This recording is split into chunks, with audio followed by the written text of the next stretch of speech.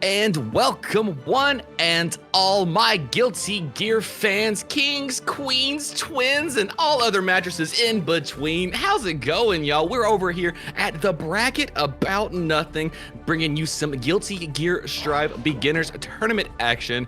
It is I, none other than DXG's own Unk FGC, I less than 3 FGC, here with my homie, Jorts Fan numero uno. Jorts, how we doing tonight, fam?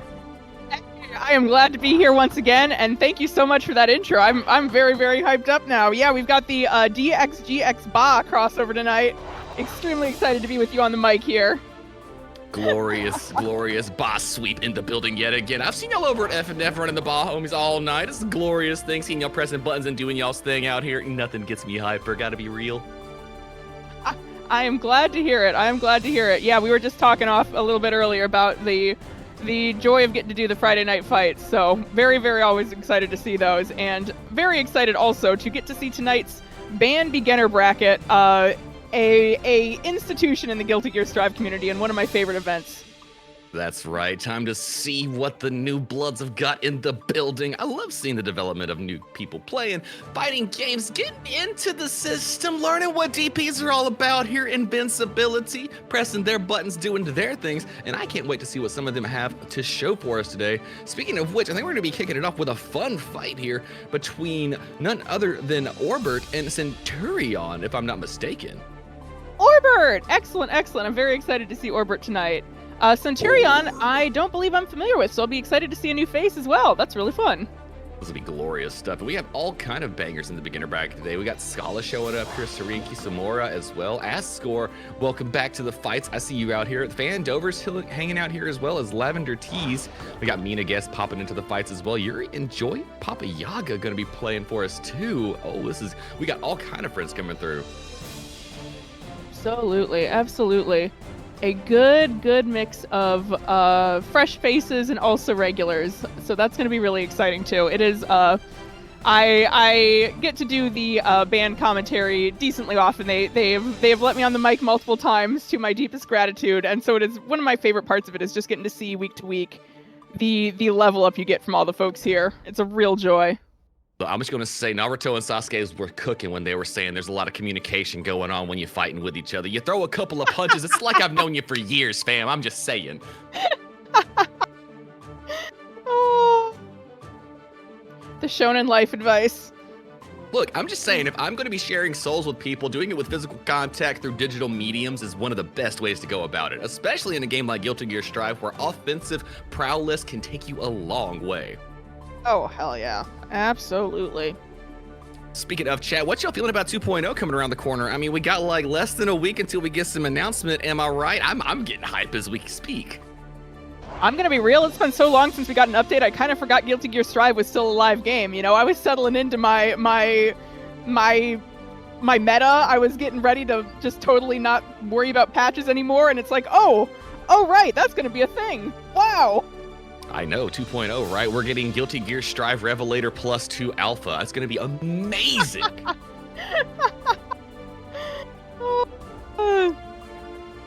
Yeah, that is probably the biggest plot twist of all of 2.0 is that it's a very simple and straightforward name. This isn't the Guilty Gear I know. What's happening here? Truth, that Wild Assault, never heard of her. Get her out of here. I'm just saying. I'm sorry. I'm biased. My bias is showing. They gave me back Kara's, and I want my character to be fair again. I understand. It's just, sometimes we all have to be sacrificed for the good of the game. fix the online, please. Okay, I mean, you're not wrong there, chat. I can't agree to disagree with that one. We super necessarily need a very tight online. Let's just be real. Having good connection to your opponents makes playing the game so much better. I mean, Nen's not wrong, but they are asking for a miracle. If we get good online, I'm not even gonna recognize the game anymore. It's gonna feel like we're gonna be on Strive 5.0. You know, just skip 4 versions ahead. Oh gosh, we're gonna skip all the way to where neutral skips are actually old tech. We ain't gotta worry about it anymore. I don't. Are we gonna be playing full screen footsies the game again? No, couldn't be me. The Sam Show Strive. I heard, tame assault? Are we calling it tame assault what we want? Oh my. No. Tame and guilty gear? That's unheard of. You must be joshing with me. I really like that idea though. You just sort of like glide in slowly. Just sort of hug the opponent. It's like if Jamiroquai failed at Virtual Insanity. How about that? You just put it down to like 0.25 playback. Ooh, analog normality coming to you this April. Oh gosh, put gunshot. Oh no, we're not. No. We have to have negative edge gunshot. Happy Chaos is built around that. What are you gonna do? What would I do if I couldn't be afraid of Happy Chaos sitting full screen, just wouldn't let go of a button? It is orb. It's the orb. It's the real orb. Oh hey, no. Ashen, welcome in. And since Tyrion's playing a Potemkin after my own heart, oh, this is nightmare fuel. I am not ready for it. I myself personally got into a long scrap in a Leo the other night as a Potemkin play, and it was something to behold. I wonder what these two are going to bring to the table. Yeah, Orbert is a recent top 8er on, I believe, the BAN Beginner Bracket. So it is really excited to see Orbit back again so soon.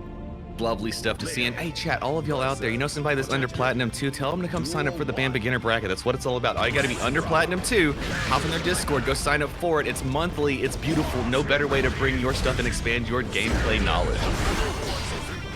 Yeah. Oh yeah. I cannot recommend it enough. It is a great way to sort of get into the feeling of tourneys and learn all that. And also, you can be a Plat 2 or below. So if you got someone who is in Plat 2, they are also eligible. Talk about feeling it out as well. Baiting the burst already. Orb jumping out of Potemkin nice. Buster. Orb, you were living in this Potemkin's brain. Oh, defensive play from a Leo main. You'd love to see it. And then nothing else is more scary, right? It's like seeing a patient Potemkin on the screen, just ready to terrify. Oh, calls out the back down slide head, calls out the stand up, and we get the bait. Oh, shut it down. Pop buster. All right, start the counter. We've got our first pop buster of the night. Oh, unfortunately went for the Garuda impact. Could have got a little bit more oaky with a heat tackle, but you know what? We still take those.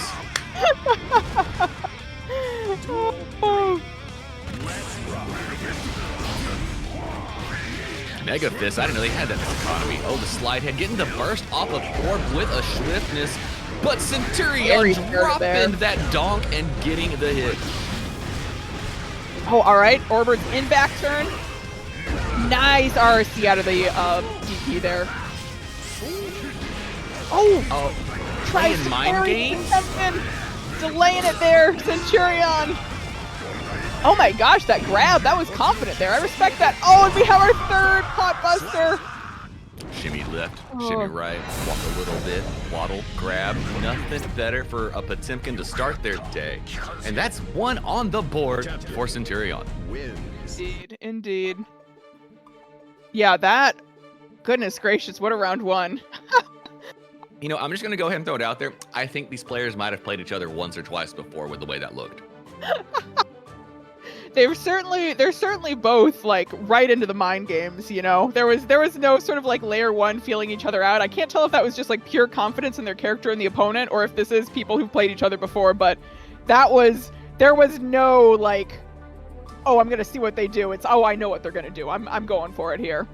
Well, Orb obviously understands the Potemkin matchup, realized the gap is everything, parry is a godsend, but when you see a Leo On Oki, go for whip overhead into parry. You're playing mind games. You are doing something. That's not Oki. That's not setup. You didn't do nothing natural beforehand. You were straight into layer 7. Like, that's telling me some things.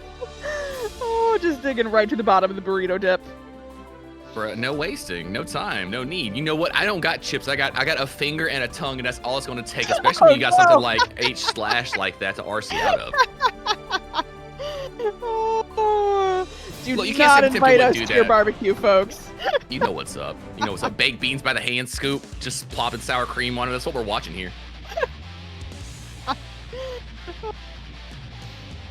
But yeah, on that note too, I was pretty impressed by Centurion. A lot of times, I feel like when you are playing against Leo or other characters in DP, like, you play very, very cautious in terms of sort of going for the pot buster and stuff, you know. And Centurion, you feel like you can see they were doing that at first, but they sort of noticed that Orbert is playing more defensively as Leo and was going like, oh, okay, I'm going to start grabbing you until you make me not grab you. Like, this is how it's going to be now. Truthfully, especially when you're Potemkin dealing with a character like Leo. Leo is really good with any character that is gap-based in their system. And with the ability to flash kick, putting your pot buster out there can be rather dangerous. And the quick 6P to counter the poke of Centurion. Warp showing us more knowledge, but as we see Centurion leaning into some of those Potemkin favored buttons in neutral, such as the Potemkin buster when the meaty isn't real. Oh my gosh, are we, was that 3 pot bust attempts in a row? And I mean, you did get the payoff on one of them, so. Ooh, good finish off from Orbert there. And gets converted out of Centurion. I'm just saying, when the move is called Potemkin buster, if you're a Potemkin and not busted, what are you really doing? Right? I mean, winning with Potemkin is nice and all, but if you win and you didn't pot bust your opponent, did you win? No, I can't. I know. You get revoked, actually. You get automatically sent to the lower half. There's nothing you can do about it. Hard knockdown. Positive bonus for Orb straight to the cross up. Oh, the parry yet again. And Patient Centurion trying to find their way out of it, but looking like Orb is going to be sending him on another wall break situation for some more positive bonus. Oh, yeah. Did not get a chance to use the burst. You could see Orbit there preparing to block if needed, but nope. Just got to go ahead and get the kill there. That's a breadstick for everyone. We eating good tonight. Call it the Olive Garden. Breadsticks are free, 1-1 a piece. But now we get to tiebreaker strategies. This is when the tension really starts setting in for our players because, I mean, you both prove you can win. Now we gotta start breaking ties and then getting ties. And then, y'all know what that means, chat. That means we get a close set. True. I'm saying this knowing I might end up commentators cursing it. I hope that I don't, but I'm really feeling a game 5, round 1 here.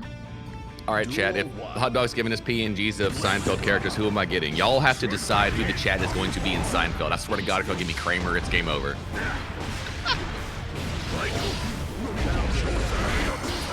See, the problem is you assume the average chat member here isn't a Zoomer. We're the old folks out here. These kids aren't gonna know. Hey, look, I'm just saying, if I'm a millennial that can come up saying I understand Law and Order and Murder by Numbers, I think we'll be okay. I think they can catch up. Oh, try to Mega Fist at the break it's on, but catching the Leo dash up. Oh, we tried to get funky with the PRCJ dust on turn. Orb's Oh, side. and good whiff punish there from Orbert. My goodness. The shimmy into the disjoint, though. Leo's specialty, right? Oh, yeah. I mean, Leo is a character with a number of specialties, and all of them will put you in a world of hurt. This is true. That's why all of the buttons have big hurt boxes as long as they're not in backstands. Yup. Yeah, that's really, that's one of the things that I think is really hard. Nice DP there. Very, very hard to do, especially at this level, is like, a lot of the times you sort of have to play not to, force Leo back out of the backstands, but, and as I say that, Orbert's taking game 2 here. The backstance, access to typewriter combos and great times, plus lows a standing P that acts more like a 6P. I mean, really, when Leo gets into backstance, it is just a good time. Good time for one side. Good time for one side of the match, that's for sure. You're on I cloud mean, 9 and your opponent is far, far on the ground below. this is true, but also, if you are your opponent looking at Leo in back stance, there's always the skies above. What can Leo really do up there while you're chilling? And blocking, hopefully blocking. Don't forget, back is an option in the game, players. Always remember, back and down back are an option in the game. Don't tell the new players myths like that. You can't feed them lies so early on. That's cruel. That's cruel. Look, there's a balance to be had here. Look, I will agree, nobody ever won a fighting game by blocking, but it does exist.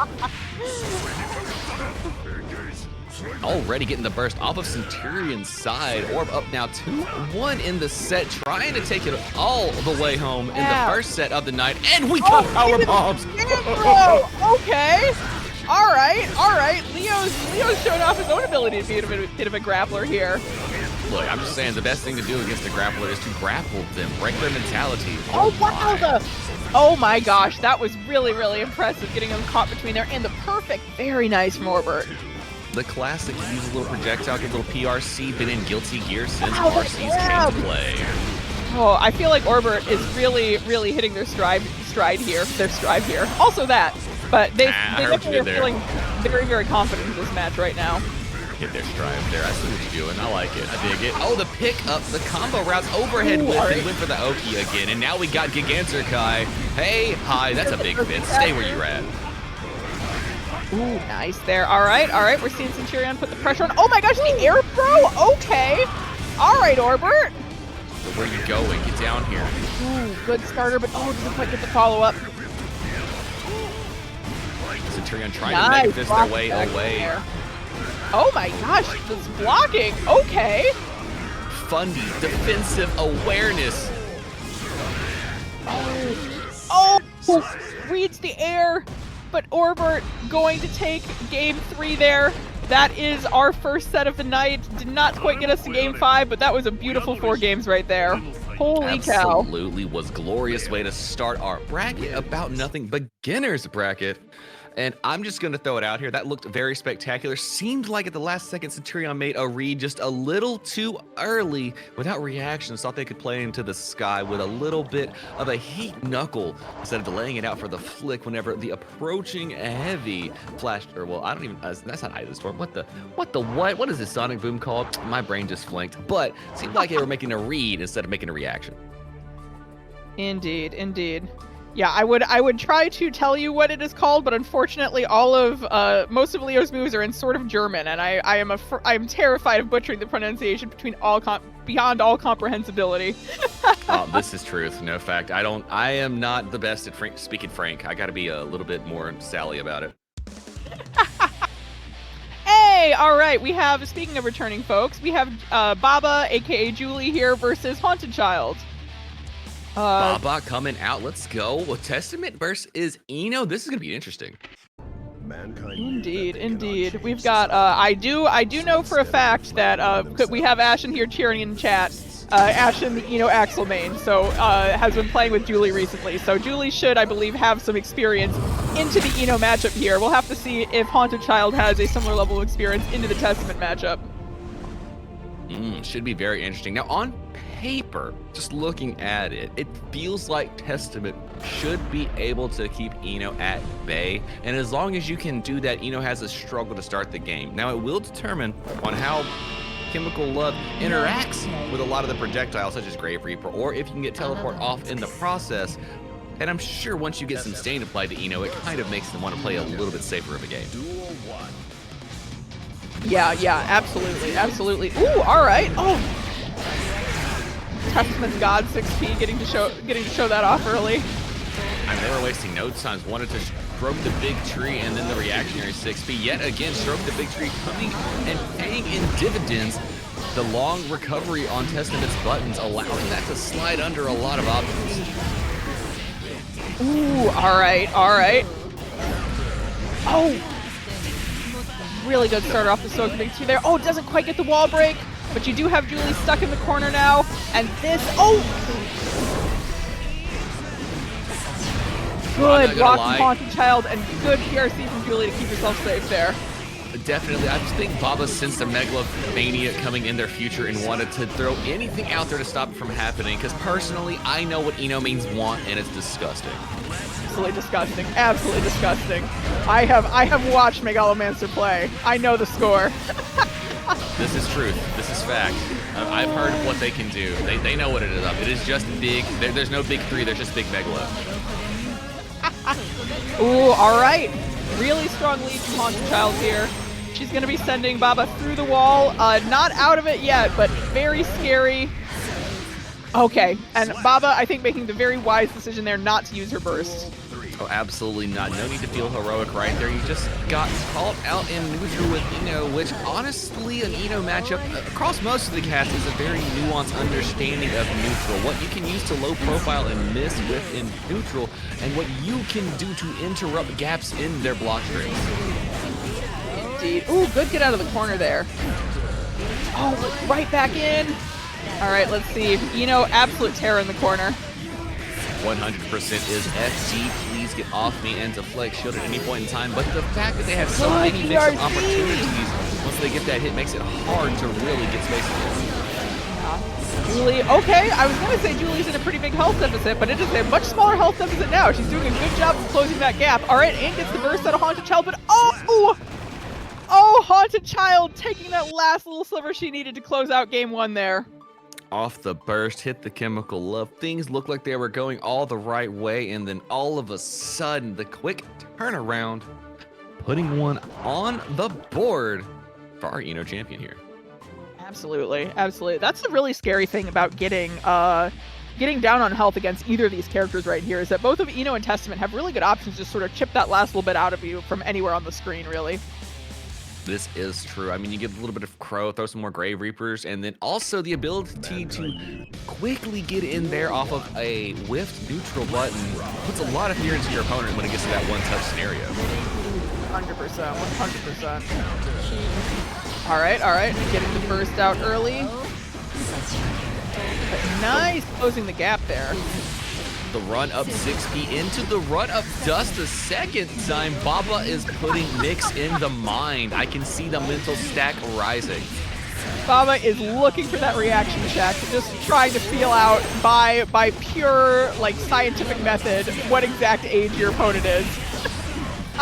Got the YRC nice quick punish on it, learning that Eno has gap when they land in front of you. Beautiful stuff to see. Oh, and the movement here from Hunted Child making their way in, looking like this might be around.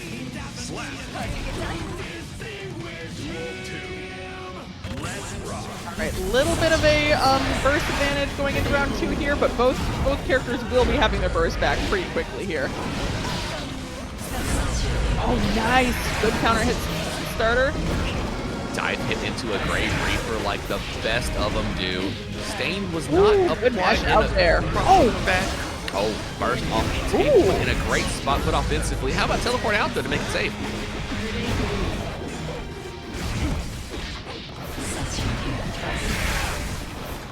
All right. Oh, very nice there. Getting the EXE beast to close that one out for you. Look, I'm not even going to front. All of the teleporting that Baba was doing there got me shooketh and confused. I got hurt in the confusion.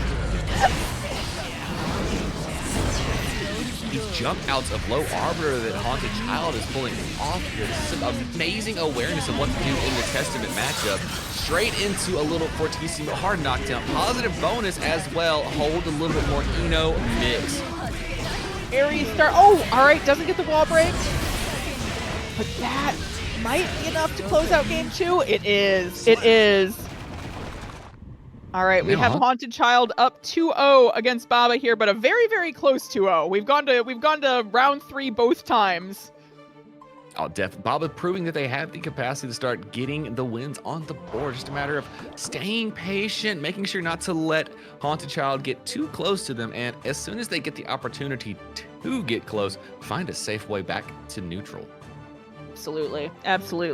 Yeah, and I think that's definitely something we're seeing here is that Baba is doing a very, very good job of playing that neutral and sort of playing the keep away, like you were saying. The teleport's absolutely amazing. It's just once Haunted Child gets in on her, it starts becoming a very, very scary situation because there is a lot of mix Eno can run on you in the corner, and that's one of those things where you sort of have to like start feeling out your opponent's habits and seeing like, okay, like if I'm stuck there, here's what I'm gonna expect them to do, and here's what I'm gonna try to do to get out of it, kind of game plan, you know? Oh, absolutely is the case. And in these kind of matchups, it feels like sometimes the best defense is to make sure the offense stays full screen. They never even get a chance to start playing their one game. Ooh. Good follow-up there from Julie. Arbiter sign, we got Grave Reapers coming out. 6P to keep him on the wall. Stain State is applied. Stain pop to get the wall stick. Build a little meter with a jump dust and a wall break for positive bonus. Oh, and the chip out there. Taking a pretty strong round one there for Baba. You know, in a game like Guilty Gear Strive, sometimes it just takes 2 sets before you actually get the full understanding of how you can accomplish your character, especially when it's the rushdown versus the zoner, because the rushdown just has to get in to do their thing. You gotta have to stop them from getting in as the zoner to win the match. 100%. Ooh, bit of a risky burst out there from Baba, but let's see if she can make use of it and take the comeback here. Big explosion, succubus. Very good super. All the way out, getting the wall carry. We're gonna get a wall break off this as well. Good stuff. Deleting. Yeah, and the nice thing is with that positive bonus, the burst deficit has now reversed. It is Baba's advantage in burst. Sometimes you feel heroic. Oh, the follow-up after the super there. All right, we are. This is that point here for Haunted Child. This is all she needs to take. But we could also see Baba get herself on the board here and start that comeback. Some players get absolutely terrifying when the chips are against the wall. That's not the same. You know what I mean. I would have put chips against the wall and stop it. Trust me, they fly around the screen way too much. Get off the tightrope, stay against the wall. No, do not. Yeah, when the chips are on the wall, when the spaghetti hits the fan, people lock in. It's scary. Look, I'm going to tell you, I'm not the sharpest knife in the chandelier, but I'll figure it out eventually. That wall break kills Baba! Haunted Child.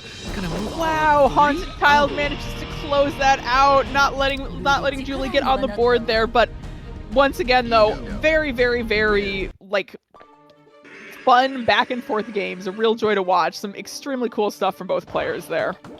Amazing stuff, and honestly, I cannot wait to see some more of that hype activity in the future. Both of these players showing they deserve to be here pressing buttons and doing their things. I love it. Shout out Haunted Child, shout out Julie. Both players, I've definitely gotten to see Julie before. I think I've seen some Haunted Child games before too, and it's continuing a trend of being very fun players to watch. That was an absolute delight. I see you, chat. Have I tried 6Ping the problem? Well, you see, the funny thing is, chat, the funny thing is, I get shimmied in 2K whenever I try and 6P the problem. So, like, look at the problem like I'm Strive Universe, okay? Oh, yeah, Mark. Oh, hey, Mark in the chat with Arbiter is an unblockable for like 75% of encounters, and me as well. Yeah, also an unblockable for me, but in my defense, I'm over the age of 25. It should be illegal to hit me with any move faster than 20 frames. Look, I'm actively cruel at that point. 25 hitting us with Arbiter is unfair. Once they cross 30 and you trying to charge Dustin, what's wrong with you? These are old people. Right? They need to be in the retirement home. Stop this. I'm supposed to be on Social Security, and y'all just like burning me like this? What is wrong with y'all? There's something evil about it. I know, right? I'm gonna have to walk up BRC Buster some of these comments, I swear. But it looks like we might have a little bit of May versus Eno coming for our entertainment. I hope we get a little bit of May. I'm gonna be honest with you. Vanilla Strive, I was the #1 anti-May society representative, and as it's gone on, it turned to love. I love fighting this character now. She is so entertaining to see. I was gonna say, with Nen in the chat, you might be in trouble if you say otherwise. No, Nen gets this frame 1. What are you talking about? We hate each other's player character. Why do you think we're best friends? That's fair. That's fair. I respect the hell out of that. That's the way it works. You know, your closest homies are your biggest haters. That's the way it's supposed to be. Oh, we've got a Gold Lewis. Okay, that's really exciting. That's a character you do not often get to see in the beginner brackets. In this Behemoth Typhoon. Oh, and Papa Yaga on the Eno currently. They've got a chip as well. I've seen them play before. But we are starting off on the Eno here. You love to see it. Not gonna front. Either one of these characters feels like a one-touch scenario if you get hit by the wrong button Yeah. by Gold Lewis. Yeah. But Chunky Melia does Chunky Melia things, I'm just saying. Hit the swing, do it again with the low. Overhead blocked out. FD trying to keep the chip at bay, but look at the life deficit already. I don't even know if we've gotten a touch. This might just be, oh, that's all chip in one touch. Yeah, I was gonna say, like, is there a word for one touch, but it's all chip damage? I like. Nago's sitting here looking Gold Lewis like, I used to have this. I used to have that. See what I have to do to mimic a fraction of your power now? I used to call Nago an honest mid-tier as a joke, and it's not a joke anymore. I don't know how to deal with that. I know, to think that there's actually a time when we're like, no, Nago actually did deserve that low. Right? Double behemoths, a little backdashery, hit the far slash. Oh no. Oh, doesn't get. All right, nice escape from the corner there by Papa Yaga. Very, very good reaction. It can be really hard in that moment if somebody misses the wall break to not sort of go, like, okay, what the hell do I do here? But Papa Yaga was just immediately like, all right, nope, we're scrapping, and this time you're the one in the corner. Well, when you have a chip in your pocket and you're on as Nino, I feel like being scrambly is kind of something you have the capacity to handle. Oh, Fortissimo gets blocked, but not enough for the punish, but this is a terrifying place to be. And gets that last little bit of damage. Poor Papa Yaga did not get a chance to use the burst they'd accumulated. You hate to see it. No, in this game, going to the Tangerine, showing us what it's about here. I think, you know, I'm just going to say maybe they're channeling Nami. That's what I'm imagining here.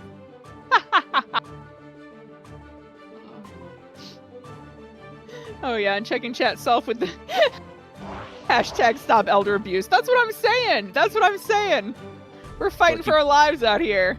Look, you cannot hit them with the LT3 check that fast, all right? They're going to go flying, you're going to take half their life bar, and then they're going to get a positive bonus. You can't do that to people these days. Oh, yep, all right, yeah. Gotta go fast. Time to be a ninja. My ninja way. Let's go, Papa Yaga. Oh, wow, you have the mid-2000s anime dub voice on lock. That was impressive.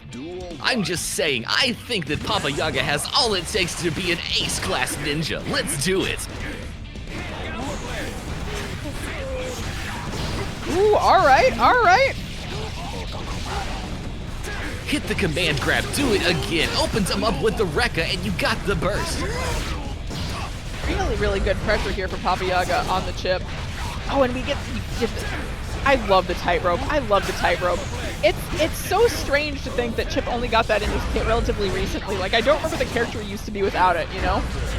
Oh gosh, I completely understand it. I'm not even gonna front. I'm glad they put tightrope in the game. It tamed him down a bit to me. Wow, the perfect! The perfect! All right, all right. We're now seeing the other side of the Gold Lewis matchup against these sort of faster and lighter characters is, yeah, it's very much a one touch, but Chip will, like, mosquito bite you to death if you do not get that one touch that you need. Oh, this is absolutely truth. Paper cuts all day long, and Tangerine Fish already showing they have the 6P OS on the cross-up for the tightrope, so Papa Yaga gonna have to be on their P's and Q's.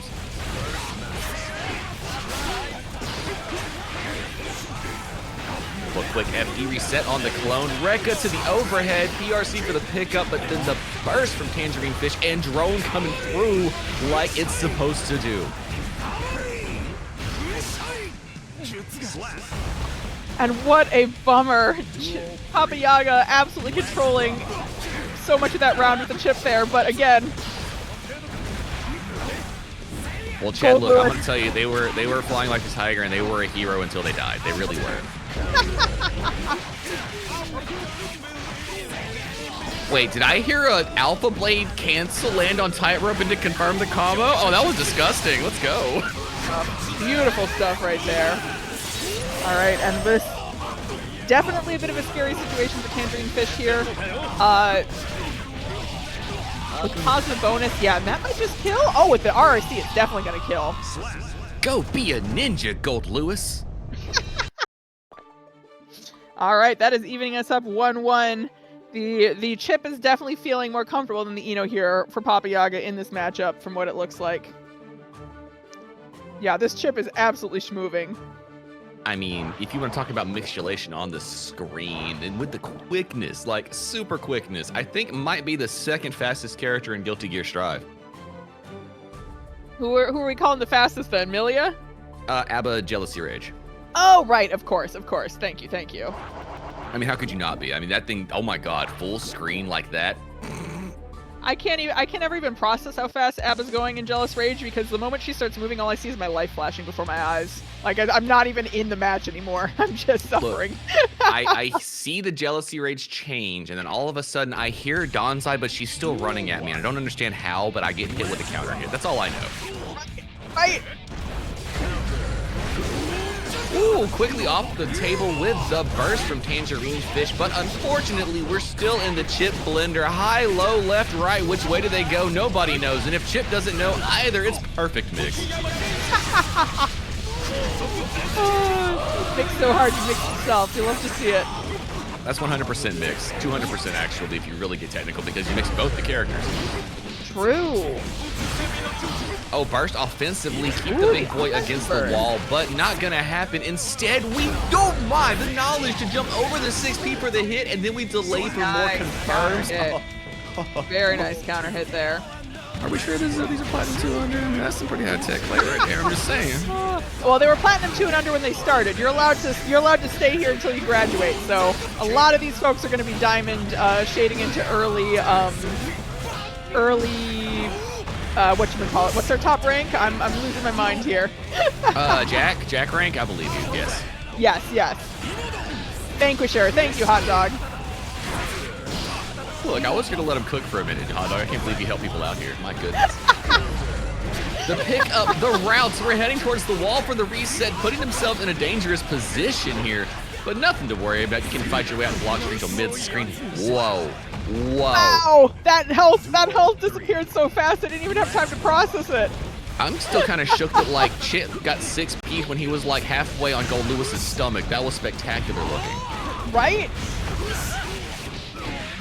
The Gold Lewis magic trick. Watch your health bar disappear. And this Behemoth Typhoon, I send you into round next game. Oh, we're picking up into Tatsumaki Barrage. Shadow Clone Jutsus, bring it in. Hit him with a Rasenga. Get the hard knockdown positive bonus. Here from Dota Mizaki, you love to see it. Ooh, nice blocks there from Tangerine Fish. Oh, and good on they get the offensive burst chance this time. Ooh. You can see him there trying to swipe Chip out of the air and wasn't quite fast enough, but I love the thought. Not a lot of people know to like try for that. Oh, you're getting tricky. We want to survive. Oh. I mean, even with Gold Lewis, yep, that does kill. That does kill. I was about to confidently say it killed, and I remembered Gold Lewis health, but no, we were looking at the kill shot there. I mean, scooped and served like tangerine gelato on a summer's day. Beautiful stuff there from Papa Yaga, but not quite enough yet. We still got one more game to go before we can decide if you're going to be moving on or if that Tangerine Fish deserves their place. Can they get 2 more games? You know what? I think both of them have the capacity. Chat who you got. Let me know.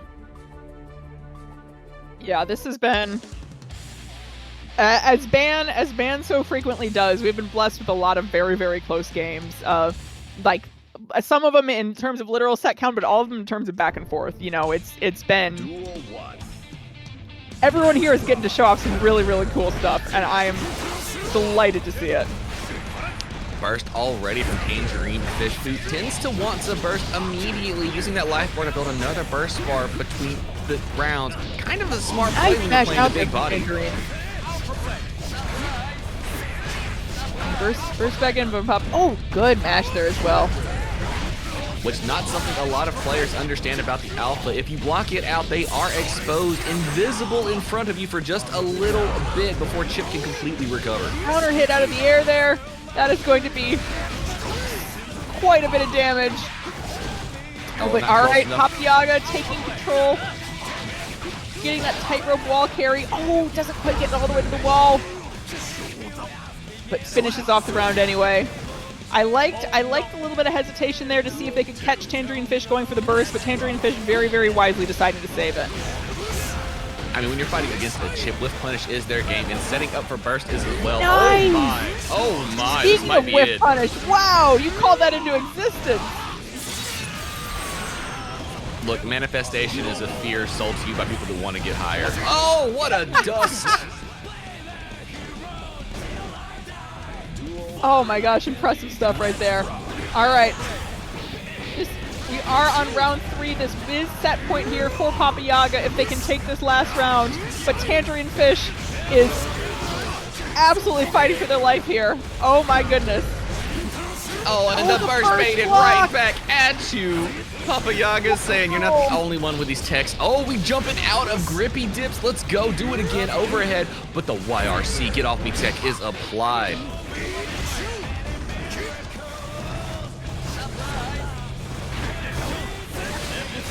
Ooh, all right, good combo starter there. Getting that tightrope back on the field. Oh! The clones, the jumps. And good mash! We are getting our first game 5 of the night. Oh my gosh. Hey, chat. I heard y'all like close sets.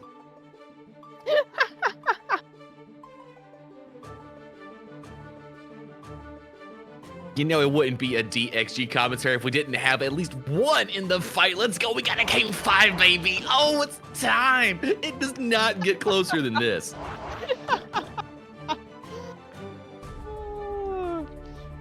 And I do wanna call out in particular, very, very good adaptations happening here from Tangerine Fish, because you know the first game they got was off of the Eno, and Papa Yaga got a very, very dominant first 2 games off of there on their chip. But Tangerine Fish is doing a great job of being sort of confident in that mashing and sort of recognizing the gaps and pressure there where they can sort of call chip out, you know, and that's really nice to see. That's one of the really cool things about getting to commentate these brackets is watching those adaptations happen.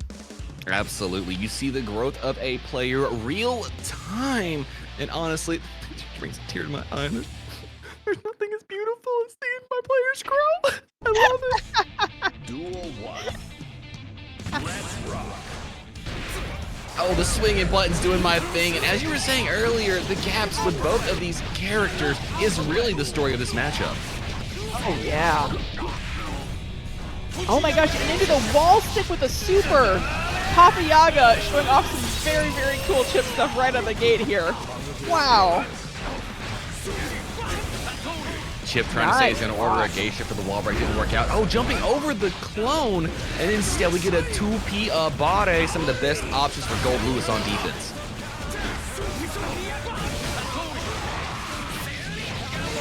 All right, we are... Oh, we're not going to see Tangerine Fish go through the wall here.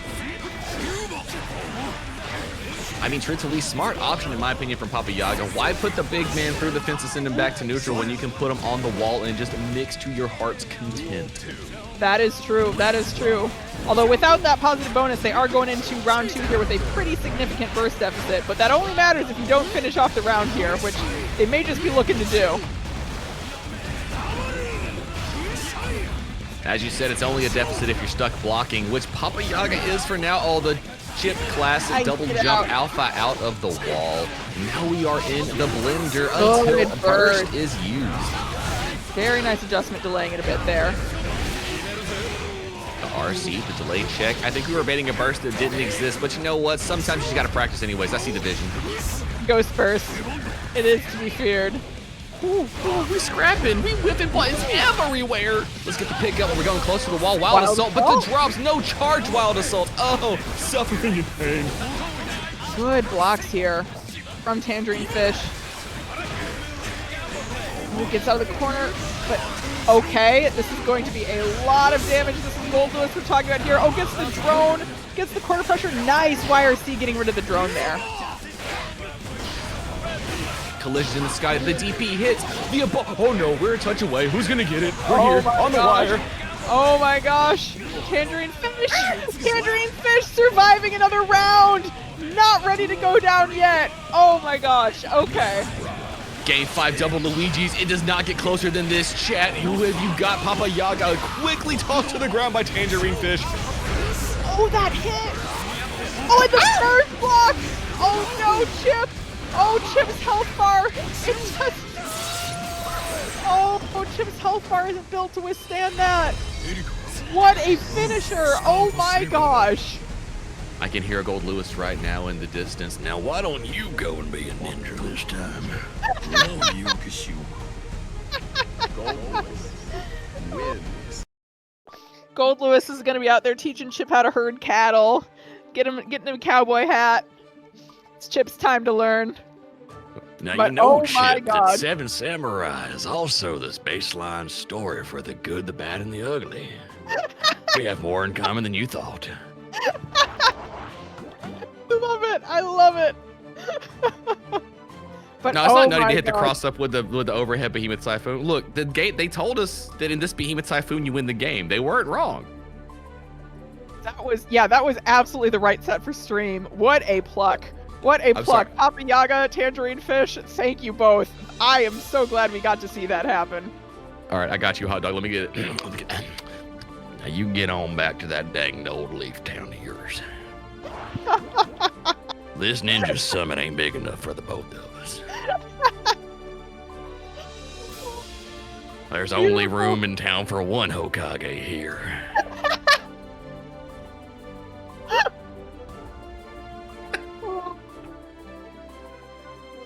Oh God. And scene. All right. Into Oh, the next Naruto would have fight. been a very different series with Gold Lewis as Hokage, but I can't say I wouldn't also have loved it. What an experience that would be. That would have been beautiful, actually. I can see a Gold Lewis Hokage, actually. No, he would be, oh. No, you're right. He'd be Hokage. He wouldn't be hidden. Where was the Eight Tails at? That's the other place he could have stuck at with the Raikage. Hidden Lightning. Yeah, Hidden Lightning with the Raikage. I could see that too. That was drone. That is drone, actually, technically, if I'm looking at it, right? True. But now I think we're gonna be hopping to the next fight. If I'm not mistaken, we're gonna have Asgore and Scala coming to press buttons and do their things for us here. We're getting some Undertale rep. You love to see it. Undertale. I've been trying to convince myself to play it. I've seen it in a distance for so many years and watched so many playthroughs of it. I just don't know if I have it in me to make it through the pacifist run. That's fair. That's fair. Yeah, it's definitely one of those things. Like I was lucky enough to get recommended it really early on back in 2016 before the sort of like hype came around, you know, and before I had a chance to watch any of the like anyone else playing it sort of thing. So I got sort of the full like first-hand experience, and when you get to play it without sort of having any previous experience with it, I think it's a very magical kind of playthrough, you know? Absolutely. I can completely understand that. That is one of those things about those first playthroughs, especially when you have nothing to do with it. It's just like, it's peak experience. And then vicariously being able to experience that with other people, it's such a beautiful thing here. That community, I think they call it. Exactly. Donzo would be hiding in the back. No, we don't talk about Donzo here. Donzo's not allowed. Hating in the back. He's still locked in an infinite Tsukiyami. I don't care. Jorts does predate the Undertale fandom, and it is terrifying. This is truth. This is truth. Look, they might even go back to like the more terrifying. Jorts knew Toby Fox from his previous work. Jorts was playing Megalovania before it was an Undertale song, and that is a horrific truth. This is truth. Oh my gosh! Wow. Actually, Jorts might be a Zero fan before Marvel vs. Capcom 3. Duel 1. Let's rock. And all right, we've got the HC versus Anji. Now, this is an interesting matchup. On paper, you would think that it's kind of a shutdown show-out game for Happy Chaos, but as you see, Spin does a lot to help Anji win in this one specifically. Nice grab there from Nightborn. Nice. Oh, very, very good match there. The 2K from Asgore. Good stuff. Tried to get the RNG shot, but not quite there. Anji Mitos's pick up, hit him with the close slash, went for the Ko into the overhead. You know what? That looked like a whiff, but it was actually just a happy little reset. Round 1 going to Asgore. Good stuff. Good stuff. All right, yep, we're seeing the Anji classic of I am going to round start Spin until you prove to me that I'm not allowed to. Look, you want to know the best way to get into an Anji's head? Right there, hit him with a throw, and then they stop playing the game. Nice reversal. Good stuff. Good stuff. Yeah, and Hot Dog in chat, I 100% agree. They're saying that beginner happy chaoses are actually super rare. It's a really exciting thing to get to see. No, it truthfully is. Usually you've already made your way up to higher ranks with a different character before you decide to pick up the cancel character, Happy Chaos. Just from the difficulty of trying to hit 2 buttons at one time to confirming combos. Like, it's a little bit trickier than playing your typical fighting game character. Good closeout there from Asgore. Very nice stuff. And yeah. Oh, sorry. Go ahead. Oh, no, you go ahead. You sound like you had a great idea coming at me, and I interrupted it. No, all I was going to do is agree with you that Happy Chaos is a tough character to learn on just because he's got a lot of, like, very tricky execution, and he's also got a lot of stuff that you have to, like, keep in mind, you know, which makes him, especially because, you know, Strive was my first fighting game, a lot of other people's first fighting games. It is tough to be keeping track of all of that at the same time you are also going through the experience of learning that fighting game.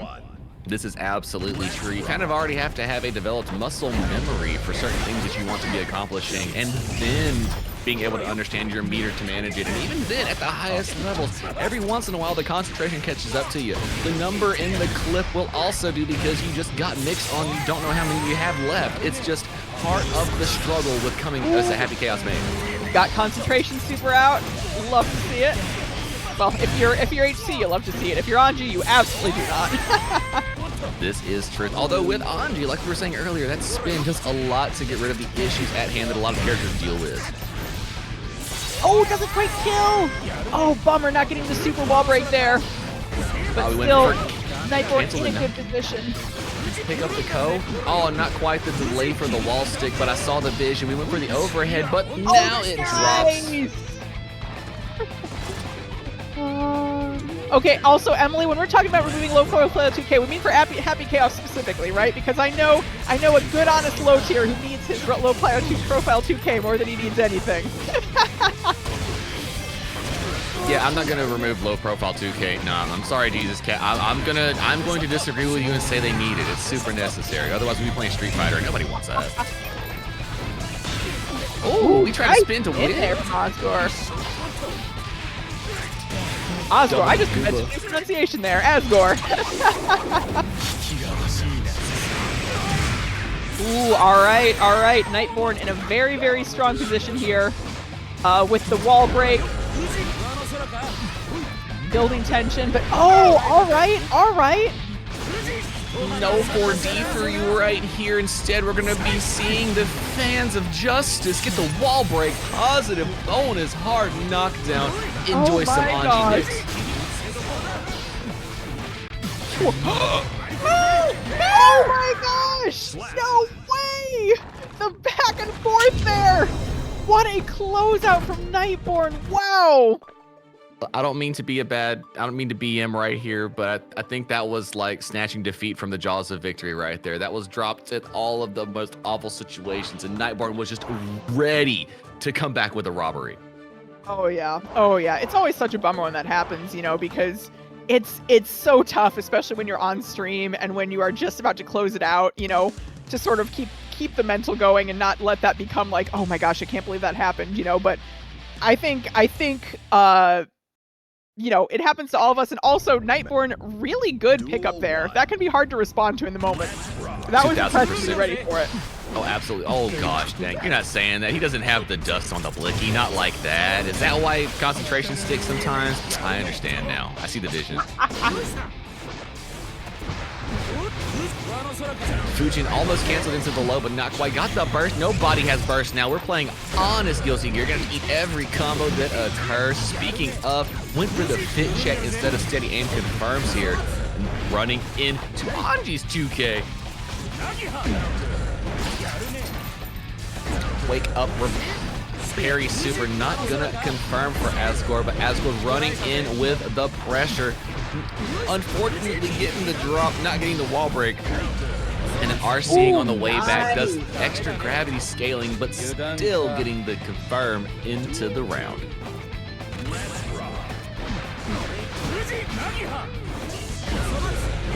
The jump over the confirm FD. Please get off me, Nightborn is saying, but it's not going to work. Jumping right where Asgore wants you to. You might be exploding. Oh!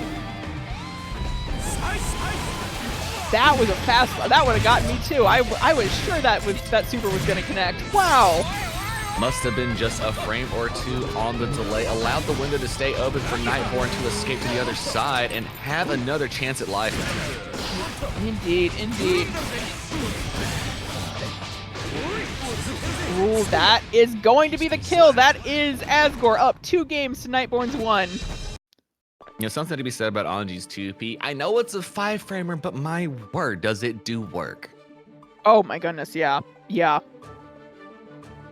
That is such a solid all-rounder button for Anji there, especially like you can pick it up into some pretty wacky stuff. Like I'm always sort of surprised sometimes what Anji can combo into off of that, you know? Like This is true. I mean, these are all big buttons that you have the chance to throw them out of on the way, or 6P with the greatest of ease. So having such massive return off of it feels justified.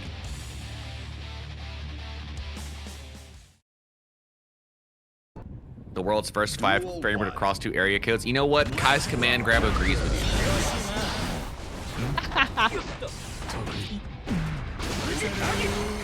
Ooh, all right. Both bursts coming out pretty early here. You know, every time I see a game when the both bursts are out after the first touch, I become even more scared about what we're going to see because these life bars just become a threat afterwards. Oh my gosh, yeah. 100%. All right. Ooh, very, very good wall carry here from Nightborn. Straight into some gun kata, a little bit of that douche X money, as some people call it. The 2K2G, pull out the blicky, but no RNG. Oh. Oh, all right. Asgore's turn to escape the wall there. Good stuff. Oh, all right. Risky burst, the hero burst. I respect it. Go big or go home, but oh, it's not going to pay off this time. Oh, tragic. You hate to see it. The jump over JS of Happy Chaos, hitting Anji in the mitosis. Haymaker on the jump in as well. The reticle is on you. How are you gonna move? Because that's actually, in my opinion, the best way to avoid dealing with Happy Chaos. As soon as you see reticle out and you're not cursed, start schmoovin'. Do not stay still. Oh, 100%. Oh, all right, getting the burst out of Nightborn here. Oh, but all right, Nightborn has 100 tension and a good chance to use it. Jump in, Goomba Stomp doubled up for the hit. Who's gonna get it? Nice grab, preventing Asgore from using that burst that they'd accumulated there. And that is taking us to our second Game 5 of the night. I know you want to say it. I know you do. What's... Chat. Tell them, chat. Tell them you like them. Tell them they know.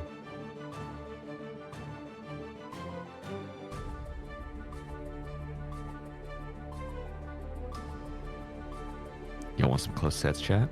They got him here. They got him at the BAN Beginner Bracket. All over the place. They said it! They said the thing! Ah!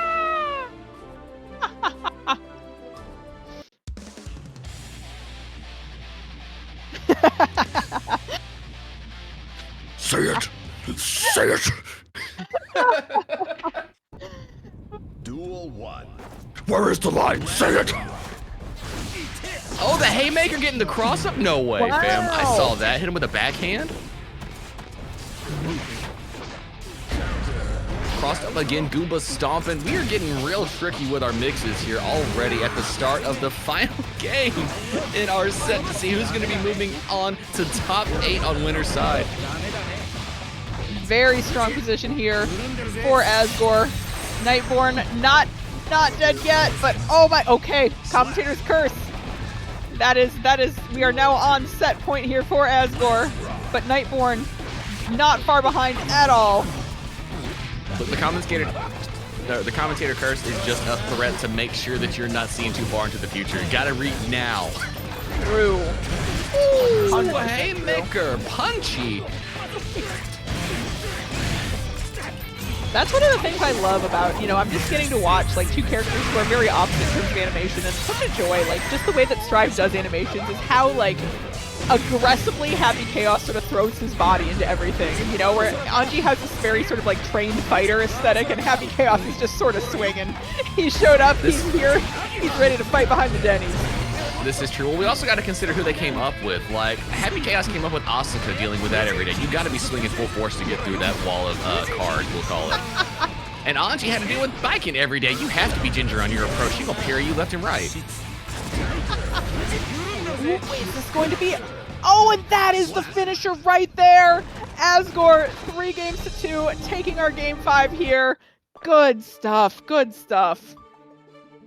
Amazing things. Another close set to start lining up our top 8 in Bracket About Nothings. Beginner Bracket number 98 here with Guilty Gear Strive. And if I am mistaken. We are not to the top 8 qualifiers yet. Now we've hit top 8 qualifiers. And I believe that means we get to see some folks that we got to see earlier in our stream, which is always a delight. Looks like we are getting the second appearance of Orbert for the night versus Tart. Ooh, also a player I've gotten to watch before. Oh yes, Tart's bringing the hypeness, but that is another bout with our Leonardo White Fangington themselves. Oh. Orb.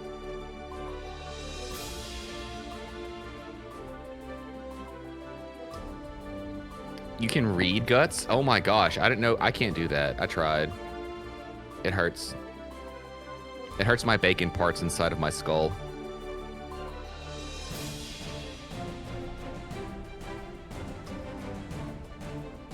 And plus, we have to realize that we're not allowed patch notes for Guilty Gear Strive until after Arc World Tour. We have to be patient to see what's happening. At least we know it's going to be better than Tekken Season 3, right? You better knock on wood when you say that, because we are on commentary right now. The potential that commentators curse some things that are very, very scary to commentators curse are high. Oh no, it already happened. They're already talking about it. I think it was last night when it dropped. The communications are already going down. Personally, I'm just waiting for the rest of Soul Calibur 7 to align itself. Man, I really do hope for Soul Calibur 7, because I've never been much of a 3D fighter person. I'm always more on the 2D side, but I would love to get a chance to play some Voldo. Look, I love Uemasume as much as anybody, but it was not the Soul Calibur I expected. That's fair. That's fair.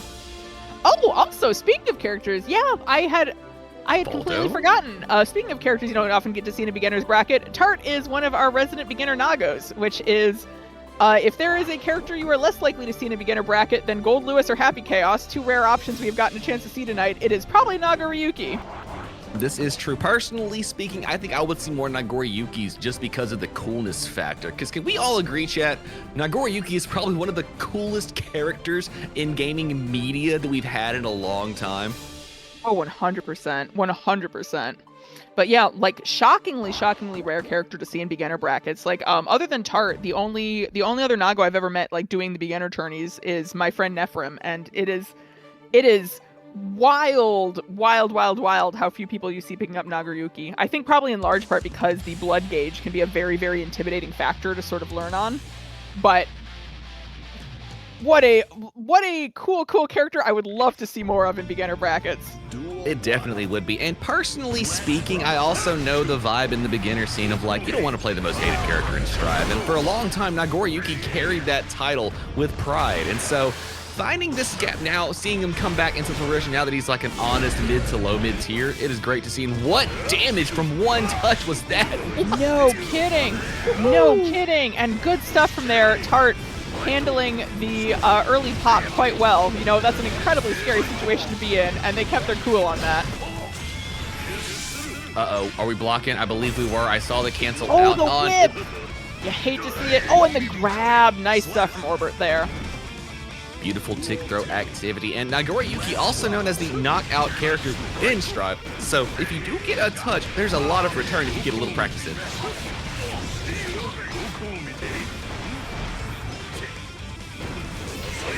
Ooh, nice YRC. Oh, tried to Fukio back into Beyblade Classic, but Orb was ready, saw the vision, the camera got wide, and they said, if I put buttons into the screen, chances are that Nago's gonna run right into him. Oh my gosh, the parry into parry. There, what a call out from Orbert. Oh my gosh, disgusting. Tick into throw, hit him with the candlestick, block the highs, RC to keep pressure going, and open him up with the low. Good stuff from Orbit there. Very strong pressure. Also, Tangerine, to belatedly say, genuinely, I can think of, like, in the beginner circuit, and it's possible there's someone I'm forgetting, but I can think of you and I can think of one other active Gold Lewis player. I hardly ever see Gold Lewis in beginner circuit stuff. It is always a really, really nice, like, pleasant surprise when I get to watch some Gold Lewis gameplay commentating these. Truth be told. And I also see chat talking about what flavor Pop-Tart Nagoriyuki is. Look, I'm gonna say they are, it depends on what season you're at. Earlier on in Strive, they were the wonderful strawberry frosted. Now they're like the cherry bland one. They're there, they exist.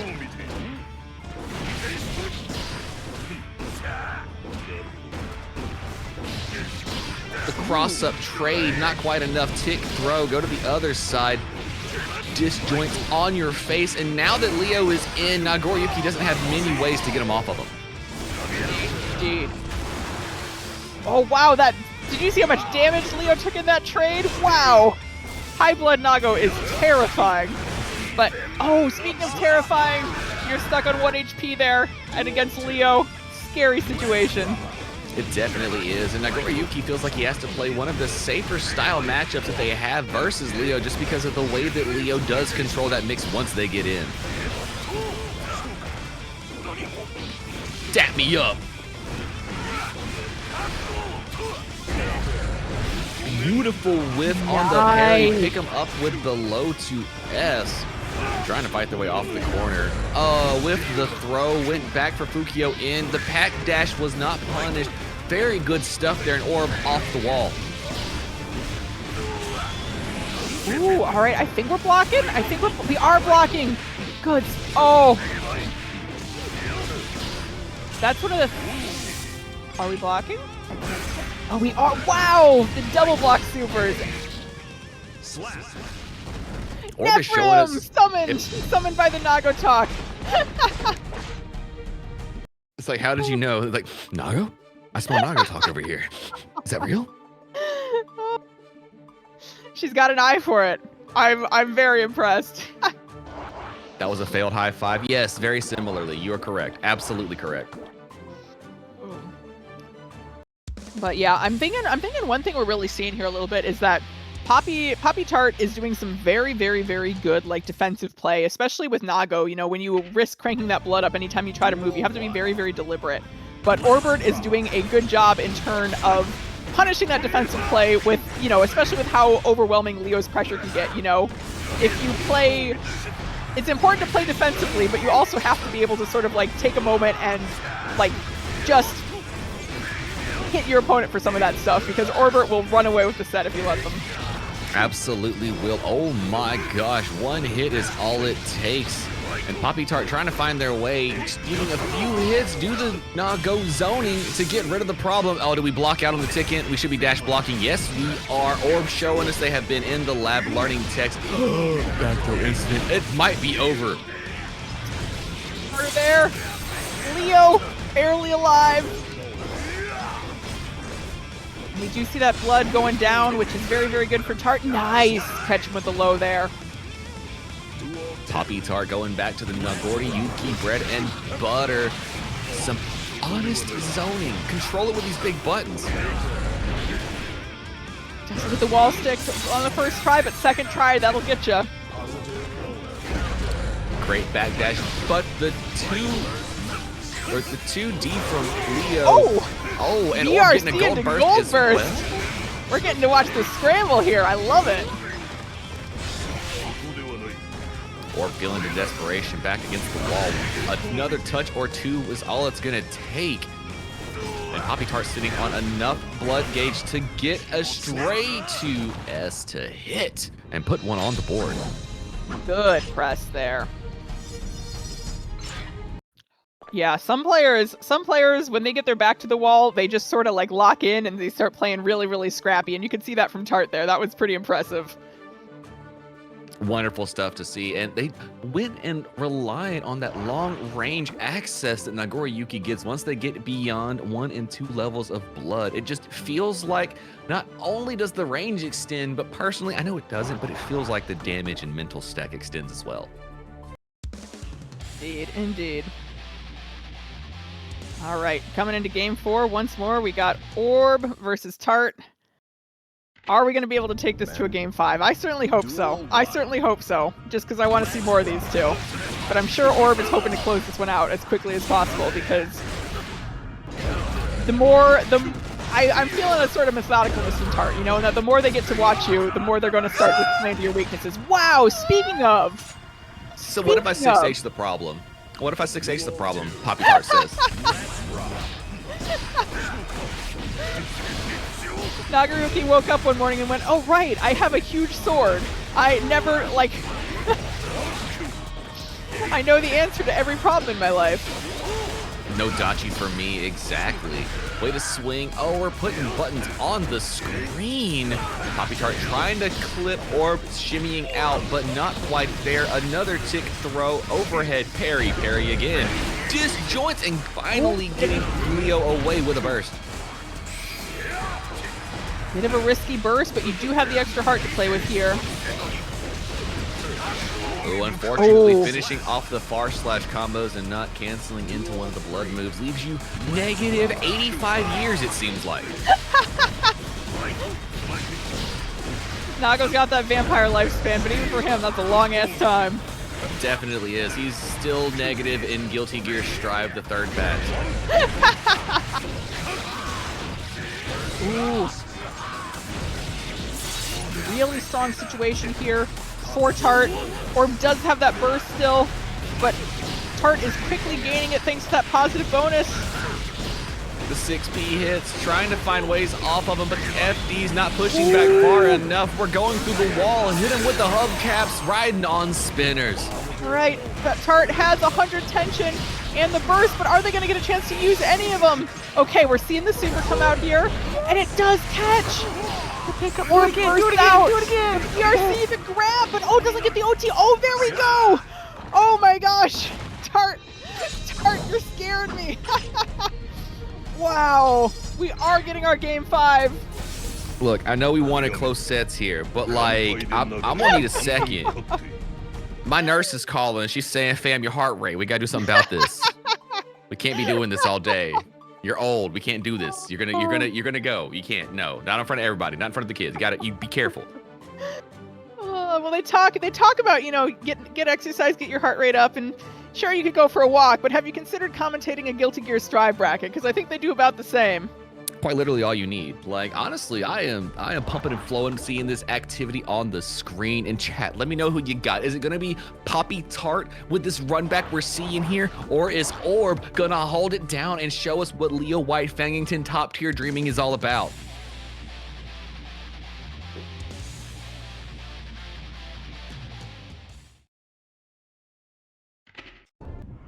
Young Tacticardia, is that my new MC name, fam? I don't know if I'm ready for that. Early burst from Orb. Scary situation when you're playing against a character who can do as much damage as Nago, but alright, gets the burst out from Tart in return. Even playing field here now. Oh, and we are playing Sam Show neutral. That's right, you ever seen a big H whiff just swinging it here? Everybody's Almaru in these streets. Delay, goes for the parry, but Tart delays it. Oh my gosh!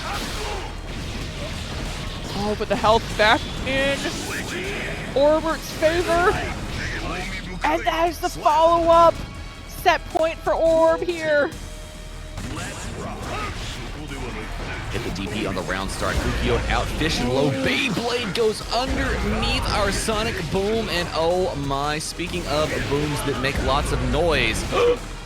Huge counter on the 5H. Do it again. Swing a button, swing a sword. Oh, instead it was Orb getting the connection. fighting their way towards the wall. Not quite enough for the stick and wall break, but definitely enough to put the fear in any Nagoriyuki. Wild Assault out and follows it up with a combo into an RC, into combo extension, into double RC to go through the wall. Oh my gosh, good stuff from Tart there. And we're going to get... Oh. The Fukio into Beyblade to get to the final round of Game 5. I don't know if we're ready, Jorts. I don't know if we're ready for this. Oh, I'm not ready. No part of me is ready. What a grab! The gold burst from Orb!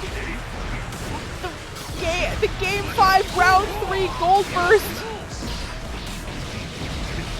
Below the disjoint, we still got burst. How are we gonna do? Are we bursting here? We YRC! Oh, there's the burst. Good burst. Yep, gotta use it at that point. Don't want. Last thing you want is Game 5 Round 3 and you die with your burst. That's a tragedy right there. Oh my gosh! Everybody! Oh, we got throws as mix. Super! No! Oh, the overhead to take the whole thing. Orb! Oh! Going to top 8 like that. Like that? Oh my gosh! Orb and Tart heard us talking about close sets, and they said, "Oh, you want to see a close set? Oh, you want to see a close set? Holy shit! Wow!" Look, you're not allowed to end a conversation like that. Like, I'm just saying, like, they were having fun and communicating, and all of a sudden you hit like that for the end. All right, I'll see you in top 8. That's how it's gonna be. And Tart heading down to the lower half to see if they can fight their way back. Cause you know what? I'm just saying, I think we deserve a run back eventually if we see scrappers going at it. Oh my gosh! Yeah, I mean, you don't have landlines these days. You can't slam a cell phone, so you got to find other ways to dramatically end a conversation, and I guess that counts. That's truth. That's absolute truth. Could not spit fire with the greatest of ease any better than that myself. And if I'm not mistaken, our next bout's gonna be just as hype, if not, well, no, just as hype. It doesn't get better than that. Haunted Child versus Ismondo. Oh, exciting! This is gonna be a fun one. This is gonna be a very, very fun one. I'm just saying, if Orb's got 100 fans, there's somebody in chat that might be one of them. And if Orb has 10 fans, there might be one of them. And if Orb has no fans, then they are dead. That is fire I hear, chat. That is fire I hear. Oh, I keep doing the Orb as a reference to some AGTQ bit from years and years and years ago, and I don't know if anybody recognizes that but me, but it entertains me. So thank you for giving me the opportunity to do that, Orbert. You feel the vibe. You know what it is. Thank you, Orb. Thank you indeed. Orb looks like you. What do you think it was about the whole time?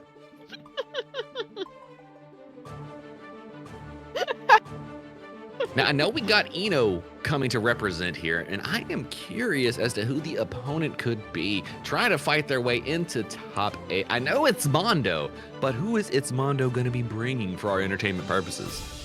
I was gonna say it's bugging me because I've seen Mondo play before. Like I know for sure I have, but I cannot for the life of me remember what characters they've got. So it's gonna be a surprise for me because my memory is not holding on to me today, I guess.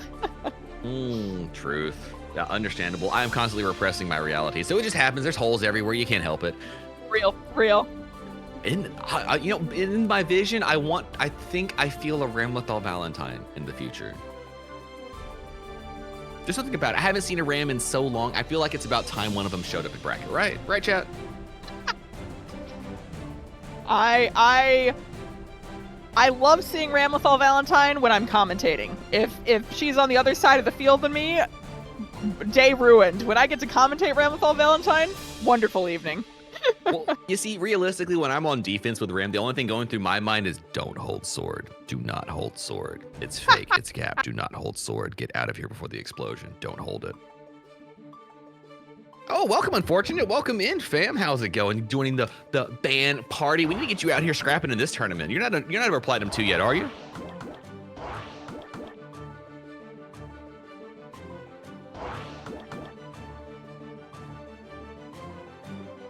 Faust? You want Fausty business? Okay. Oh, we got Alba. That'll work. There we go. Paracelsus. Don't look at the key, y'all. It'll make her mad.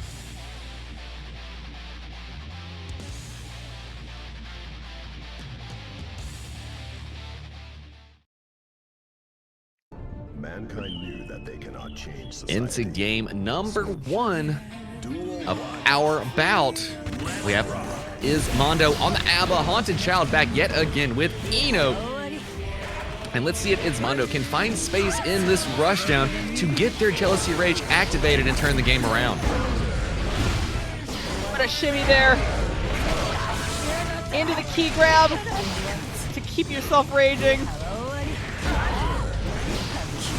That 2S, yes, 2K, 2D key grab, ERC. Now that I've become jealous and Donzai jet through the wall, it's Mondo gonna run the mix. Tried to command dash, but got stroked straight into the big tree. Into the wild assault, into the air combo. We are going right back where we came from. Good YSP. That please get off me. The overhead connection, and that's one round for It's Mondo. Oh, doesn't quite get the wall break. But good corner pressure here that, yep, gonna be tough to get out of. And gets the super wall break. A little bit of Fortissimo for your day. The overhead on the Oki after wall break connecting, and we're just gonna feed a happy overhead salad until the round goes down. Perfection. 7 white letters on the screen. Hey, Catch, welcome in. Welcome into the party, fam. Here's a little bit of beginner's bracket, number 98 over at the band. I hope you come at just the right time. We are rounding out our fights to see who else is going to make it into the top 8 before we get to the thickest of action. Oh, this might be death. Yep, that'll be death there. That is game 1 going in favor of Haunted Child with another perfect. Wow. Jorts correct on the assessment. Absolute annihilation for our ABBA champion on the screen in game number 1. But you know what? Sometimes that first game is just a learning lesson, especially when you're dealing with somebody offensive first focused. Dealing with rushdown, you gotta learn a game or two before you can actually beat that beat up. And that's kind of a testament to how swingy ABBA is too as a character. You know, it's one of those things where it can be very, very hard to get that opening, because once you have that opening, you are going to absolutely maul your opponent. This is truth. As they say in some circles of the Strive scene, ABBA is the feast or famine character. But personally, I think she's feasting, or, you know, she's just looking for more feast. Duel 1. She's a picky eater. This is true. Not a vegetarian, but definitely health conscious. Oh, we whip into low like that? That was a setup? Shut the door. Nah, fam. I don't believe it.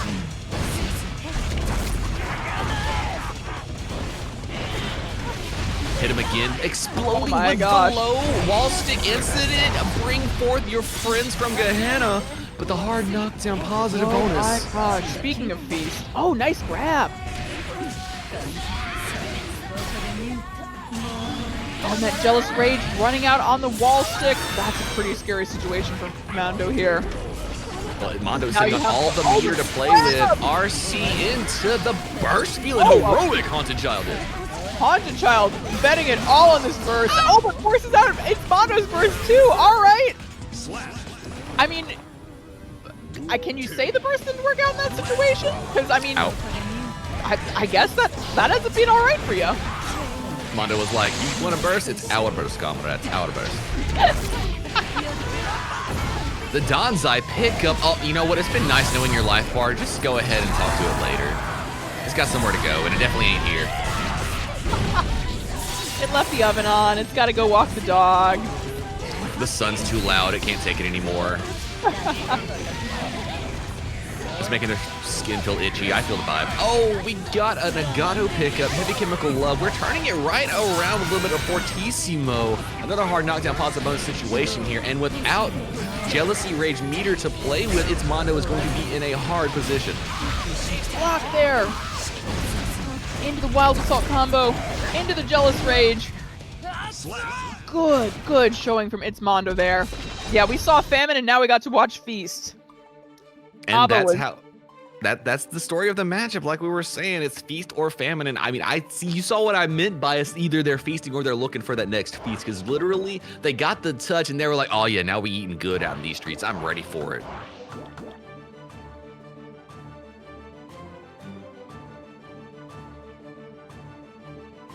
And I mean, I want to call it a magical girl transformation, but Jealousy Rage isn't magical girl. I don't know what you would call it. It's definitely not. And it's not Power Rangers install either. I feel like you can't call it a magical girl transformation. It's like a very like horror themed magical girl, you know, like Silent Hill magical girl type stuff. You're turning yourself into the slime from Fern Gully. No, it's not the same thing. But the slime from Fern Gully is voiced by Tim Curry, so. I mean, exactly. Peak as it gets. Don't get me twisted here. I mean, I'm all about my anticipation. Oh, the low. Going over the low here. It's Mondo guessing wrong. Unfortunately, the 4-frame not working out in the way it needed to. And Stroke, these lows just whiffing with the greatest of ease.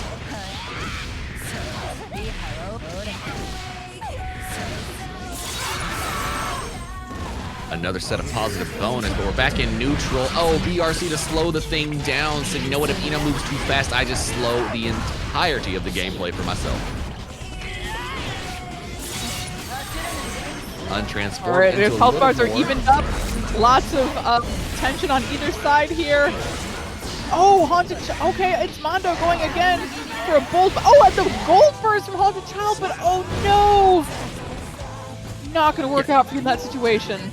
Yeah, go ahead and clip that for Mondo. Y'all know they need that. That was amazing. They need that on Twitter. The Jealousy is raging. The back throw incident. Let's do it again. Hit him with the overhead. Got Chemical Love loops. Wall stick incident. A little agato for your day in business. Back to neutral. But the stroke confirmed. We're going to have another set on the wall. This stick incident is going to lead to a real bad time on the other side of this wall break. I'm loving what I'm seeing from Haunted Child here, because oftentimes when you have like a bad moment like that, or you know, something just doesn't quite go your way, it can be hard to like, you know, it can be easy to sort of lock out because of that. And Haunted Child has gone, no, I'm locking in now. I am locking in right now. He needs to on-guard the F in if you know what we're saying here. Got the burst, went in for some drill from the full screen. Let's go. Very nice. Very nice. Silly things, Yoshi? No, this is peak gameplay. It just might not be what peak performance looks like to you. Trust. Just trust. I mean, the silly and the peak are living together in this moment. This is beautiful. That is the keys to developing proper wins. You need silly and peak to fuse, and then perfection on the screen. 2K2D into Key. The transformation fit. Goth Girl Gaming. Got the wall break, and we're sitting on all the meter we could play with. Donzai, and we bait it. Shut up. No, I'm good. Nice stuff from It's Mondo. Beautiful.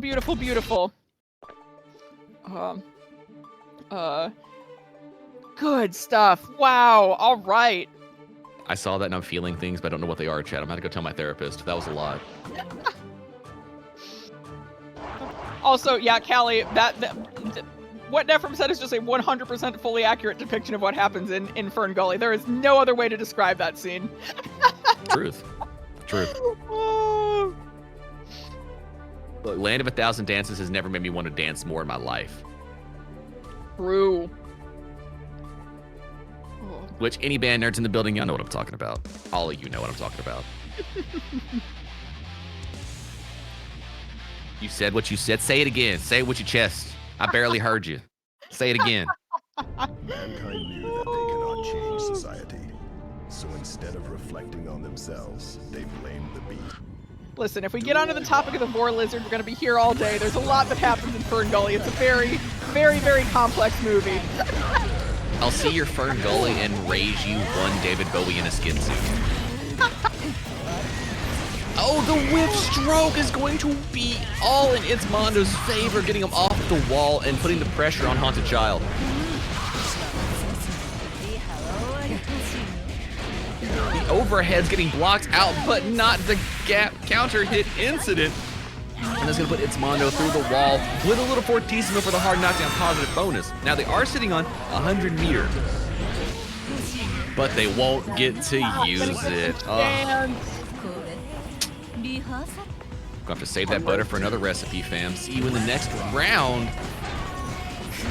All right, Haunted Child trying really hard to take us to game 5 here.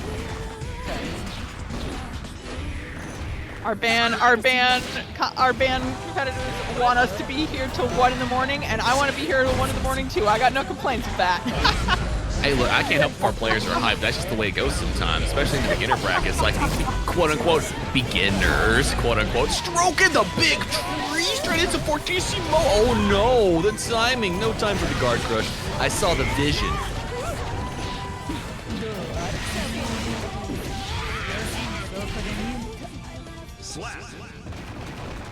And with that, I think, chat, we've gotten to another one. They're just like handing out these close sets left, right, front, and center, falling out the pockets. They are just abounding another Game 5 scenario for your very entertainment. What a set. What a set. Oh, and that, yeah. That we are going to be sending It's Mondo to go fight oh wait, no, sorry. I am totally off base here. Look, I was What am I already talking rattled, about and now here? you've blown up our other commentator. Gamers, come on. Mankind knew. Duel 1. George I've just lost came in here to track. do some commentary for Guilty Gear Strive, and you're frying their brain already. We're not allowed to do this. Come on, let's get real. True. I mean, let's be real. Let's be real. There was not much to fry, but the sets are not helping. It's too hyped. Y'all gotta have some mercy on me. Brains in this economy? Couldn't be me. Burst off both sides here. Oh no, walking into the note, but it clipped the toes, and now Abba is going to be taking a quick trip through the wall. Compliments of Haunted Child. That is one round trip you really don't want to be going on. No, that is not a JetBlue holiday. I'm just saying, not today. And the other overhead. Get a Nagato again. The chemical love, the pick up. Full tour of the stage. Beautiful blood river on your left. Everybody take a look. But oh, Haunted Child closing it out there for round 1. Duel 2. Now, It's Mondo still has the burst advantage here, but it won't take long for Haunted Child to build their own back up. It's Mondo using their burst to push them towards the wall, and an amazing jump out from Haunted Child. Very good. Right, ooh, Haunted Child getting that positive bonus here, putting Mondo in a bit of a scary situation, especially with that Jealous Rage meter running out quickly. Oh, Mondo does go for the burst. Oh, that meter's coming back. And they Hit him get with the the low. key grab. Jealousy transformations. Are we blocking? Yeah, we're blocking. And we punish. And we block the burst! Wow! Bro, oh my gosh, incredible stuff. Incredible stuff. That's another one. Double Luigi scenarios. We have a Game 5 final round, and It's Mondo is getting pushed through the wall with a swiftness. Oh, indeed, indeed. On the back foot, but we have seen Mondo on the back foot before. And they are scary on the back foot. Oh, what a grab there from Haunted Child. This health deficit is getting pretty scary. Oh, and we're gonna see them go through the wall again, but not a super wall break. Still left a chance of life here. Gold first for It's Mondo. They have a chance. Jealous Rage. Good YRC forcing Abba back. Put that Jealous Rage gauge all out. Goes for the key grab. Good counter hit. Not over yet. They're holding on to the burst. Oh! The grab! The grab! And that will be Haunted Child. Actually, for real this time now, my brain does work, I promise. Taking Game 3 for that set. Now, don't promise the chat anything. They will hold you to that, and I cannot confirm or deny it. You can't be doing that to these people out here.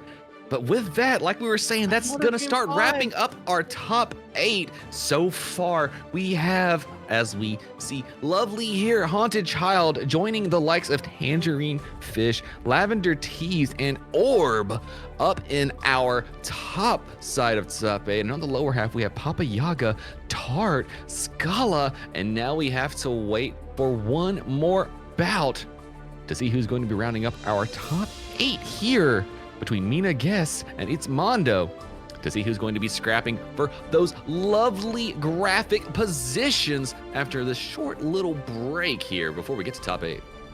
Mina versus It's Mondo. I am heartbroken I'm not going to be able to watch that one. That is guaranteed to be a really, really fun fight. Oh, but Yeah, I cannot wait for our top 8. No matter what, is going to be hype as hell. Absolutely, will be wonderful things. So chat, you know what to do. Stretch your fingers, pop your toes, get you some hydration, grab a snack, some popcorn, and get ready for some more hype Guilty Gear action after this.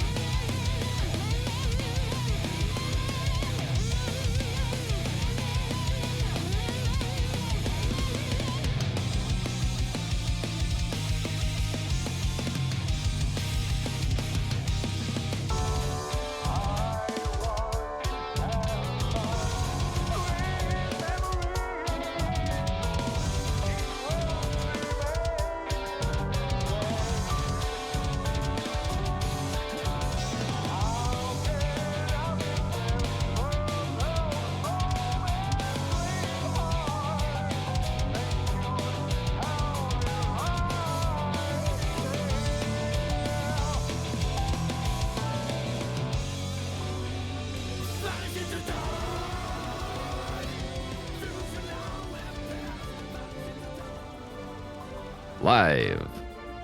Hello, everybody, and welcome back to Bracket About Nothing Beginners number 98. We are just 2 off from 100. That is so exciting. I can't believe it. But heading off into our top 8 now, I'm here once again with the excellent Less Than 3 FGC, and we are so excited to get back into matches here. That's right. That's me. Y'all know what it is. LT3 and Jorts hanging out here. We got the BA and DXG connection for your commentary pleasures, coming for that top 8 entertainment. And y'all been seeing these players all day mostly, so this is just going to be an extension of the hype activity we have been seeing all the way leading to this bracket, this beautiful graphic we're going to be seeing in a day. And let me go ahead and throw who you got. We haven't found our last competitor yet, but I'm sure they're on the way. But so far, the 7 we have at the moment are Lavender Tease and Orbert for our first scrap on the top half, and then Tangerine Fish and Haunted Child on the other half of our winner's side. And then down on the learner half of the bracket, the lower side of things, we have Papa Yaga versus Tart, and then Scala is still waiting for their opposition to figure out who it's gonna be. Oh, and it looks like we've just found out it's going to be Amina, I guess, rounding out our top 8. Excellent. I will be. That was the Mina versus Mondo last trying to figure out there. I will be sad to see Mondo go because what a set we got to see from them. But Mina, absolutely fantastic competitor. Love to see her in top 8. Wonderful things, and an expansion of more players that we haven't got to see yet. But Lavender D's bringing an ABBA as well. Oh, let's go. All right. Oh, beautiful. We are not out of ABBAs just yet. You, if you thought you'd seen the last of ABBA, think again.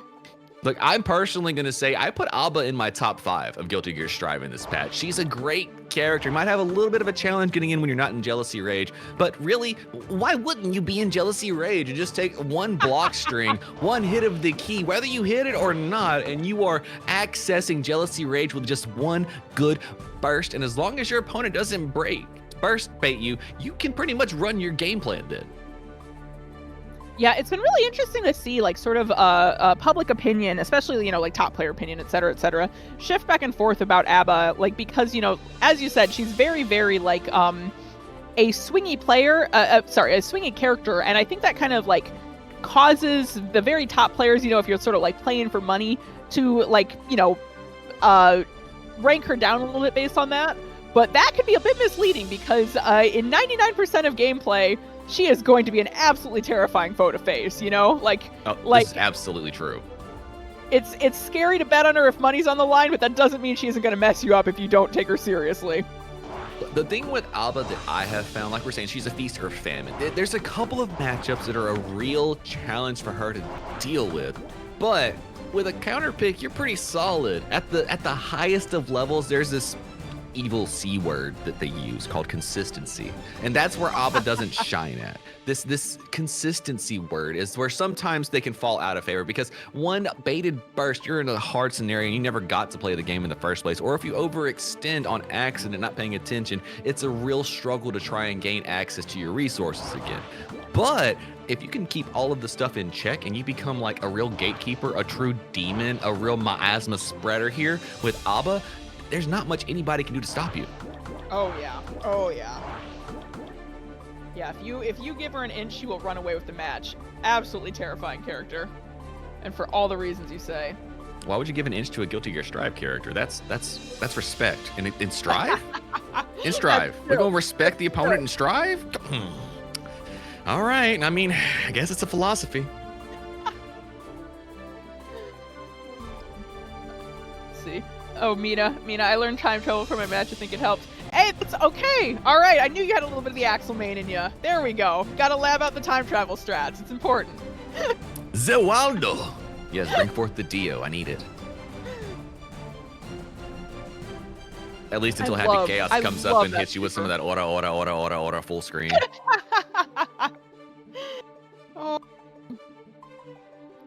Oh yeah. I am admittedly incredibly biased, but if there is one super in the game I have to call it as the absolute coolest, Time Stop wins it for me. What a joy to hit. Cool, yeah? So Oh, you fun. got the Honestly, voice I would be lines real. unlocked. Hell Axel. Axel was one of my favorite characters in Guilty Gear when I first found Guilty Gear. Not like as a playable, but like looking at a character. Like Axel was so cool. I was also a child, and there was like a PS1 out there. So believe me, it was a weird time in the world. But like the old school game, he came from like our world to Guilty Gear, and he's a Time Lord. Like that was everything a nerd needed to be like, okay, you might be all right. Yeah, And if you played King of Fighters, like it was a cooler version of Cage. I see it. I see it. No, 100%. 100%. Also, I gotta ask, PS1, were you learning on Plus R, or do you go all the way back to Missing Link? I'm very curious. Oh, I was on Guilty Gear. Oh, hell yes. Guilty Gear. Like I remember when Soul could like dash kick you and just juggle you the whole time. You were playing on the good old one instant kill will win you not the round but the game Guilty Gear. Exactly. That's why I have a very unique experience when I say the word broken. That's why I refuse to use it, because like people will say, "Oh, this move's broken. Oh, this character's broken," and I just like flash back to the old one, and I'm like, "Y'all have no idea what broken looks like." But I like it. I like the idea. I like the idea of where we're going with it. Yeah, broken is when God, I love Guilty Gear Missing Link. It's such a meme game, but it's such a joy. Like, bro, It is Fist of the North Star. It is Fist of the North Star. Yes. Poor Testament not having poor Testament. Every character having infinites on them that they don't have they don't have on any other member of the cast because they forgot to program Testament's ability to tech correctly. So Truth. Die. Look, Testament got that Potemkin treatment. True. Because we don't even talk about Potemkin in those games. We don't. We don't talk about Potemkin until Plus R. Oh God, poor Missing Link Potemkin. Exactly. You don't even talk about it. You can't even do a combo. There's no combos. You're not allowed. Yeah. Literally, you are not allowed to combo the character. You want to talk about a broken character? It's a broken mess, but it's our broken mess. That's exactly right. It's That's our right, and I'm proud of it. I'm proud of my broken mess. mess. But if y'all have ever seen a Marvel vs. Capcom 2 game, that's all I gotta say. It's broken. It's broken. And they play that for money. God, they play that from I forget sometimes, you know, and then I remember, and they really do play that for money. Like Somebody will money match you for $20 right now if you go ask. I guarantee you. I mean, they'd win. I've never touched MVC in my life, so it would be easy money, but Look, even better, if you've never pressed it, just find somebody else who's never pressed buttons and just go press buttons. You don't have to know what you're doing. Eventually, you press button, you mash your face against that stick hard enough and long enough, it'll come out cool looking. True. I've been playing looks like recently. I don't know what I'm doing, but it's fun. But sorry, go for it. Oh, that's all it takes. Just pressing buttons and doing your thing in these fighting games. That's what it's about, especially when you're just first getting into it. Like, your fingers eventually muscle memory their way around the thing. They find it on their own. But back to the times at hand. We've got Orbert and Lavender Tees here to scrap up to see who's gonna be on winner's final side of our Bracket About Nothing's beginner tournament number 98.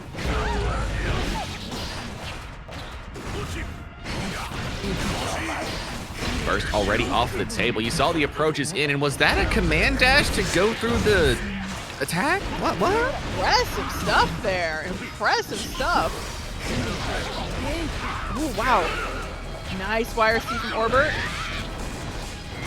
Quick back throw overhead, straight into the other back throw. Donzai, a little kick into the skies, wall stick incident, positive bonus coming for Lavender Tees.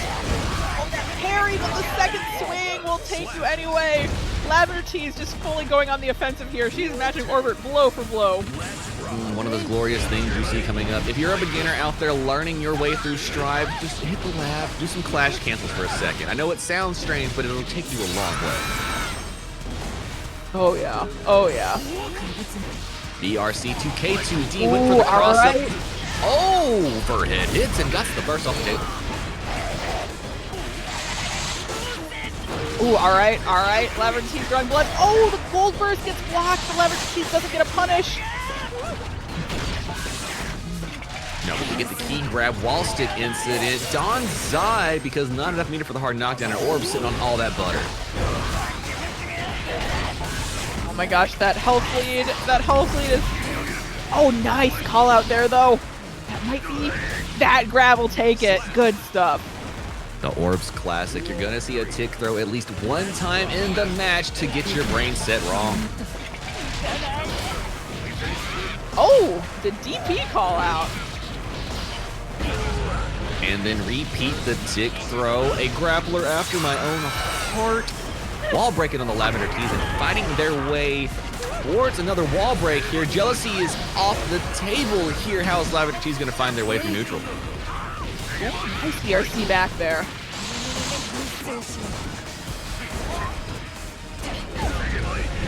That might be. Indeed it is. Game 1 going in Orbert's favor here.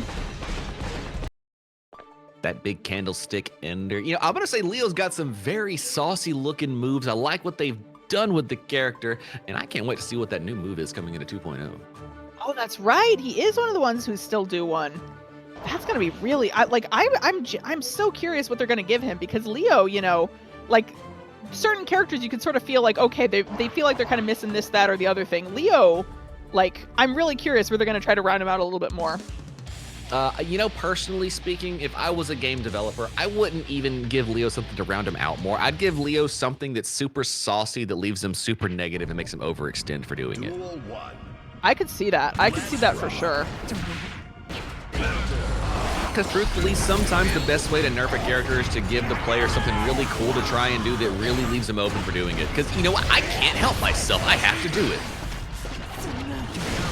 That's heartbreakingly true. Axle Bomber is Axel's highest damage move, and I do think I am nerfed for having the ability to press it whenever I want. Oh my god, right? Tell me you're not trying to do close slash into Axle Bomber confirms on the regular. Oh, always, always. The 2K2 GP grab, get going with some Jealousy Rage mix. Donzai for your day. Clash cancels, all big buttons on the screen. Tried to kick a fireball, but that didn't work out. Good pressure again from Orbert, and oh, that super is going to clean it up right there. Overhead into Annihilation. You know, I've seen it once, I've seen it twice, and I'm going to see 1,000 times before anything changes.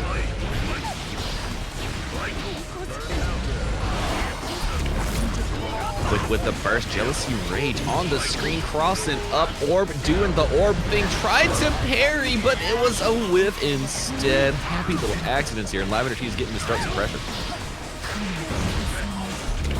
Oh, we're seeing the Jealous Rage come out again. Oh, accidental corner steal there, I think, and gets punished for it by the throw, but I think they're blocking. Oh, she was blocking, but gets called out with a follow-up, and that is game 2 going for Orbert.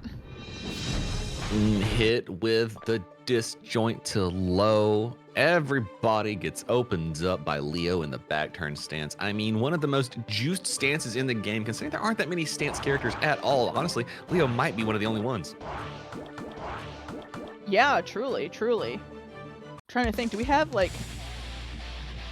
Certainly there are characters who can make a claim to, like, having stance...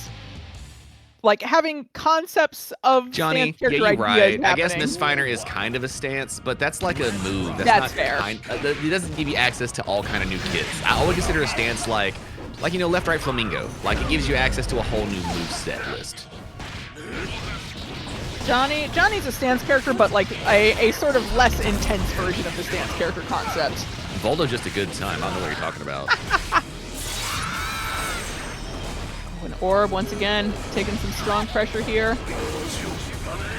Big fireballs. There's a dust, but oh my gosh, one of the best things about Jealousy Rage Untransform is how long you get to see what the opponent is doing in that time.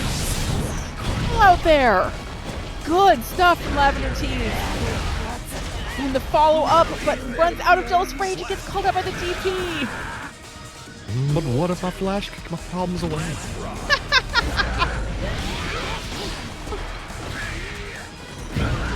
Oh, big buttons doing big things here. Orb trying to mix up the pressure, opens up the gap with the HD flash kick. Bit of a drop there, I think. Gives Lavender Tees a chance to start running her own pressure. Oh, but the grab! Wow! knew the gap in Donzai was real. Pressing into Donzai, though, dangerous games to play. The overhead connects on Oki, and it looks like we might be sending Orb through the wall. Oh, and a very, very good strat there, finishing off with that super to send you back into Jealous Rage on the wall break. Oh, the gold burst for Orbert again! Not gonna matter, I don't believe we got resets. RC into the key grab super, we're spinning it all as they say. Red Axe unleashed, bring Lapras in, but not enough to kill. On hell, 1 HP in Dream. Oh! All right, Lavender Tea's not ready to go be down and out yet. Absolutely not. Big buttons doing big things. Abba displaying neutral prowess. And let's see if they can continue the game or if Orb has adjusted to control the neutral. Now we're into mixed back stance. Oh, interruption immediately from Lavender Tees into the Jealousy Rage transformation. Things are looking good.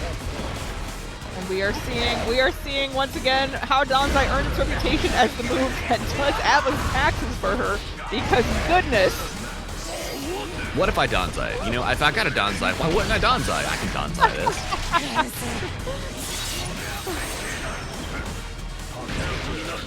Ooh, and Lavender Tees is officially on the board with that. Put your brooms away, chat. No sweeps today. Zilcho Del Nada not in top 8 here at BAN's beginner bracket. Number 98, not how it's going down. Orb still in the lead 2-1 though. So we're gonna see if Lavender Tees can continue this run back. You know, I want some close sets. I think it's time. I'm always gonna be rooting for the close sets, 100%. Though we definitely have seen before, Orbert is someone who's very good at not letting one game get them out of the right headspace, and also very good at adjusting to their opponent. So this is going to be like definitely something Lavender Tees can do. I think she's shown us some very, very good stuff, but Orbert is not an opponent to take lightly. Oh, absolutely not. And I'll be real, Orb has been doing the beginner bracket. I feel like it could be their time to shine, to finally graduate. We're going to see if Lavender Tees can find a way to stop that occurrence. Yeah, that is absolutely true. That's always kind of a little bit the heartbreaking edge of the top 8 here, is that we are going to be losing someone here tonight. One of y'all's got to go. I'm sorry. I mean, you're too good for the streets now. Just outs and fly. Not what we're scrapping. Oh, wow. What a combo. And you see, I'm just saying, you see stuff like that, you're like, you know what, sometimes you deserve to graduate. I can see you taking on the open. I might even see you on that graphic next day. Yeah, it's always pretty funny when you're sitting here watching the beginner bracket and you go, oh, I don't block that. I don't block that in 100 million years. I'm getting mixed by all of this. It's 2000% the case, especially when they start hitting charge dust later on. You're like, really? I mean, I understand, but really? Oh, 100%. Solid mids, forcing the burst. Orb trying to start some more pressure to the other side. How do you get the cross up? Oh, that's how you interrupt pressure on Oki. Let's go. Super. All right. Ooh, all right. We're dancing in and out of Jealous Rage here a little bit. But unfortunately, still getting that gauge drained. Oh, what a 2K. What a hitbox interaction. Oh, tries to go for the key grab at Orbert. All right, we have a little bit of Jealous Rage. Just the smallest bit. One more touch will do. Oh, we got in. Oh, we crossed up. Oh! Oh! I don't know what to say about what we just witnessed. I wasn't ready for any part of that. Welcome to the booth. That's how they go down here at BAN. You can't help yourself. These beginners, they do things. They do things that make you feel a certain kind of way when you see it. Like that. DP there. We are sending Orb through the wall. Oh. Gold burst baiting. Oh, let's get disgusting with the game. Oh my god. Lavender Tees, she is good to us. She heard we wanted a game 5 and she said, okay, you're getting one. You're getting one. Chad, I heard you like close sets. We got him. We got him here. The bracket about nothing ain't holding back. We scrapping. Don't call it a comeback. They've been here for the whole tournament. I'm gonna put my Kangol hat down, y'all. I'm sorry. My bad.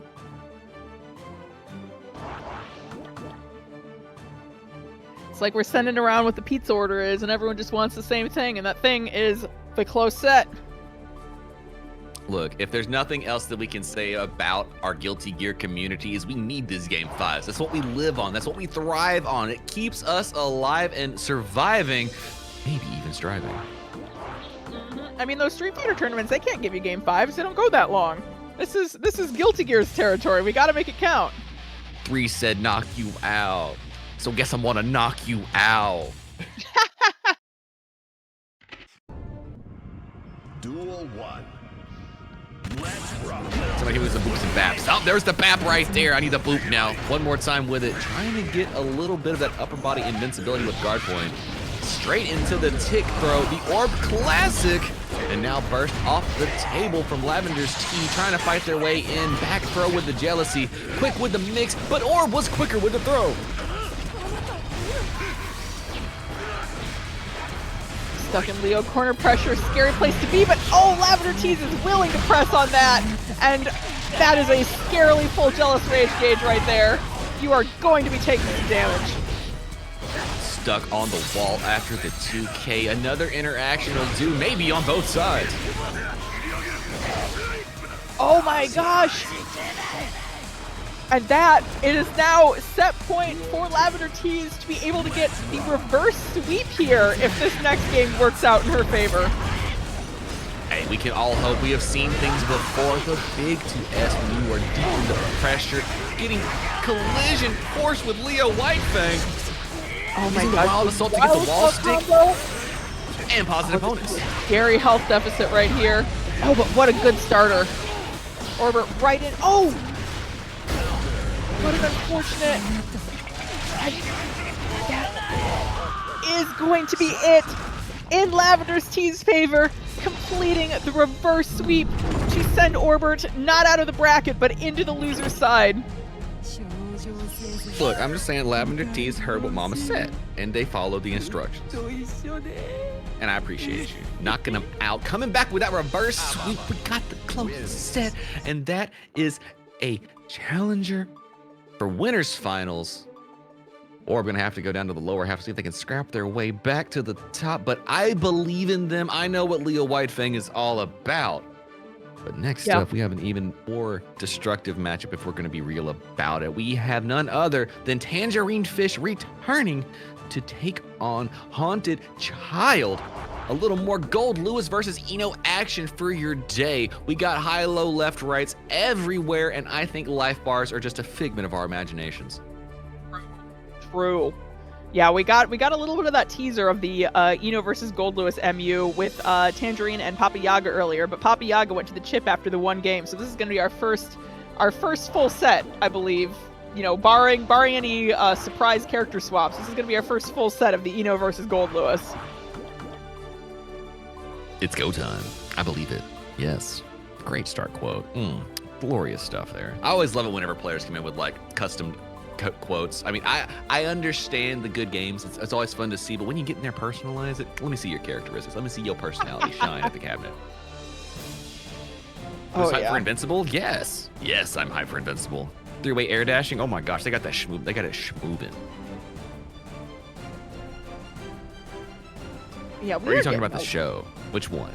I'm confused. Oh, is that coming out tomorrow? Or are we getting a new trailer for it tomorrow? Oh, it's out tomorrow. Wow, I actually was not aware. None they don't know. That's crazy work. I need to go check on that. Let's get it. Oh, but we have both of our competitors on the screen. We'll have to check on that later, unfortunately, y'all. Gold, Lewis, and Eno. We're about to see some explosive counter hits, y'all. I already see the future. Oh, 3 episodes. Oh, we are talking the show. Okay. We're getting our wires crossed here. I see. Hey, generic soda. Welcome in. Thank you for the raid. We are currently in the middle of our BAN Beginners Bracket number 98, top 8. That's right, rate us. Welcome into the party. We have hype games, great sets. Y'all missed an incredible one a second ago. That just means y'all are gonna have to go watch the VOD once it goes live. Let's rock. Oh, all right. Bold start here from Haunted Child. And right back at you with the 6P. Both of these players showing us off of the start that they understand this matchup. Oh my gosh, Haunted Child playing incredibly bold here, and I mean that as a compliment.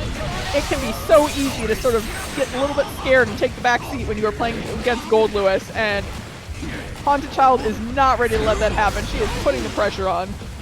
Oh, but that's the second time that Agato has been clipped with a 6P. Tangerine Fish showing them they got the checks, but it looks like it's on read and not reaction. Ah! Incredible stuff there. The stroke, but no toast to be smelled today. Tried to hit him with a little 5P action on the counter side for Tangerine Fish, but was not close enough for a Behemoth Typhoon to turn. It is always a shame when we don't get to see this Behemoth Typhoon work out.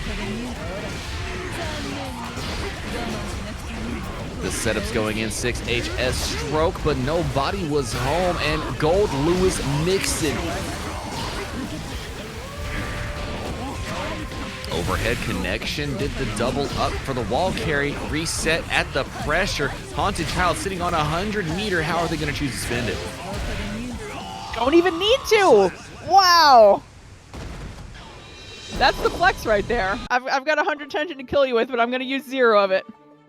Look, I don't even want to front. As a player myself, having tension in your hand is sometimes more of an effective tool against your opponent than using it. Just the fear of what you can do with it gets your opponent second guessing so much more. You can open them up in a lot of ways due to the mental stack. Oh, absolutely. Absolutely. Yeah, and Ino is just designed to be a character, you know, even down to just like the way that her air movement works. You know, a character designed to make you wonder.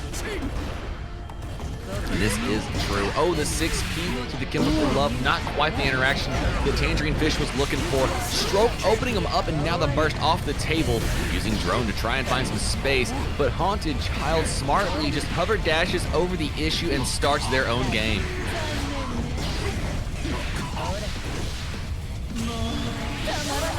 All right, we're getting a strong resources and health lead here for Haunted Child, but Tangerine Fish down but not out, except oh, never mind, we got the drop. And the follow-up from Haunted Child will take that round. And some people call them drops. I call them happy little resets. That's true. It's only a drop if you don't believe in yourself enough. That's right. As Chip says, be the hero. Don't even worry about it. The pickup, the huge counter hit, and choosing to be heroic. That's a full life bar for Tangerine Fish, and Haunted Child's going to try and fight their way back.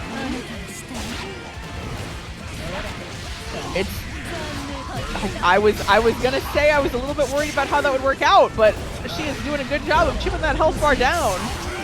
Oh, we got the burst off the table on the other side as well. If nothing else, that's a small victory to be had. And yes, you can be my hero, Haunted Child. At least this round. Yeah, at the very least, good thing that came out of that. It was not hero burst into immediate death, so she does have some burst working itself back up quickly here. Look, that's a dragon install tech. I mean, I understand. Or a deflect shield check. It's just one of those two. Oh, no! Oh my gosh, speaking of health deficits, scary position for Haunted Child here. Oh! The perfect from Tangerine Fish. Getting themselves on the board in spectacular fashion. 1-1. Everybody gets a game in this set. You know what, chat? I think we might be heading to another one. I am very, very excited to see what kinds of adaptations we're going to be getting this go-around, because you sort of had the first round of Haunted Child sort of taking the lead and really dominating the flow of gameplay.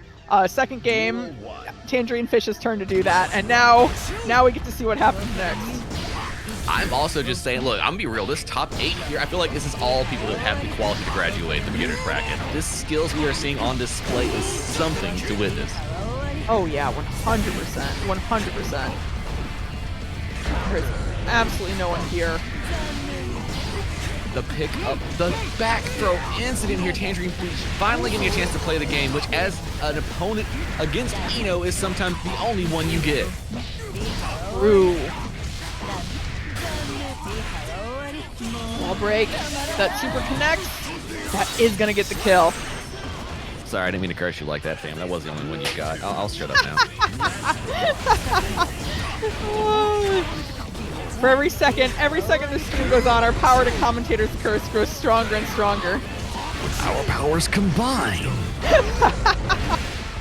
Kame! Bar my spirit gun. I got you, fam. We all right here. Genki Dama to what? Oh, pick up explosive time. Chemical Love trying to collide with Drone in a 6P. We are trading here. Ooh. You're out here sending Gold Lewis on vacation. Oh, but that air throw into the RRC. Wow. Get aerial scooped, witchy lady. Holy! In this Behemoth Typhoon, you round start and break the mentality of everybody watching this game. No kidding! Wow. Oh. Yeah, and I think Tangerine Fish was expecting the burst out there, but Haunted Child mixing them up by saving it for a little bit later. Oh, an unfortunate spacing on the Fortissimo. Got the drop. Drone coming through for Gold Lewis Dickinson. These 6H's trying to fish big buttons, but allowing themselves to get Eno in, which is never a good time. Haunted Child really doing a good job here of dancing in and out of Gold Lewis's range, taking advantage of the fact that she's a lot more mobile as a character. Oh, but this might be it! Oh! And the short falling of Eno shows its face at all the wrong times. You know, a very complicated character underneath the surface. A lot of those links and setups on Oki are manually timed. So the ability to drop out is a very serious consequence and possibility in these matchups. You gotta be very careful.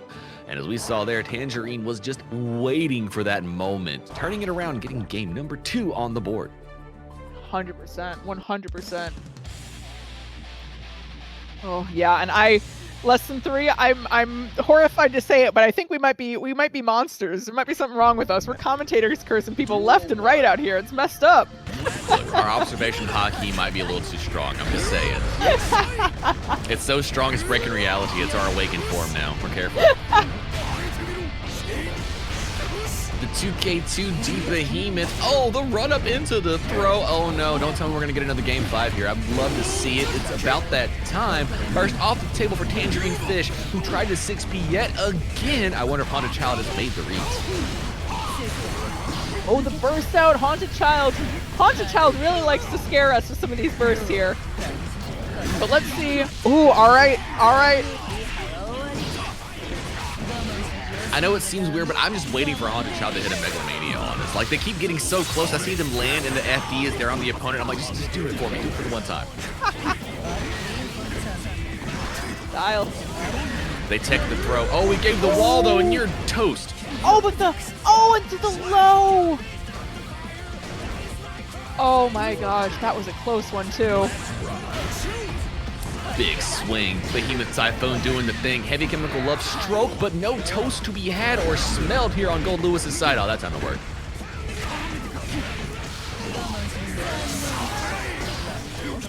There goes our burst. Now we're scrapping the Chemical Love, deleting the drone. The overhead, yes. The overhead again, yes. Ooh, all right, good lead here for Haunted Child. Though again, this is Gold Lewis you're fighting, so a lead only ever means so much against this character, especially if your burst gets blocked. That lead is gone. You're still a survivor. 100-meter play of the game. Wild Assault. Oh no! YRC, we got it off the tech. Stroke in. Nobody's home. The overhead into confirm. Not enough to kill. Cross up to the other side. Get nasty with it. Get dirty. Haunted Child still in the game here. Megalo sucks. Well, that's part of it though. It's you hit your opponent for maximum mental damage based on the fact that it is never the optimal play. No! You can't stroke into this Behemoth Typhoon! Oh, in this behemoth typhoon, watch your opponent's health bar vanish in a heartbeat. Nice grab. BRC to do it right back at you. And that is going to be Tangerine Fish taking game 3 there. Oh my gosh, what a hell of a set. That means that our Beautiful winner's stuff. final has been decided. Orb and Tangerine Fish will be scrapping to see who gets to sit on the pretty side of grand finals in just a little bit. But for now, Oh, Lavender Teas and Tangerine Fish this time Lavender around. Teas, I apologize. I was shaken. I was disturbed. See that my brain is fried. Y'all been playing too much. Yeah. Y'all too good at this game. They've been shocking us too much. We can't keep track anymore. It's rough out here. Well, now that I know that it's ABBA and Gold Lewis in grand finals, that's going to be a matchup of all times. That's gonna be one of the matchups at all time. I want to see Behemoth Typhoon meet Donzai over and over again. Just please let me live the dream. The ultimate game of who can tear their opponent's throat out first. But yeah, Tangerine Fish is gonna be the one going forward, but Haunted Child also not out of it. That was winner's side, so we will be seeing her again. Wonderful stuff to see, but now, like we said, we're heading down to that lower half. I believe we're going to be running into 2 players we've witnessed already tonight. Papa Yaga versus Tart. We got a little bit of Ino and Chip coming to face Nagori Yuki. And this is going to be another very explosive matchup, no matter how you slice it. Absolutely, absolutely. And it's really exciting to see Papa Yaga up here in the top 8 because we got to see them face off against Tangerine Fish earlier. And we talked about them wanting to come for the run back, and it looks like they are here for the run back. They absolutely took that seriously. I want to see a little bit of nightless violence. I think it would be it's what the chat wants. It's what we need. Get out your stakes, everyone. Raise up your Dracules. It is vampire time. What is a man? A miserable pile of secrets. Oh, wait, you gotta finish her off. You can't leave that quote. But enough talk. Have at you. There we go. Beautiful. I love it. You're gonna make me go death skip that after we get done playing this. I'm gonna have to go boot up my quack stations. Go count my micro pixel frames again. Make sure I get my level up so I don't hit too many wargs on the way in. Oh my gosh, flashbacks.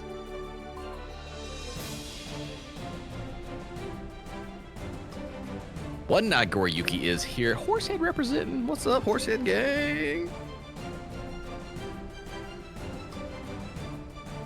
The Godfather.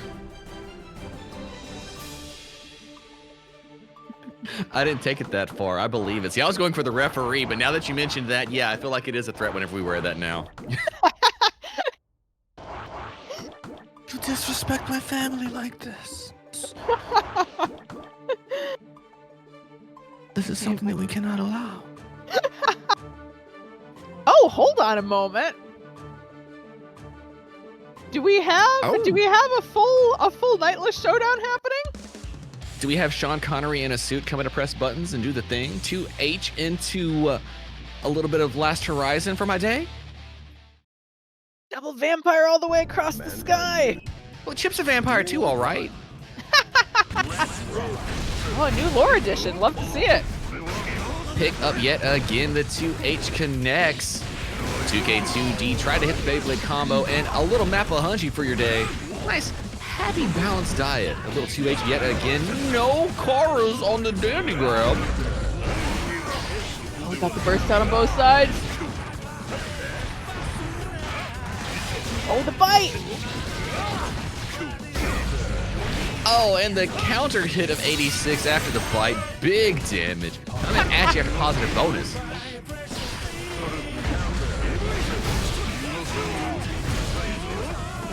Yeah, also, I gotta shout out Papa Yaga out here representing 3 different characters. That's impressive. It is, and those were not small routes there from the dandy man himself. Slayer showing you some routes. 2H into a little bit of pile bunker. The hammer hits, the close slash connects. Oh, we whiff a grab again. No universe today.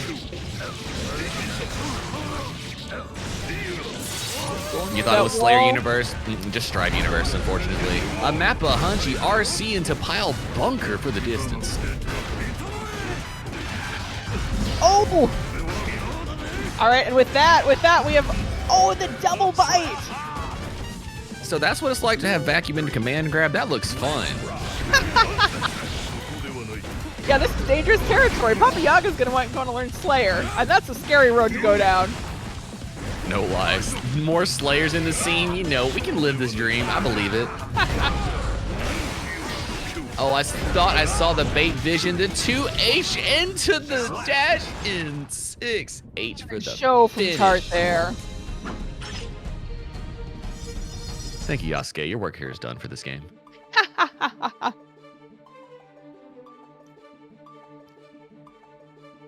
All right, and now we have a question to ask. Are we going to see a character change for Papa Yaga? Because we know they are capable of it. Are we getting the hero? Are we getting the Eno? Is it Witchy Ladies? Is it the fastest fly on the screen? Are we playing 3 Fast 3 Furious? Is that what this is? Let's see. We are going back to the chip. Time for Tokyo Drift up in this mug. Let's hit it. Somebody hit me that soundtrack. I got you.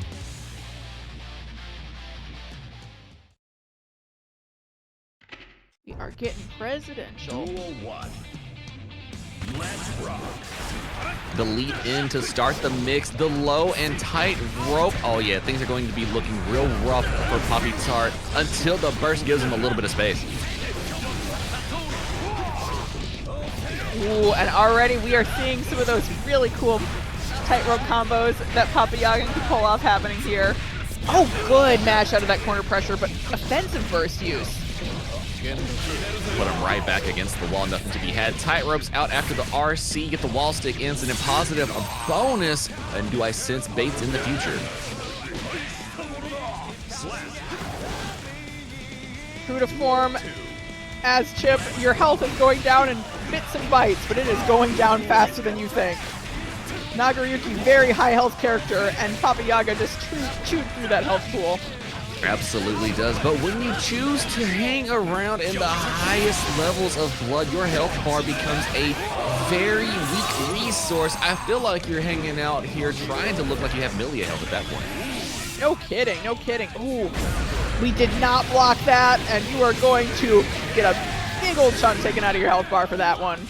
Although, truthfully speaking, if you're sitting around here at Millia health, that means you're still stronger than Chip, am I right? Oh, the whip overhead, and we are sitting on 100 meter on Papa Yaga's side. The fear is definitely on Poppy Tart.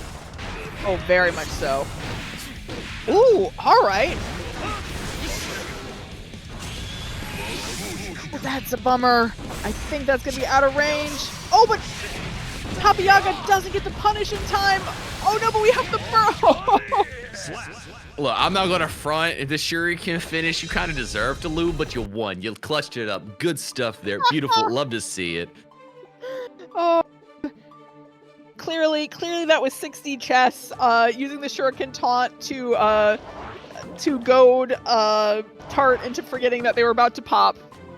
I know it's a real move in the game, but can we just all agree that Shuriken is basically the most honest taunt that you have in Guilty Gear Strive? It's tied for Sin's Eat for that, in my opinion. Oh, well, you know, okay. I see the vision. You're right. You can use Eat as a frame kill. You can use Shuriken on Oki. It is real. I think they heard me. They listened in. How could you? Yeah, You did it yeah. again, you dirty player. I love it. Do it. Do it again.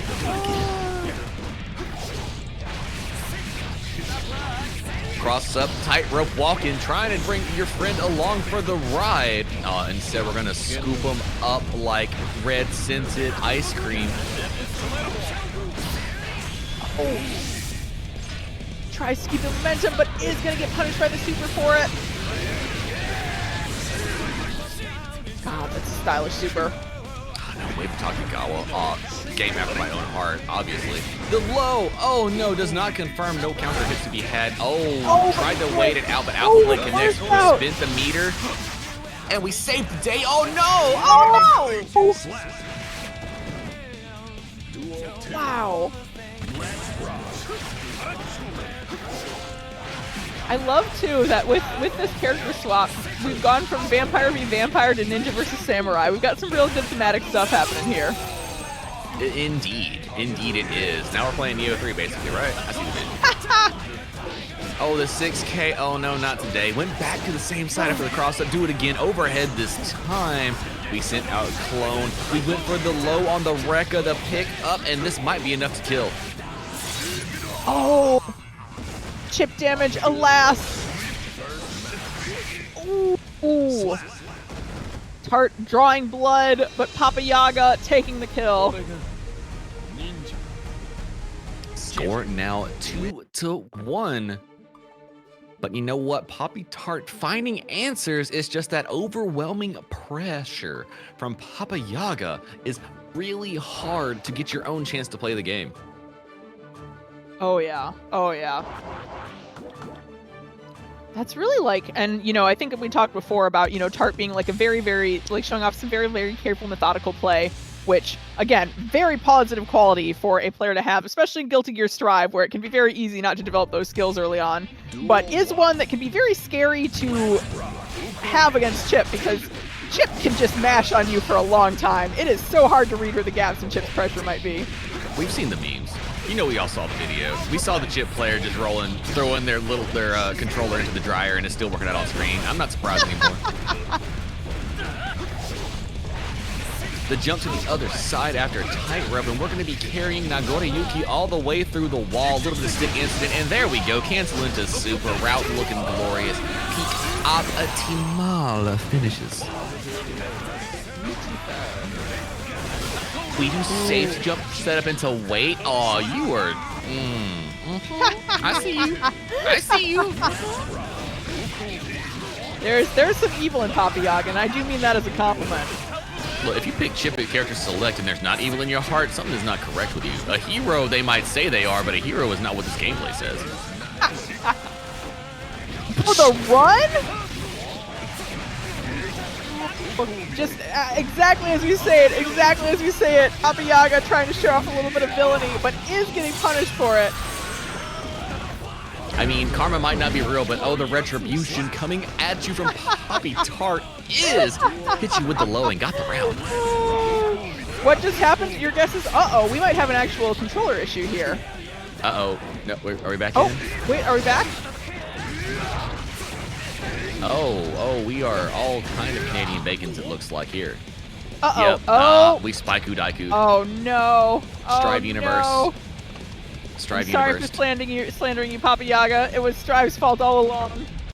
Yeah, we thought you had gotten off there and something had happened. I did it, chat. It was me. Oh, that's tragic. That's It tragic. was I, LT3. Gasp! You villain! Yada yada da.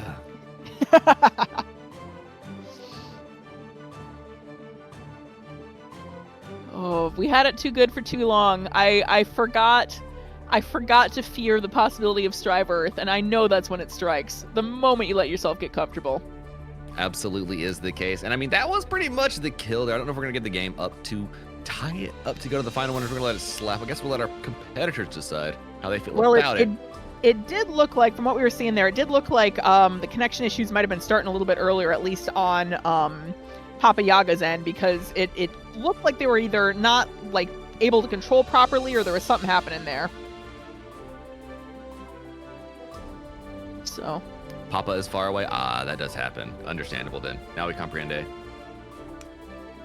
Gotcha. The heartbreaking part of the fact that North America is still an incredibly big continent.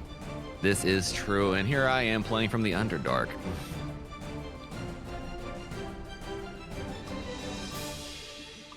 Let's see. All right, Glorgu, our goat, is handling this on the back end. Thank you, Glorgu. And while I'm here and while we got some air, shout out in general to all of the BAN TOs and behind the scenes folks. We've got Hot Dog running it tonight, and Guts and Emily, who also very frequently run it in chat. Ceasefutz, who also helps out a ton. Just a bunch of people who do a lot of really, really good work to make sure that this bracket runs smoothly. That's right. Shout out your TOs, the unsung heroes behind the scenes, keeping things hyped and exciting coming at you every week here in the Guilty Gear Strive community.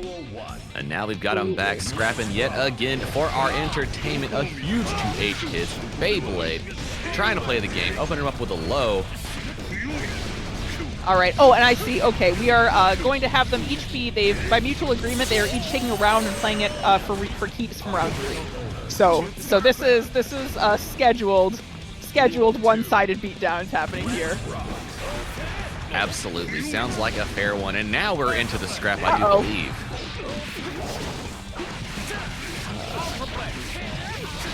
Okay, here we go. We now settle for your regularly scheduled beatdown. But I think you need to swing at the beginning so you don't end up going against negative penalty going to the last round so you don't lose the burst.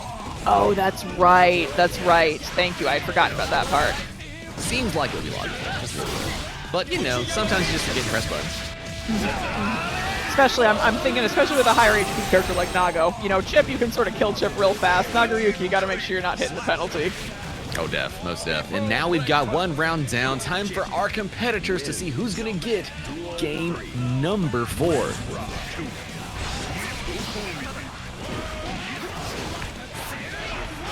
The opposite side blocked out. We are still blocking the 5K into 2K2D. Oh no, DP gets the throw and now burst off the table for Poppy Tart.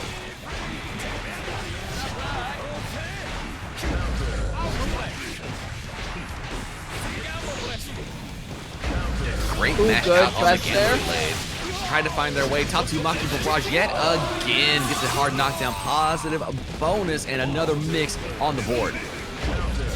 Oh, the first block there, and that is going to be Papa Yaga taking game 3 and the set.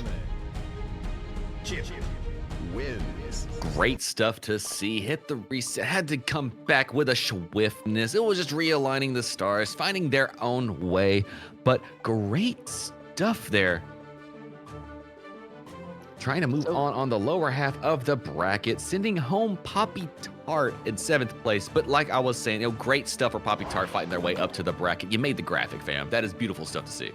100%. And Poppy Tart, thank you for being here tonight. It was like I said, we don't get to see Nagoriyuki a whole lot, and your Nagoriyuki was a real joy to watch. So absolutely delighted to have you here tonight. It was wonderful. And now I believe we're going to be seeing none other than Scala come back to face Mina, I guess, in our other Losers Round 1 fight. Extremely good stuff here. And I think, correct me if I'm wrong, I don't believe we've gotten to see Scala or Mina on stream before tonight. No, that is... Oh, no, wait. I apologize. Scala is Nightborn. That's correct. Scala is Nightborn, and Nightborn is Scala. I believe it. I see it. Oh, we have Bridget and Sin now. A little bit different, a little bit another styly to go with it. Oh, the DP is just spaced out a little bit incorrectly, and Mina trying to find their way off the wall. Really interesting, too, because Nightborn looks like off of the Happy Chaos and onto the Sin for this matchup. So another person showing off the double characters here. Oh, huge DP from Sin. Hawk Bacon all day long. Trying to get extension of pressure. PRC, so no Peter penalty. Quick pickup and the DP from Mina connecting. Good stuff.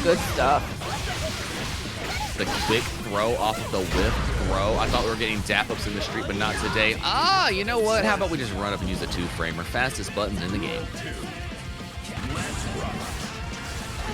Coming into round 2 here. The overhead, the hook stomps, and what a great DP. Nice Saw some DP out. delayed buttons and thought, you know what? I could just mash my way out of this.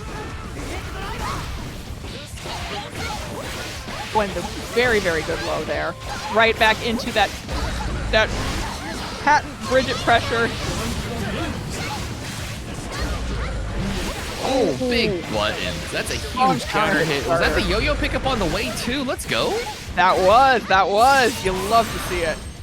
Oh, no super wall break, which is a bummer.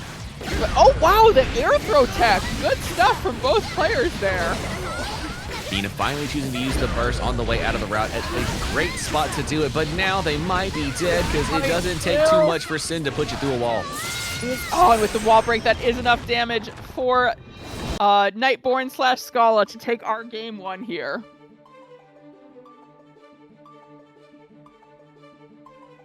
Scala very, bringing the very close, fierceness, bringing the Sin in chat, trying to hype up their Bridget champion. I see y'all out there. Let Mina know. Y'all keep giving it to her. Spam them Genki Damas. You got to let them know you're giving them your energy. I'm feeling the spirits rise.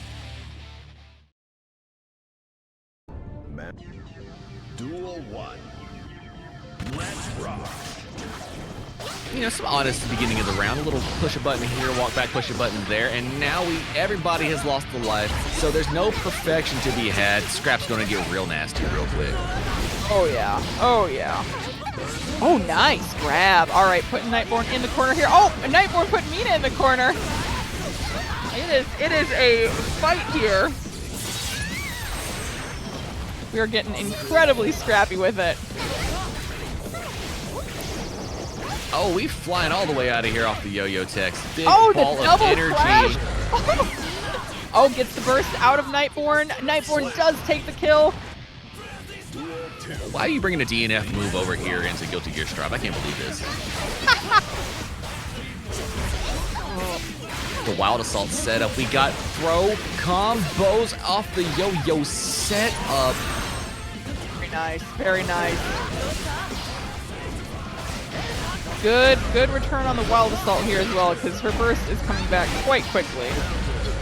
Oh, big counter hit. The fear is in Nightborn. You know it might be the case. The yo-yo pick up still. Wall stick incident. Get a little bit of the killing machine, sending Roger out of that shining look. That will take us into our round 3 here. Both characters with their bursts full up. Who's got that mod for me? Who's going to replace Roger with the Children from the Shining on that? I just need to see it. The low, the connection. Nightborn trying to fight their way in using air dashes and lots of tricky movement to try and get their way. And what a 6P, preemptively interrupting start up of pressure from Mina. Good low starter there. Mina on the back foot. Down, but very much not out. Oh my gosh, the clashes again. Oh, that's a... Oh, nice DP. Oh, what a hurtbox interaction. Coming out victorious from the trade. Nightborn going to put another one on the board. Score now 2-0 in their favor. And now Mina, I guess, back against the wall is going to have to find their way to end this relentless pressure that Nightbound is just finding to put on Bridget. Indeed. Yeah, Nightborn, really interesting to see, because very much sort of an opposite way of how we saw them playing with the Happy Chaos earlier, you know, where they were sort of like dancing in and out, weaving in and out a little bit. Here with the Sin, they are like really, really running that pressure, and that, I mean, on Sin, that is an incredibly effective plan. So a good job of adapting between the characters they play. It does show also they have an awareness of the typical gameplay you need to follow with this type of character as well. Doing the right things with both of them from the start shows that they are putting effort and knowledge into all the characters they want to play. 100%. Oh no! Oh, with the good throw. there. And great place to use the burst. Nice FD stop when the killing machine started. And Mina is going to be taking a trip all the way to the wall. But oh, what a pickup! Oh goodness, yeah, that's one of the scariest things about being a Bridget player is her health bar gets torn through so quickly. So quickly. And you don't have quite the same level of agility as Millie or Chip to sort of back that up for you. This is absolutely true, although it comes with the idea that you have set play long range, a DP, and a tracking super that's a reversal. Like, you have lots of options. BRC try to get in. Air text, oh yes, we roll all the way through and it confirms.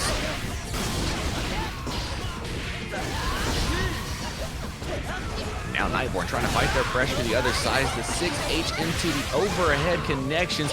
What a rocket scoop here from Mina, trying to find their way in for that last touch they need. Oh my gosh, what a call out of the yo-yo set. Oh, but the yo-yo set, that'll get you there. But We are into round 3. When I saw Mina roll in there and Nightborn just swing the JS on it, I literally heard the Smash Bros. NES baseball swing hit. I could not help myself. Nightborn is calling out those yo-yo attempts.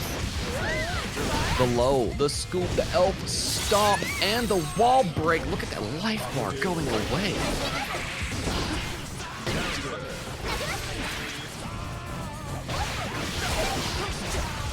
But nobody was home. Tap the dust. Nice. It's an incident. The age call out here. Oh no, but Mina's now the one bursted into the corner here. Really unfortunate. And that, I believe, is going to be game 3 for Nightborn here.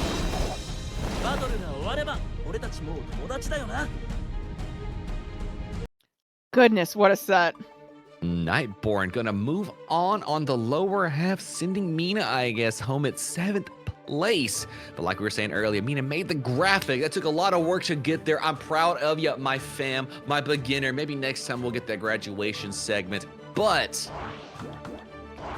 Nightborn, absolutely moving on for now.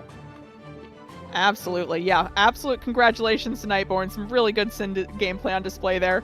And for Mina, really, really fantastic losers run. And I'm sorry we're not going to get to see more of you tonight, but as always, it is an absolute joy to watch you, Mina. Thank you, thank you, thank you. And I'm so glad we got to have you show up in top 8 here. Congratulations to you.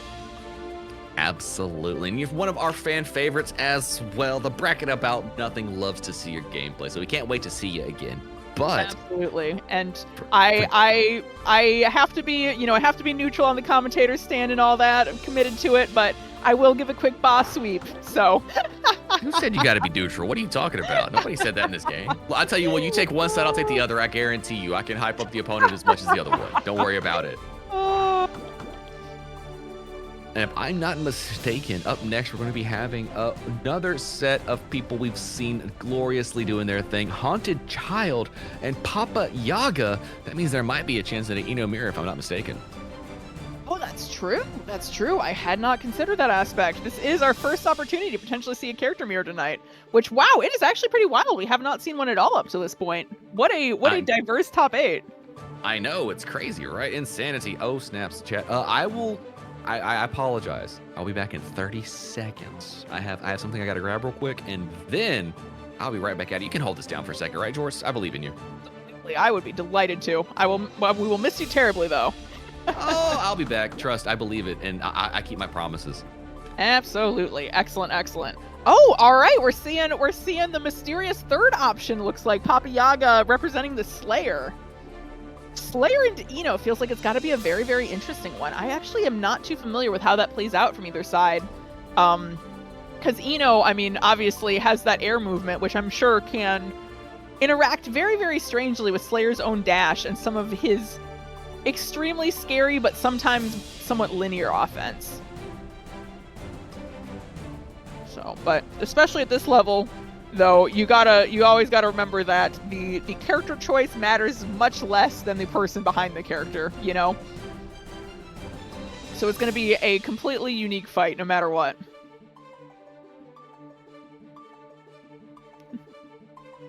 Oh, we already have the battle lines being drawn. We got some Haunted, we got some Slayer fans.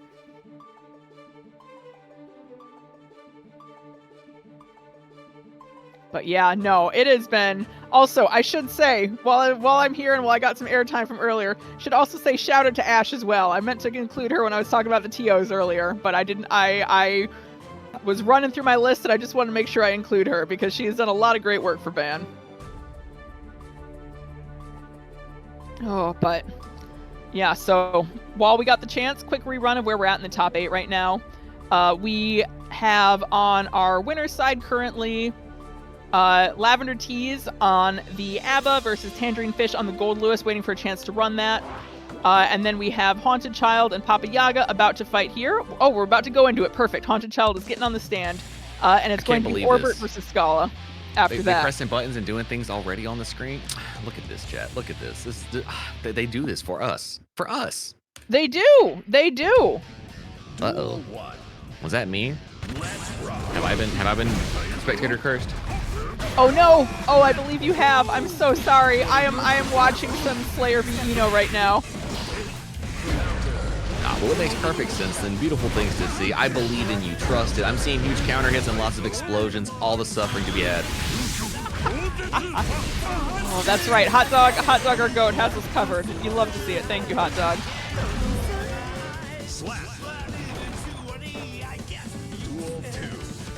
Ooh, and the kill off the bite there. All right, we're getting a real vampire showing. Another 2H to start your day. A lovely thing if you are a Slayer. Universe. Oh my, and into the Super Mappa Hunch. Moving so fast, can't even take his clothes with him. Oh, we lift the grab, but just a little bit. We're bringing a bunch of wall carry. The overhead connecting from that far. Stroke opening up Papa Yaga. And this is another bit of positive bonus coming this way for Haunted Child. Papa Yaga's on all kind of meters. Good burst there. Also, while I got a chance, thank you so much for the raid, Team Factor GG. Welcome in, everyone. It is excellent to have you. Oh, we got more raiders? Team Factor raiders. Welcome in. Welcome in. Yeah, we are currently in the middle of our BAN Beginner Bracket Top 8. Oh!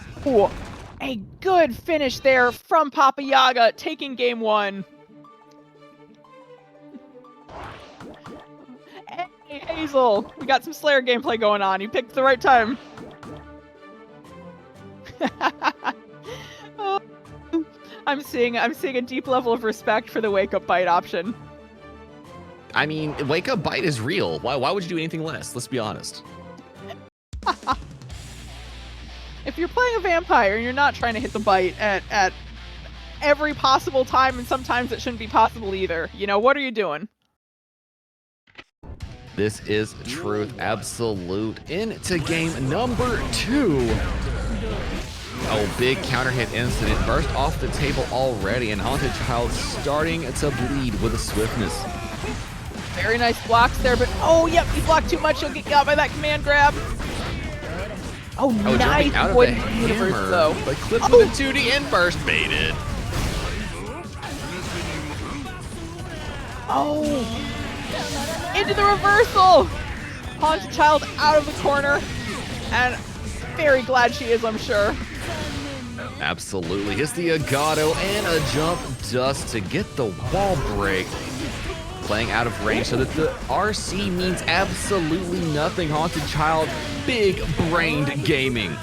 Wow. Reversal of fortunes there from Haunted Child.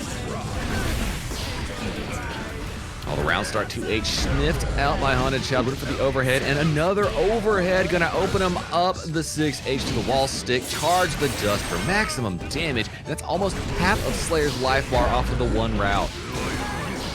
Oh yeah, and you gotta burst there. You gotta burst there. You don't want to take a tour of the whole stage if you don't have to. All the Agato pick up onto the wall. We cancel into Fortissimo, but not quite enough to kill. 1 HP in a dream. Let's see if Papa Yaga...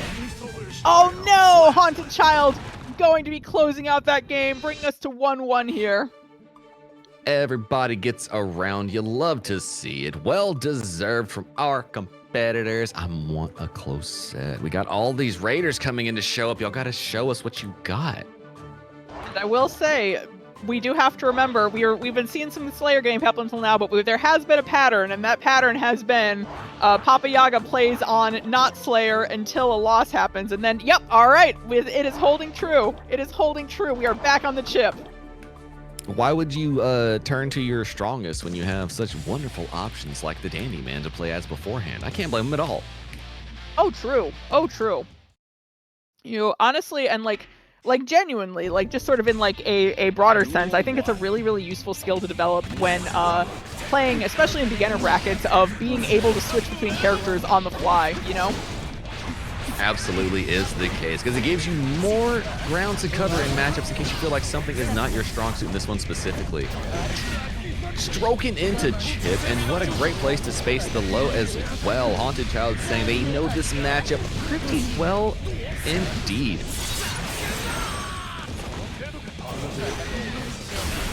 The Gosh, stroke wow, in- Oh! What a block out was prepared, and we get punishes towards the wall. The FD get off me tech is being applied here. It's creating a little bit of space, but the stroke coming through for Haunted Child getting the round. Very impressive stuff there. Oh, the empty into the low. Haunted Child is being mixy with it, beginning to put the mental stack on Papa Yaga, which is exactly what you don't want to be dealing with. Absolutely. All right, okay. Ooh, strong counter hit starter there. Haunted Child bursts out. Oh, nice PRC. Oh, and the note interrupts. I'm sorry, I did not expect Zangetsu to be stopped by a little bit of note. He's just too jazzy. Looking Zanse Rojas somewhere else is all they got to say about it. The low into overhead Rekka, though. Chip bread and butter doing exactly what it needs to. A round apiece.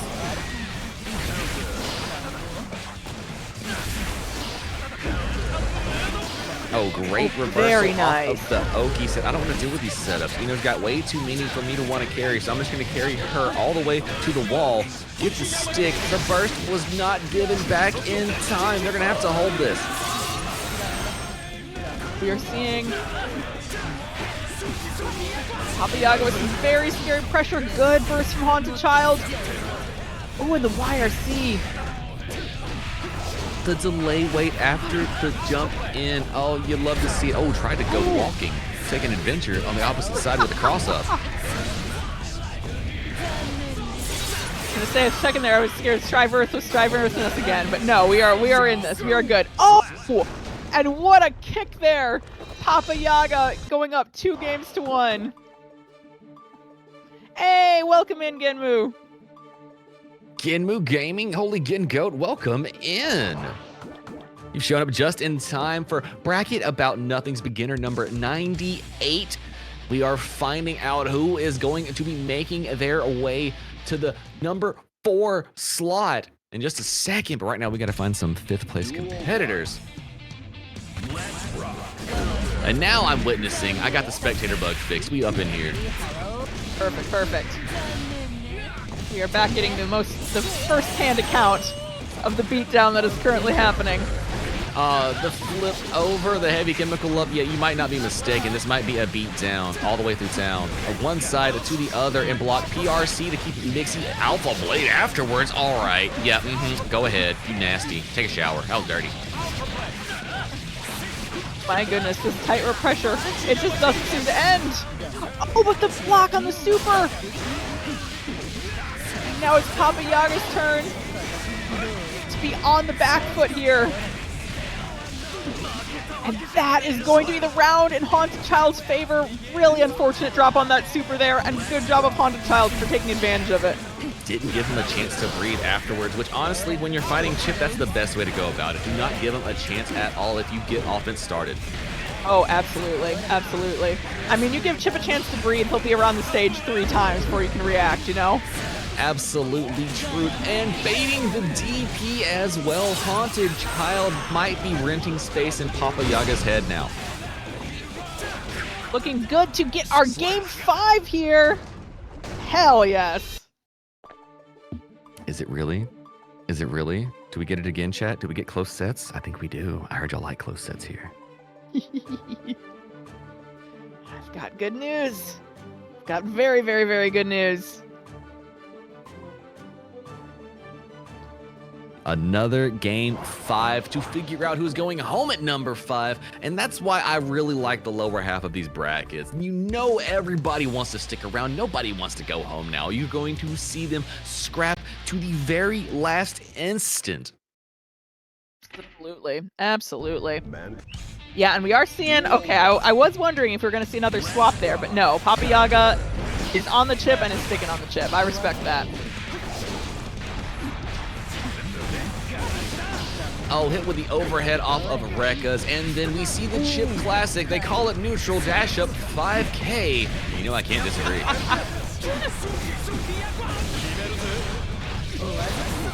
Oh, all right. Bursting out, going through the wall there.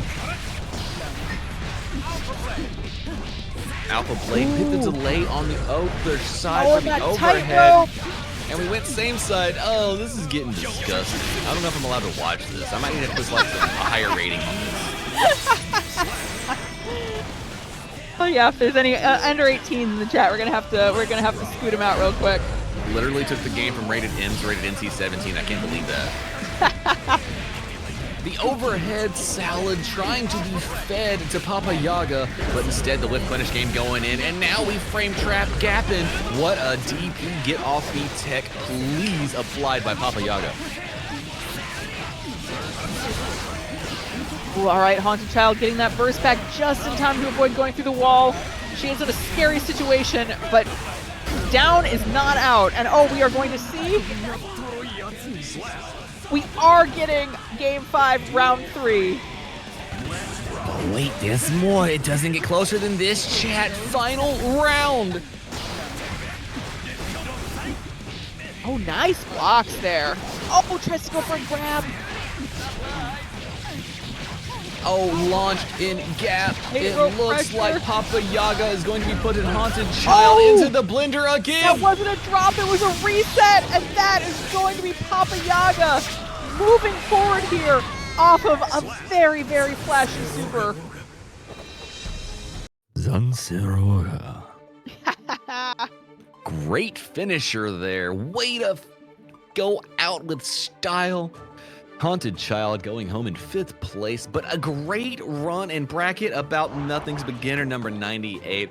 I see your stuff out here. You definitely are an Eno main at heart, and I can't wait for you to bring some sick routes to the next beginner's bracket, where you're probably going to get really close, if not completely graduate. Very, very, very good stuff, Haunted Child. It has been an absolute delight to watch you. Thank you, thank you, thank you. I'm sorry, Hazel. I know I can't stare into your soul. You'll have to keep the windows cleaned for me, okay? I'll do it soon, I promise. Look for Friday. I'll stare deeply into your heart. Ban Craft Night. We need everybody to print out a picture of LT3 to paste onto the corner of your own monitor, so you can have your very own little LT3 staring into your soul no matter what. Oh God, is that gonna be a sticker? Is Ban gonna make that? I believe it. Oh God. Oh no. Look, I just want 3%, y'all. Y'all are fine. Do it. Have fun. The Ban DXG crossover merch line. I'm seeing vision. Quinn, I see the vision. Let's go. I'm in. But into the next set to see who's going to be joining. English is hard. Why do I try to speak the Conqueror's language? Joining Haunted Child at 5th place, we have Orb coming back to fight again versus Scala. A little bit more than Nightborn versus the Orb. Let's see who's got it. This is going to be a very, very interesting one, because we did see earlier in bracket Scala representing the Happy Chaos, but it seems like they are probably more comfortable on the Sin, because that is what we've seen consistently throughout the top 8 here. But we are fighting Orb on the Leo here, which Sin versus Leo and Happy Chaos versus Leo are two very, very different matchups, and I'm curious to see whether we will potentially get a swap or if we are hard committed to the Sin here.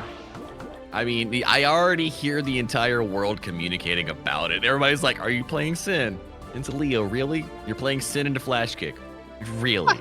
You're really gonna play Sin? Oh, I mean, I'm not stopping you, but you're gonna play Sin into Flash Kick. You're gonna do, okay, do you, fam? I believe you. It's Flash Kick. You know that, right? Moo. I already shouted you out once, but I'm gonna do it again because you know you the GOAT, Moo. Welcome in, indeed. You know, you breaking my heart, didn't want the grudge match. Oh, I can't believe it. But quickly into the scrap. Nightborn versus Orb, and only one of them gets to continue in our tournament. Somebody's got to go home. Ooh, all right. Early back turn here from Orb. Nightborn bursts out to prevent it, but oh, nice DP.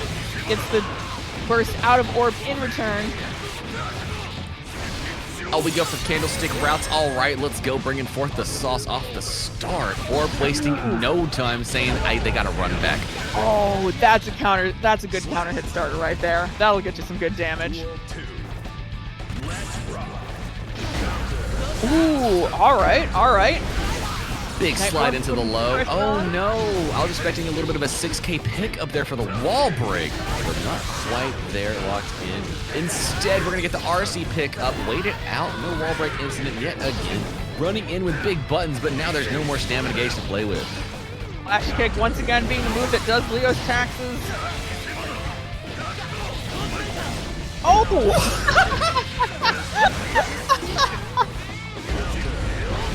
Interactions, Passing in the exchanges. Exchanges is what we get here. Ooh.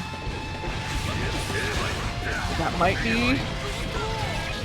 Yep. All right. That is going to be Orbert here, taking game 1. Quick, swift, and with it, showing you what they are about. I think they've got some vengeance coming. I think that last L stings a little bit. They had to show something from that first game. Oh yeah. Oh yeah. I mean, for those who weren't here for it, we got to previously got to watch Orbert versus Lavender Tease on the ABBA, and it was. We have had a lot of close matches tonight. It was absolutely one of the closest we've had. It was down to the wire in so many ways, and I feel like Orb is really, really gunning for the run back here. Key phrase so far. So far. Oh, what a 5K, 6K starter. Into the candlestick immediately. Yeah, good place to burst. Oh, Orbert was at Frosty's. Oh, I didn't get a chance to see him. That's actually tragic. No, misconnecting the community. Next time, man, next time. True. He's all heading to Combo Breaker. I'm so excited. Ooh, that sounds like a fun time. The backdash, the whip. Oh, nice pressure here from Nightborn. Oh, into the grab. Good stuff. Beautiful, beautiful. Did your dad teach you that, Keys? Oh. Uh-oh. Whip a throw. That's not going to be a good time for anyone. Orb trying to find their way through a backdash. Nice play. Look at the spacing we are seeing here from our competitors. That is going to be a good chunk of damage for Orbor here. Oh, but doesn't get the wall break, and Nightborn manages to DP out. We trading, we're scrapping. This is neutral at its best. As soon as the burst arrives, Orb uses it, says, I don't want to be touched by Sin at all. We got cooties. Didn't happen though. Oh, we missed the 6K pickup. It was actually a reset. We frame killed. Oh. DP out again. Oh, wow. What an interaction there. All right. Fair, Oh, honest gaming. That is Nightborn on the board here. We are going 1-1.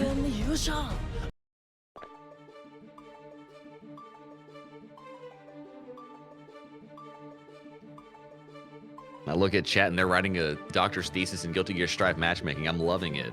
Show me more. Give me more knowledge. I absolutely love to see it. I like genuinely, one of my favorite things is getting to look at the comments or the chat and see, getting really in depth on the character knowledge. Is Winners Finals next? That's a good question. Hot dog. Let's see here. I would expect it to be. Do we normally do losers semifinals or winners finals first? That is actually a good question. I will let Hot Dog chime in. Exactly. Oh, Glorgu says yes. Okay, perfect. Thank you, Glorgu. Oh, the jump into the other side. Quick burst off of Orbs. Ooh, both sides get burst real quick. No burst for anyone. Also, hello, Tessa. Oh, nice flash kick there.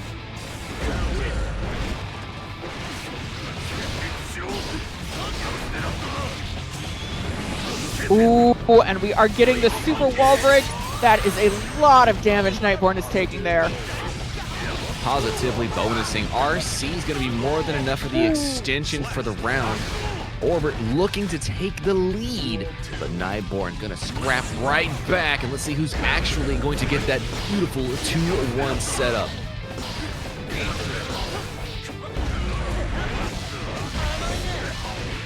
Oh, very nice combo here from Nightborn. Ending in the super wall break, which is going to put them in a very nice position.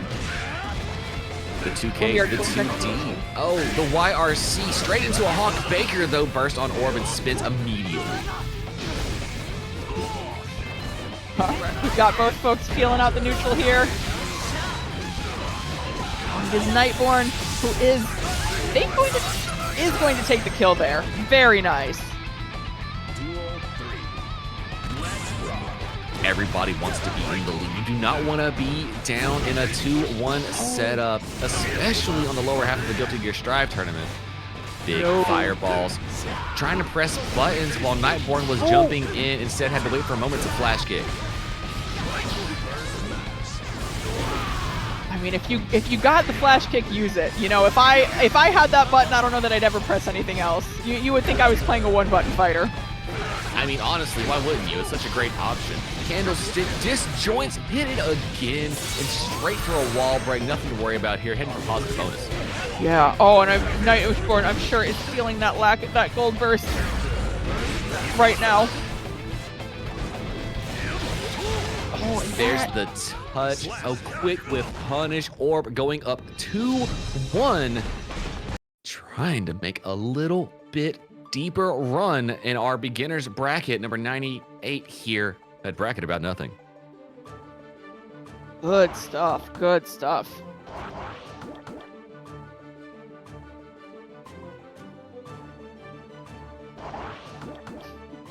Oh, I don't know if you can hear him. My puppy's hyped for the next match too. Let's go. We have been invaded by critters that could not keep their time away from Guilty Gear Strive. It's just the way of the game. It brings everybody here to watch. Indeed. Duel 1. Let's rock. All right, let's see. The quick pickup. Oh, what a flash kick in neutral. Exactly what it's there for. Oh, and the flash kick again. Oh, unfortunate interaction there.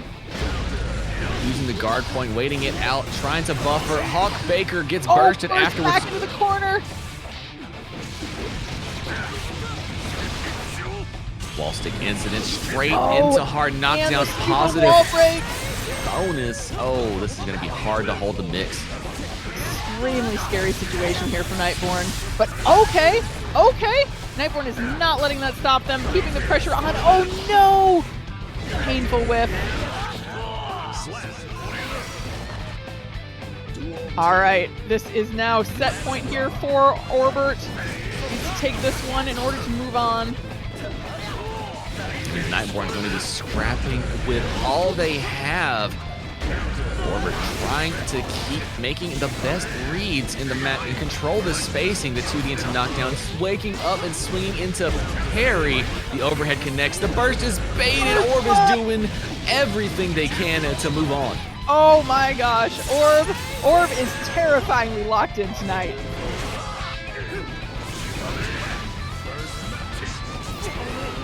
Oh, nice block of the wire. See what blocks the DP in return, and that grab.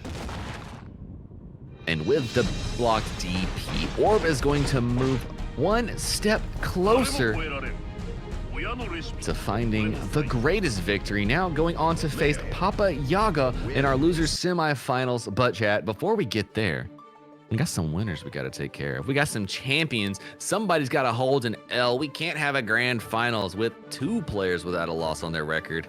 We got to see who's going to win between Lavender Teas and Tangerine Fish. We bringing back ABBA versus Gold Lewis. Oh, hell yes. I cannot tell you how excited I am to watch this matchup.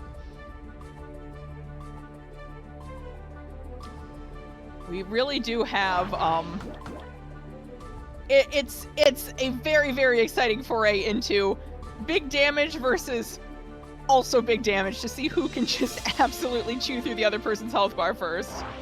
This is true, and me personally looking at the matchup, it really comes down to how quickly can ABBA get Jealousy Rage activated, because as soon as you get into Jealousy Rage, you can kind of run face first into a whiffed Gold Lewis and do your thing. As long as you start out like beyond Behemoth Typhoon range, or you're just outside of like the 2P5 S range, and you can get in afterwards with a big disjoint, well, at least bigger than the gap is between that and Behemoth Typhoon, we should say, then you can kind of control the matchup without having to worry about Gold Lewis too terribly much.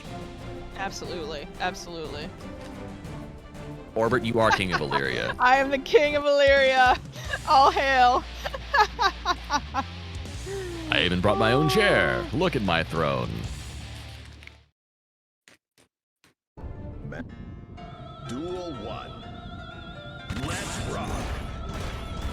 Look at this Guilty Gear neutral, slow walk back, some of the smartest round starts I've seen today. First off the table, Jealousy Rage already spent FD, trying to find their way in. Oh, we pressing buttons and doing things here. Lavender Tees getting more pressure started, got enough Jealousy Rage to get a wall break, but not enough time to get the hard knockdown positive bonus. Oh, into the grab! And we're getting to see a bit of that previous buff that Abba got working for her there, which of her gauge no longer being drained if she is the one who gets the grab, which, understated, but frankly huge for her. Really is, and honestly deserved. Like, that is something I think should have been, like, yeah, if the opponent hits you with a throw, it should be burning. If you throw, I don't know, it should probably could do that. Or her throw animation should be really quick. That should really be the case. Oh, Donzai pick up into the skies above with a key grab, and we go back into Jealousy. Let's go press buttons, do your thing. Oh, and we are back out again. Oh. That's a lot of damage. An overhead Behemoth, the RC, the low, the connection, not the pick-up conversion. But you know what? In this Behemoth Typhoon. Oh, that's pain and suffering to start your day as well. Another Behemoth, but that one is not Plus, able to start their own play. Lavender Tees is quickly building up all the Jealousy Rage you could ask for. Oh my gosh, yeah, that is a full bar post wall break. Not a situation you ever want to find yourself in. Oh, the drop! But never mind, it was just a pickup. Every drop's a reset if you believe in yourself, and Lavender Tees, I'm thinking, believes in herself very much tonight. You have to believe in the heart of the drop. True. And then after you lose the game, you just turn around and look at your opponent and say, it should have been me! Not him, it should have been me. Every drop is an opportunity to round one get Exodia in your hand. So just keep rolling those odds. It's fine.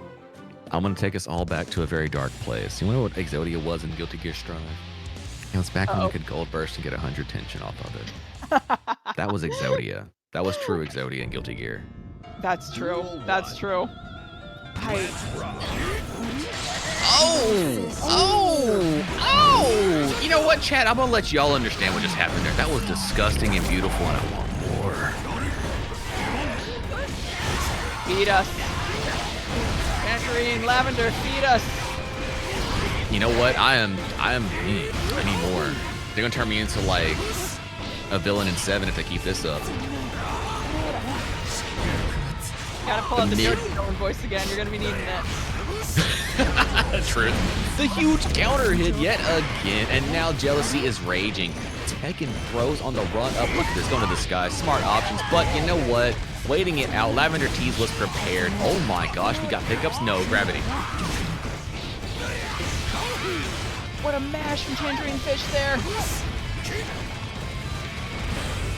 It isn't over until it's over. Oh, and Lavender Tees scarily low on that tension. You do not want to be low against Gold Lewis when Behemoth Typhoon can chip you out. Oh, is this going to... It is! Oh my gosh, what a take back from Tangerine Fish. That really looked like Lavender Tees' round right there. Look, as chat said, 3 said knock you out. So I guess Tangerine Fish gonna knock you out. Oh, the low, the cross. We're waiting the burst. Where's the burst bait? Oh, we delayed it. I saw the vision.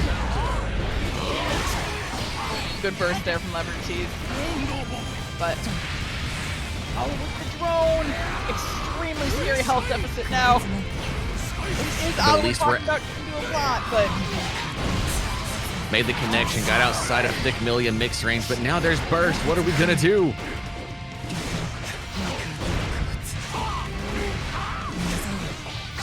Mid's blocked, beat Abare afterwards to keep the pressure real. Knew the jump was there. Donzite out, Jealousy is raging. IRC! Oh no! Doesn't get the wall break!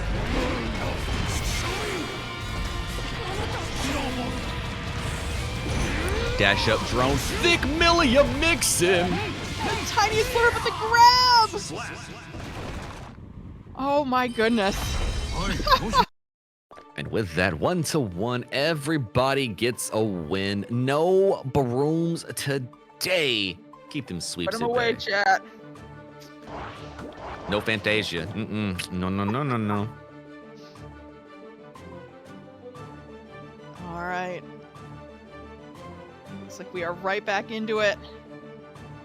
Yeah, how could you waste time when you're fighting this kind of a matchup? It is explosive. It is dangerous. You are on the edge of your seat, just begging for your opponent to whiff by just the littlest of margins. Duel 1. Absolutely. Absolutely. I got my little dog hopped up in my lap to be part of the action too. So one extra commentator if in spirit only.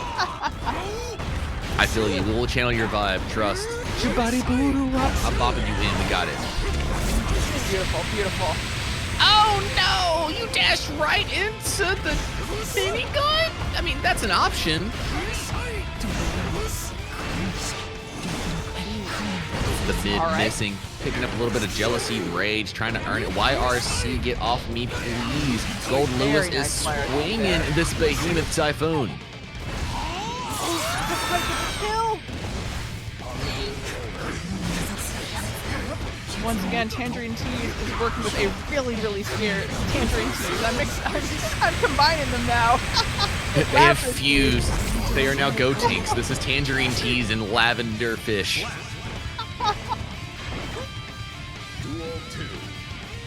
I don't want to know what SSJ they are, though. They probably have 3 at least.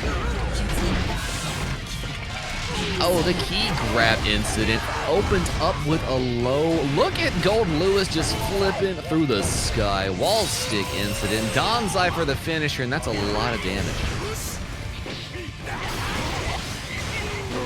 Yeah, Coffee Fields, I could not agree more. I don't think I've ever commentated a BAN Beginner with a higher number of Game 5s already as this one. It's really amazing. I'm just saying, whenever the Dank and Ba homies show up, you know we get close sets. Hell yeah. Hell yeah. Duel 3. Let's rock. And out here pulling out all the stops for us. Yes, you are entertained. 200% good dash up pro. Jealousy is raging here. Burst off the table and wasting no time to run in, but Drone helping out. The low getting the burst off of Lavender Tease, and now everything is what we'll call even. That's you may not look like it, but that's what true neutral looks like. This is peak performance in neutral. You might not agree. Oh, the overhead pickup. The low. Hold this low. The overhead. FD, please don't chip me out. Lavender Tease trying to survive. Looking for a way out, but nowhere to breathe. Gold Lewis swinging that thing. Getting another game on the board.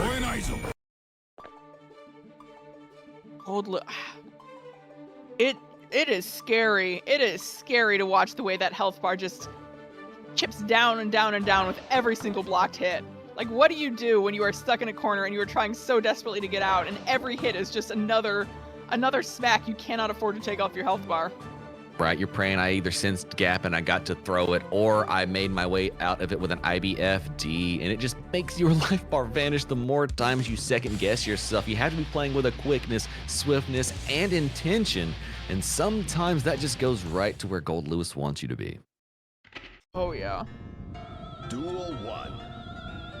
I have a random question here. Do you think ABBA looks at the way Gold Lewis holds onto his coffin and feels jealousy to Paracelsus?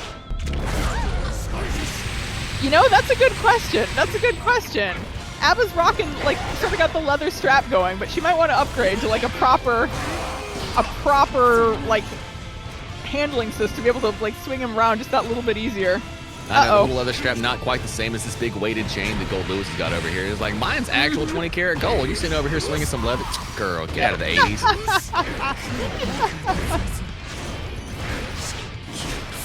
Time for the upgrade, Abba. See, carrying chain that incorporates a wedding ring. I'm seeing the vision. Oh, I do see the vision. You are 100% correct. That would rock it. Gold Lewis is like, Abba, sweetie, please. They sold that at Hot Topic. Stop yourself. The wall stick incident into the 6H. Not enough to kill, but enough to put fear into the hearts of anyone. Oh, nice starter. Nice starter. I said to the hearts of anyone, but Lavender Tease is not just anyone. Oh, and the grab. Oh my gosh. And second. And the OTG Lavender clutching victory from the jaws of defeat. Wow. One round down, the overhead behemoth allowing the dash up into the low to connect. Oh, we hit the overhead, and on the way in, big cross of behemoth typhoons. Oh, nice counter hit there. Oh, gets the burst out. We are once again seeing Lavender Tease in the really unfortunate situation of being stuck in the corner. Low health, low tension. Tangerine Fish takes the round. That overhead doing all the work it needed to, and now one round up piece. Tangerine Fish trying to get their way into the winner's side of Grand Finals, but Lavender Tease says they want that spot just as much because you know going there without any losses is such a stacked card in a tournament like this. Oh no, misses the wall break and has the Jealous Rage run out. Really unfortunate combination of factors there. We're still surviving. We still scrapping. Burst is coming back slowly, but we got to find a way to get some pressure started. Jealousy Rage can be activated if we feel the urge. Burst is applied. Building more meter. PRC to keep it funky. And look at the FD here from Tangerine Fish. Oh.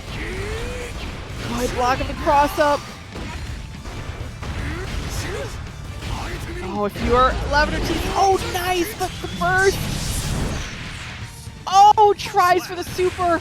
I respect it. I respect it. That does not work out, and that is going to hand Tangerine Fish game 3. Gold Lewis telling us they got to mosey onto the winner's side of Grand Finals to await their challenger. But great stuff there from Lavender Tease. Going to have to go back to the lower half of the bracket and see if they can get this run back that they so deserve. But before we get there, we got to find out who their opponent will be between Papa Yaga and Orbert. We have the King of Illyria versus the President of the Eastern Chip Kingdom. A true gubernatorial matchup tonight. Honestly, the best kind of politics you can have in Guilty Gear. Let's be honest. True. Although really, if it was my choice between somebody that sold their country to Gears or somebody that's the president of an exploded country, I don't know who you take. Leo apparently did single-handedly rescue Australia, so he does have that on his resume. Well, he still can beat the emus. Listen, those birds are scary. That's why there's a fence. I know. It's terrifying. They have a 100% win record. You can't take on emus. It's just the rule. Don't do it to yourself. Don't do it for yourself. They look goofy, and then you see the sides of those claws. Raptors in the modern era, like Jurassic Park, should have been them running around. I would watch that movie. I would see that movie in theaters 7 times. I would do nothing but watch that movie in theaters. Oh my God, please. There is no. Movie. All right, CGI specialist. I know you got us out here. Oh. Honestly, there ain't no way to do it practical though, because you will not get an actor within 5 miles of an emu. Those things are terrifying. You can't do it. Like I said, they're 100% win record. You can't. No, they're just by design terrifying. Yeah, the #1 line item in the budget is just like the injury fund for all the actors who get pecked and scratched. In fact, the insurance for how many of them get gutted. Ugh, gosh.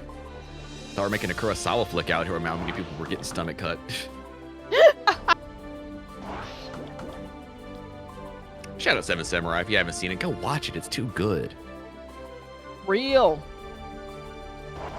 It'll make you appreciate Jujutsu Kaisen that much more, at least the last episode.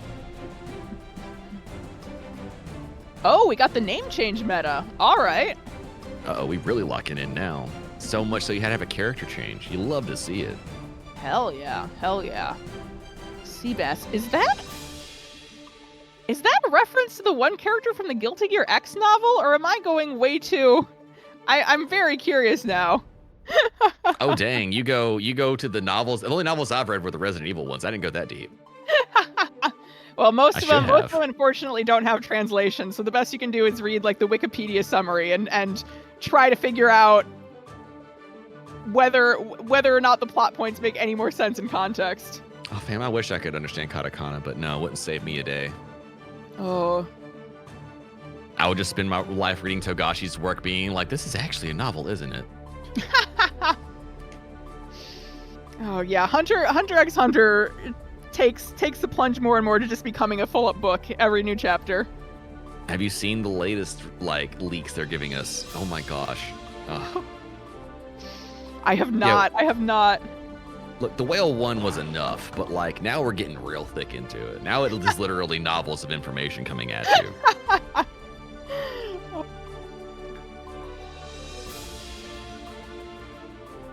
That. I mean, I'm glad the story's still getting told. I'm glad the story's still getting told, and like, you know, deep respect for Togashi for trying to keep going when it sounds like there's some serious health issues going on. But like, I genuinely think like at this point, like, it would not be a bad idea to publish like a novel version of Hunter x Hunter. Just be like, all right, you're gonna read it now. Like, we're doing a switch up. You're just gonna read it now. I agree, but like, sometimes Togashi draws some stuff that's like Junji Ito levels of like, oh, how are you allowed to let this escape your body? Like, how do you art like this? Oh god, yeah. Oh god, yeah. Like, I can just flash some of the images. Like, they try and hit him in the anime and they get close, but like, the bug turn, like that scene in the manga hits so hard. That's like up there with the Yu Yu Hakusho, like Hiei's trainer look. Like, there's some stuff they draw that's like, oh my god, Togashi, how do you even? Oh yeah.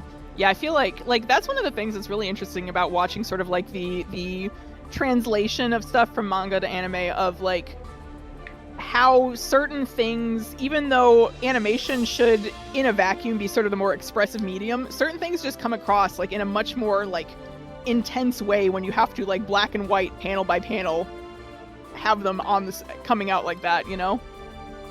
This is truth. This is true. And there's something to be said about that look too. It just looks so fire. Ah, well, we have two competitors that have found their way onto the screen. We didn't have the name change meta and the character change meta. I genuinely thought, like, oh, Papa Yaga's played Ino before. They must just be swapping back to Ino. No, we just had someone hop in for a minute. I see. I'll say Ino's honest. I'll say it frame one. Watch me do. Just because I like the suffering. Oh, the jump in. The flash kick to interrupt the tightrope. You love to see it. A little bit of burst to save my day, and a 2D into the cross-up parry, but nobody was home. Papa Yaga has been studying the tape of orb. While we were commentating, Papa Yaga studied the blade, and by the blade I mean specifically Orbert's blades.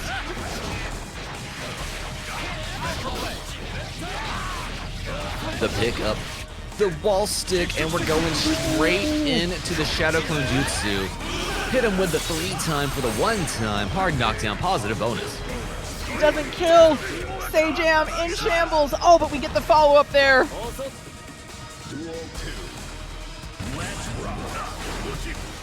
The 6P, but nobody was there. A great place to whiff punish if you're Papa Yaga, though. The 2K2D knockdown into the same side. Mixtulation stations pick up into the wall stick. Yet again. Oh, no, we go for happy little resets instead. Flash kick out.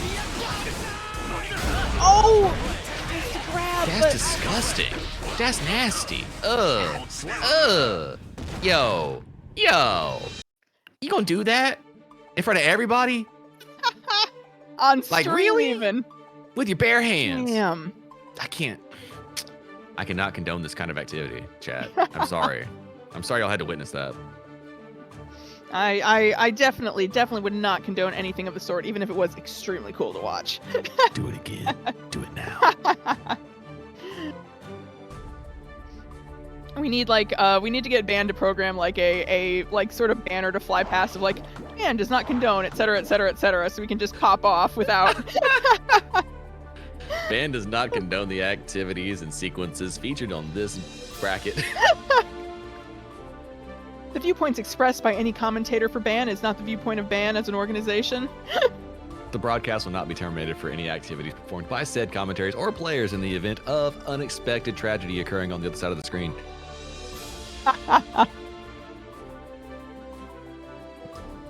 Got a little reboot going on, got some thinking orb, deciding what they need to do to channel their inner spherical nature. Maybe they're solving for 2 pi r. We don't know. We've got area equations being run. We've got volumes equations being run. We are getting maybe- the spurious sphere. Maybe his pies really are square and he doesn't have the right kind of pizza cutter. That must be the problem. We had a chance to run a bracket on Pi Day and we didn't. We missed it by a couple days. This is fact. This is fact. But you know what? We still show up whenever it's greatest. And I cannot wait to see what kind of adjustments get made here. Looking like we might be having a little bit of technical difficulty on the backside of things here. Yes, let's see here. I remember we did have Strive Earth a little bit earlier in the top 8 too, so unfortunately we do live in a world where data transmission is not instant. Heartbreaking. Chat, I'm gonna have to borrow 2 of your hamsters to rub together to get enough energy to make this Wi-Fi work. I'm sorry. It's Get just a not really, working. really big hamster wheel going. Somebody, let me borrow your bubble gum. I gotta have something to stick this toothpick together. Let us see here. All right, we got a connection test going, so we will let that play out for the time being. Well, that has been the theme of the Eve, to be reals. Sometimes the connection gets a little bit funky, a little bit discombobulated. And like we're saying, Chad, if they give us that questionnaire yet again with the developer backyard, I implore you, please put netcode number 1. Please. Everything else is secondary. I don't story's okay and great, but if we can't play the game with each other, what are we really doing here? Oh yeah. Like I just would love for the servers to be a little bit more stable. Like, work with us here, Strive. We're not asking for anything too crazy out here. Look, I'm not saying I'm not Brian F in this situation. It might be good on my end. I don't know. I can't honestly say. Oh gosh, yeah. I lived that nightmare once. Back when I was like doing the beginner bracket circuit of just all of a sudden was getting like really, really awful connection with somebody I was like going against and was like, geez, this person's connection is so bad. Got through the set, played my next set, was like, oh no, it's me. Oh, my connection is the problem. Oh, I'm so sorry. Pulls up the Windows Explorer. Why am I doing an update right now, Windows? I told you no. Oh, it was such a nightmare too because I genuinely, it was it ended up being some issue with the like actual like wiring in my apartment. Something had come loose, so I was getting bad connection only when other people in my apartment building were using Wi-Fi because it was allowing it to interfere somehow. So I spent a weirdly long time being convinced like, well no, I just played like 7 matches and my connection was just fine. It just got bad right now. And it was like, no, this one is on me. This one is on me. I actually am the Lag Master 5000. If only Yes. If only I would have considered my neighbors downloading some obscure AI dog video for their evening pleasure. Right. Oh. Yeah, I don't know exactly what they were downloading, but I do feel confident blaming like Altman, Zuckerberg, one of them, just on principle. You know, my go-tos. Hey, I'm just saying, if we can't build PCs, I know I can blame a couple folks for it, right? True. And Coffee spitting fire out there. Yes, shout out to the TOs who've been doing this for nearly 4 hours, keeping this entertainment rolling for everybody. I hope y'all have enjoyed yourself here at the Beginner's Bracket. I know that me and Jorts have been having a great time up here in the booth for y'all. Oh, hell yes. Hell yes. Yeah, and thank you to everybody who's been hanging out in chat and listened to us all yap for the past 4 hours, because let me tell you, the fact that we have people like chatting back with us is what makes it so much fun, you know? This is fact. Without y'all in the community, are we really a community? That's really what it's about. And Grandma next door downloading. Yeah, that's true. I should feel guilty for keeping someone from their choice minion memes. Look, Grandma's got to figure out what this whole Bogo's Bented thing was that was going on a couple years back. She just found it. Grandma just heard 6-7 for the first time, and she has no idea that the next like 6 months of conversations with her grandchildren are going to be very, very frustrating. 6-7? Is that like that 420 things you kids were talking about?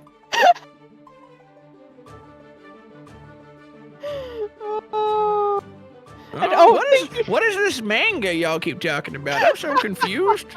I've got a 3-piece. I don't know what a 1-piece is.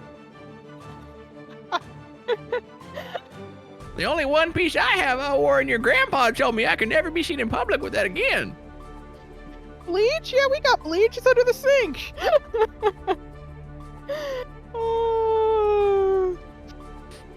Oh God. Also, side note, but Lavender Teas, Tessa, thank you both very much. That's super kind of you. House got a moving castle? Well, I had a mobile home one time. It was fine. Some of the best times of my life were inside of that Volkswagen. I'm just telling you. All right, we've created an incredibly cool granny. I want to be this lady's friend. God damn. My neighbor Totoro? No, I think my neighbor's Advil 500. Oh God. Oh. Setsuna, I'll show you my domain expansion. It's in the backyard. It's next to the turnips and the tomatoes.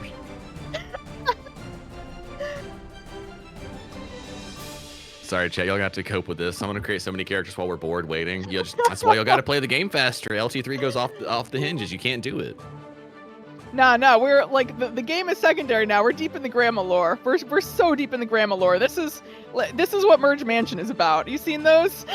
Oh, facts. No, 100%. Right here. Oh, this is a Merge Mansion tourney commentary chat now. You want the old man from the Family Guys? I don't have any popsicles in the basement for you, though. Oh my gosh. Oh.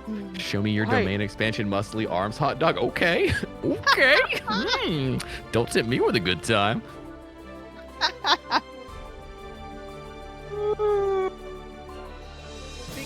Community means many things, and sometimes it means flexing for a friend. That's right. That's right. You never know what kind of friend needs a friendly flex. Just a gentle hug. I mean, I am a Potemkin main. Hugging is at the core of my basis. Let's be real.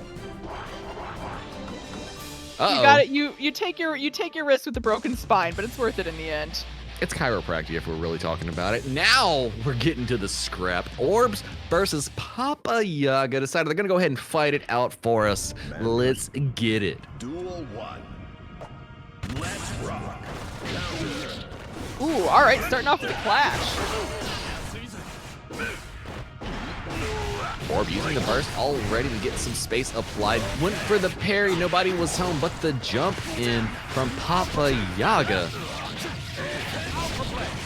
Opening up Orb, moving him towards the wall. Got another wall stick incident straight into that hard knockdown and positive bonus. Getting that tightrope combo through the wall. YRC baited quick for the win and another round for Papa Yaga. Papa Yaga showing off those Naruto honed instincts. God damn. Trained by Shikamaru. I see the vision here.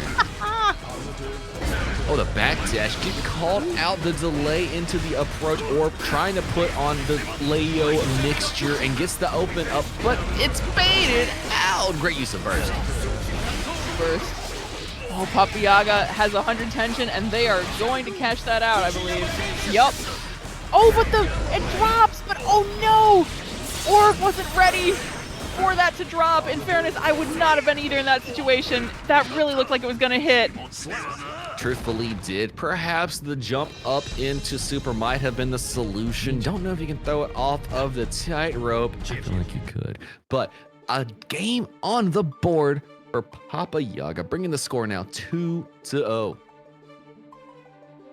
Orbert cornered in a very scary position, but we have seen Orbert fight through some very, very scary situations before. Tangerine Fish, I can't read your comments now without reading him as Gold Lewis. I sorry, I cannot. I needed to do the Tansaroga.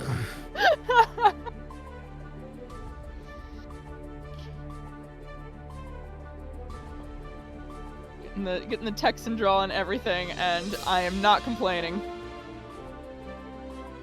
You know, they're neighbors. I could be friendly about them. I might have to borrow a little bit from them. The attitudinal adjustments. Oh, I spent a good couple years living in Oklahoma, but I never ever managed to pick up even a halfway decent Southern accent. I try, and it just sounds embarrassing. You know what? It takes evolutionary steps. The embarrassment is just the first evolution of the true Southern accent. And I was mistaken. That was the 3 Orb. Orb going home in 4th place. But now we got to the podium fights here. Great stuff from Orb as well. Thank you for showing up at the beginner's bracket for BAN, and I hope to see you again. We're gonna get you graduated real swift with it. But now Lavender Tees versus Papa Yaga. Right into it. All right. Ooh, all right, early burst out here from Chip. Papa Yaga, and we are seeing, I think, perhaps as, you know, show of respect and or nod to the fact that we are, like, in the end game now. Papa Yaga fully committing to that Chip. We're not seeing any more of that Eno or that Slayer here. Well, also to be told, Eno and Slayer kind of feel like they might have an issue dealing with Abba in some scenarios. She has a lot of tools that in Jealousy Rage, she can just bypass what they like to do in their gameplay. That is very fair. That is very, very fair. This is one of the Cyberpunk tie-in songs. I want to say, what is it? Cyber Wildlife, something Park. I don't remember the exact name, but it's one of the tie-in Cyberpunk tie-ins. Something not written by Keanu Reeves. That's all I know. 2K2D go for the oppo side here. Lavender Keys gets the pickup, huge counter hit, rerouting towards the wall. Instead, we hit the reset because Abba going back to neutral is not what you want to be doing. Because truthfully, in my opinion, Chip might be one of Abba's rougher matchups. Oh my gosh, I'm sorry. Also, I am totally wrong about this. I heard the first opening chord. I thought we were still in the last one. I'm so sorry. No, this is not a Cyberpunk tie-in song. I am totally wrong. We were mistaken. Thank you, Tangerine. I'm sorry about that. Oh, and nice. Look, we were living in the future. At least they're hearing the background music. I'm just totally hearing silence. A good pickup there for Papa Yaga, putting the first one on the board. Very, very good stuff. Yeah, I'm one of those insane ones that doesn't listen to background music while I'm gaming as Tribe. I'm sorry. I apologize. I have it on, but I turn it down. I turn it down a little bit lower, just so I can make sure I can hear the commentator's voice, like on my other commentator's voice and all that. And so sometimes, like, I will be hearing one from a previous round and just be like, oh yeah, I know that. And it's like, no, we're on to a new one now. You have to lock back in to actually listen to it. My thing is I would hear like a counter 6P hit and I'm like, I didn't do that. Oh wait, there it is. Dang, my bad. How do they know? 5K2G, we went to cross up, but Lavender T said that wasn't a real meaty. I'm just gonna mash you and then win and put you through the wall, take half your life, actually looking like 3/4 by the time we get done with it. This may be... Oh, very nice. Okay, good fight back there from Chip. This may be Diva of Despair, if I'm remembering right. Don't quote me 100% on that, but yeah, if it is an extra song, it might be Diva of Despair. Oh, good BRC there. The Jealousy Rage causing reactions. The Chip command grab. Everybody gets hit by at least once. Great backdash there from Lavender Tees. That is knowledge. That is understanding of the game.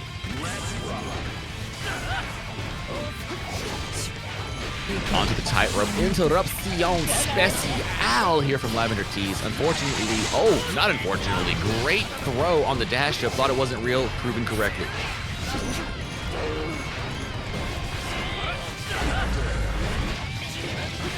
and our strivers sharing the brain cell both went for air dash in, and unfortunately, Chip's buttons are way faster than anybody else in the game, winning the trade, taking the trip to the wall, through it for some positive bonus, but Lavender T still got 50 meters to play with on their side. Nice PRC there. Oh, goes for the key grab, but really, really good time burst there from Papa Yaga to make sure Lavender T does not get the chance to get her jealous rage up meter up there. The bait, the wait, they wanted that burst. I see the fishing. BRC 6K, honest, you know, you don't really expect it out of the slowdown. Going for the fuzzy mash, you can get opened up on the low as well. Not too bad to get open. Papa Yaga putting more pressure on display.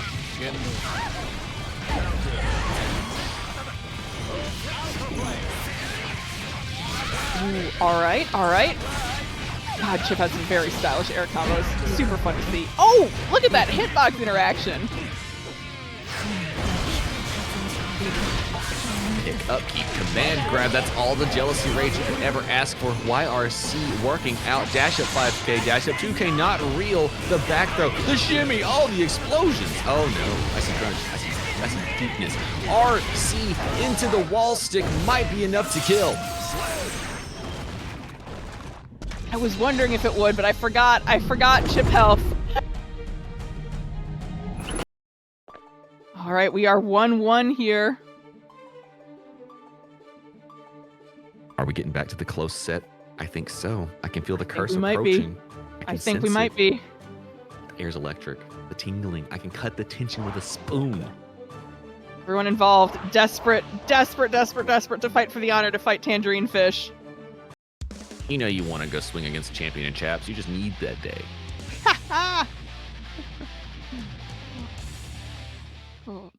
Oh yeah, Home Sweet Grave is great. Home Sweet Grave is really, really fun. And thank you again, Tangerine Fish, for setting the record straight there. Can we Yeah. we need the Korean soundtrack over here, please? I'm begging. oh my gosh, please. Huge counter hit. Got the burst off Papa Yaga's side. And then right back at it for Lavender T's. Donzai not working out. Oh my gosh, what a just block. Really good there. Oh, nice YRC. Oh, that is going to be a lot of damage. Can I speak on the tragedy that happened there where the YRC kind of got delayed due to the jealousy rage untransform? Yeah. I don't know what happened behind the scenes with data behind it, but that felt like it was a terrifying situation to live through. Ooh.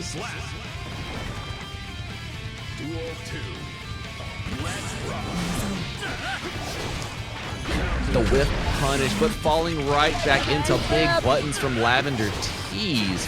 Now able to start a little bit of mix, but the tightrope is not really working out in Papa Yaga's favor now on Oki. Oh, nice DP out there. Oh, Lavender T's trying to go for that super to get herself some extra gauge and a bit of a safer way to get out of jealous rage mode there, but does not quite work out for her. Oh, but we are back in.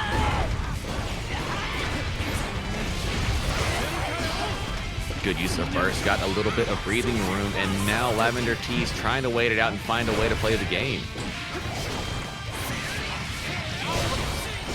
Ooh, very nice. Oh, and that will be the round in Lavender T's favor. Clutching up, using that PRC cancel after going for the overhit to get into the low. Smart stuff, but now no burst for anyone. We are going to be suffering full and honestly for a while now. YRC to stay safe. Amazing blocks from Lavender T's here. Oh. Big counter hit. The 2S picks up. The route drops out. Gravity not on your side. Especially a shame there, because I think, I'm not 100% on that, but I believe you can get a key grab off of that, which I'm sure Lavender T's would love to have right now. I do believe you are correct on the case. The delay to the crosses on the other side. First used by Lavender T's, trying to swing their way in. Gets the throw. Enough meter for another mix. Oh, unfortunate throw reversal, and that's going to be enough for the game. Papa Yaga sneaking the lead 2-1 here. Impressive stuff. Impressive stuff. I will say though, Papa Yaga doing an incredible job here. Really, really strong performance.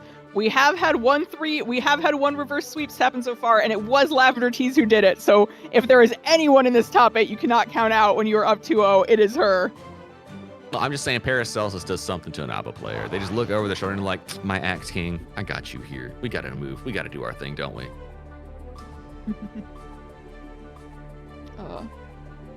Yeah, yep, no, you're still in it. You're still in it, Lavender. We didn't hear no bell. That's how you know it's thick. That's how you know whenever the player's already shook on the count. That shows you all their brain stat going on right now. They have been through the grinder. Chat, let our players know how hype it has been watching them play, because you know these tournaments. This is mind-numbing play. Oh, yeah. Yeah, absolutely no need to apologize, Lavender. I'm just glad we get to see some more of your gameplay. Lavender, come back. We haven't had enough yet. Man. Oh, Diva. Thank you, Hot Dog. Thank you, my goat. Banger alert indeed. Oh, the cross to the other side, blocking the clone. Huge 2S hit. Straight into command grab, and look at all that jealousy there. Spent well. And that pressure string. Oh, and the grab. Picks up yet again. I think it kills. Oh no, we reset. Let's go. All right. Duel 2. Let's rock. Well, I know I'm supposed to be like unbiased, but I'm always rooting for a close set. You can't stop me there. Oh yeah. That's biased towards the love of the game, you know? We're allowed to have that. The 2K, the 2D, the cross-up on the same side. Trying to keep it mixy, went for the low, the pick-up afterwards, Alpha Blade routing. This is some sick combo structure we're seeing here. Very cool combo structure, goodness. Chip is one of those funny characters alongside, like, I think Gio's another one who I often feel this way about, but like, you sort of like, you feel like, oh, okay, like the combo's almost over, I'm gonna save my burst, and then 15 seconds passes, like, oh, no, the combo was not even close to over. Oh, you got more route after that? I mean, by all means, let me disagree with you. I know half of it was safe anyway, so I'm glad it didn't burst. True, yeah.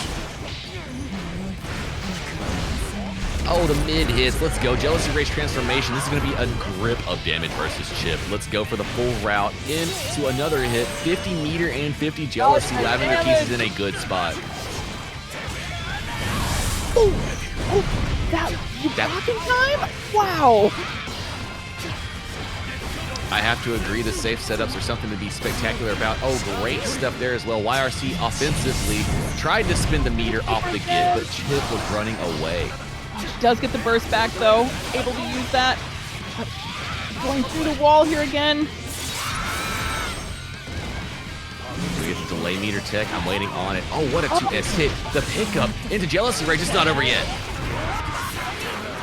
Good YRC. Oh! And that will be our actual game 3 here for real this time. Papa Yaga is going to be the one to move forward to be able to fight Tangerine Fish for the title. Using that honest Chip neutral to dash up 5K to lock it in. Great stuff there. Lavender Love Tease. to see it. Oh yeah. Amazing stuff from Papa Yaga. Really, really good showing. And Lavender Tease, oh my gosh, it has been so much fun to watch you. Man, we need more of that ABBA. Fantastic I need more of that ABBA. ABBA pressure. That was so good. The way you were just accessing your jealousy rage and then using it to capitalize on stuff. Peak cinema. Peak wonderful Chef's stuff. kiss. Take that 3rd place win and love it because you earned it. But now we got to get to the real scrap going. This is it. It's been, gosh, it has been 4 hours and it doesn't feel like even half that. Time has flown by, but here we are to the climax of the night. Somebody put that Queen soundtrack on. I can hear it in my head. Time to swing a Behemoth Typhoon and see if you can swat this fly.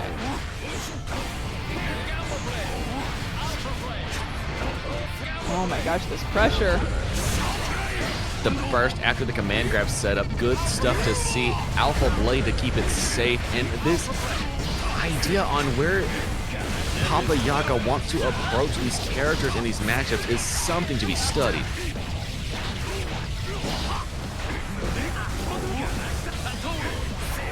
The overhead blocked, quick back throw, and now chip pressure is being reversed. Hold this Behemoth Typhoon.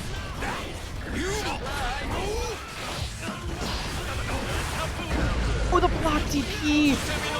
Yeah, you gotta burst out of that. That's gonna hurt. Oh no, but this might be. Oh, this is. Oh, this 200% is. And without burst, Chip is in a bad way going into round number 2 of our first game of Grand Finals. Yeah, and we do have, since Papa Yaga is coming up from the loser side here, they will need to win 2 best of 3s, 2 Tangerine Fishes, 1 if they want to take the title here tonight. So, a lot on the line. The overhead's blocked. Oh, did not get the punish. I saw the vision there. Tangerine Fish waiting just one moment too long here. Held clone. Gets Nice grab. scooped and served like Dairy Queen ice cream. Straight through the wall. Pretty good position here for Papa Yaga. Got the positive tension. You have technically... Oh, there we go. Very nice punish there. Say body's moving, shimmy doing, looking exactly like how Chip wins a game. Starts with 1 round, just needs 1 more. It's always funny, you know, sometimes after Papa Yaga gets the wall break here, as we're going to see again, I'll be sitting there going, oh yeah, you know, Chip has a pretty good health lead, and like, technically, sure, but this is Gold Lewis we're talking about. You don't have a health lead. It doesn't matter if you think you do. You don't have a health lead. No, it's absolutely true. You have either a 1 or 2 touch going on how the Gold Lewis hits you, right? Mm-hmm. Oh. That I did come out fast enough. And that is game 1. Oh, it's a perfect 2. You know, when you're fighting against Gold Lewis as Chip, you kind of have to play perfectly if you hope to capitalize completely, because like you were saying, it only takes 1 bad move for Gold Lewis to shut you down completely when you don't have a health bar. Oh yeah. Oh yeah. Absolutely oppressive pressure.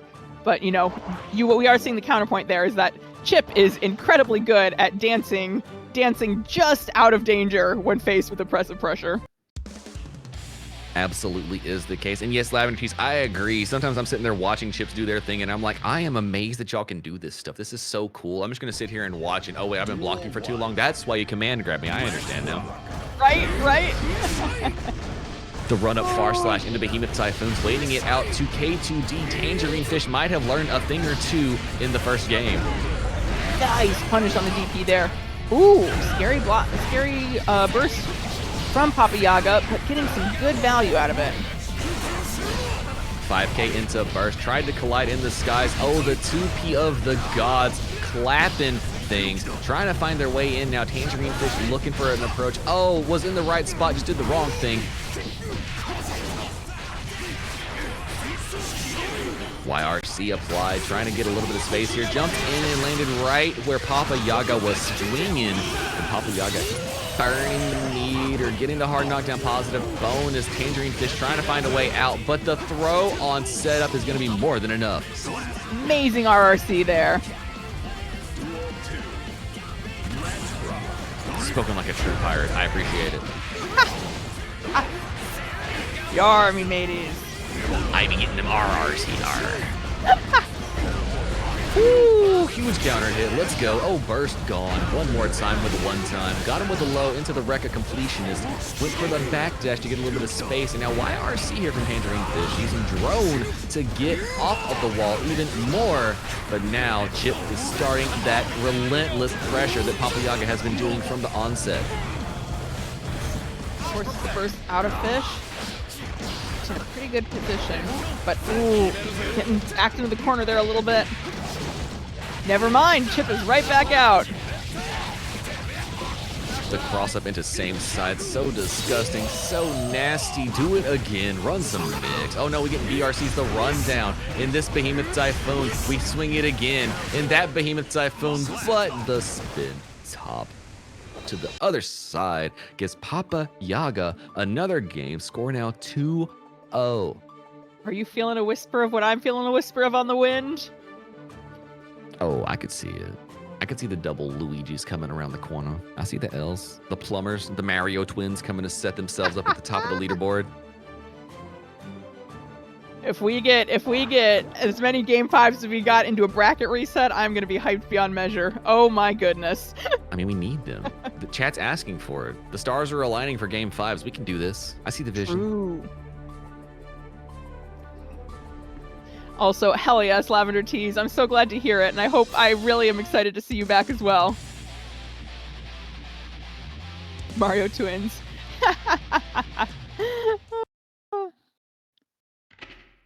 Yeah, Duel 1. Let's rock. I can't tell them apart at all. Nope, not at all. Not until they open their mustache. I have no difference. Oh, the quick pickup, and look at Gold Lewis's life bar just vanishing under Chip's oppressive hand. Was that one touch? That was one touch. Absolutely wild. I mean, yeah, that's kind of the funny thing is like, yeah, Gold Lewis, high damage character. This is Strive. Nobody is a low damage character, as it were. Now, when Milia and Chip are both piecing you up for 70%, that's just the way the game's played. Got the burst off Tangerine Fish, and now Papa Yaga bursting themselves because they knew that was going to be all kind of pain and agony going through the wall break.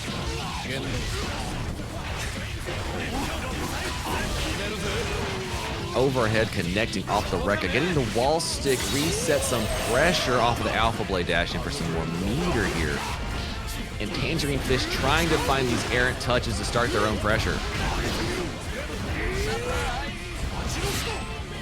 All right.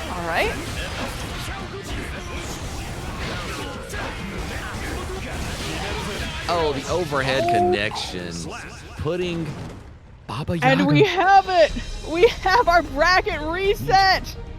Ring the bell, everyone! It's happening! Wins. It's real, chat. It's finally happened. L's for real. everyone. Somebody call a late meme. You get an L, and you get an L. We all learning today. Wipe the score. Erase the past 5 minutes. We are now in a best first to 3. Winner takes all. It's so good. It's so beautiful. I got a reset for us, chat. We did it. Hot dog, I hope you weren't planning to sleep. I said they'll sleep when they're on the rotisserie at 7-Eleven. First off the table for Tangerine Fish from the start. Papa Yaga getting the pressure going immediately. Oh, we hit the 2K2D into some mix, but not on time. Papa Yaga finding their way out of the pressure and starting their own until a whiff, using burst to try and get some space. The 6K interacting with 2K. This is Guilty Gear Strive at its finest. There we go, back through the wall again. Fly like an eagle, soar through the sky. Oh, and the YRC block. Keep aiming YRCs like that. You will be my hero. You will. Oh, colliding in the skies. This is going to be a bad day for Chip. Oh, no.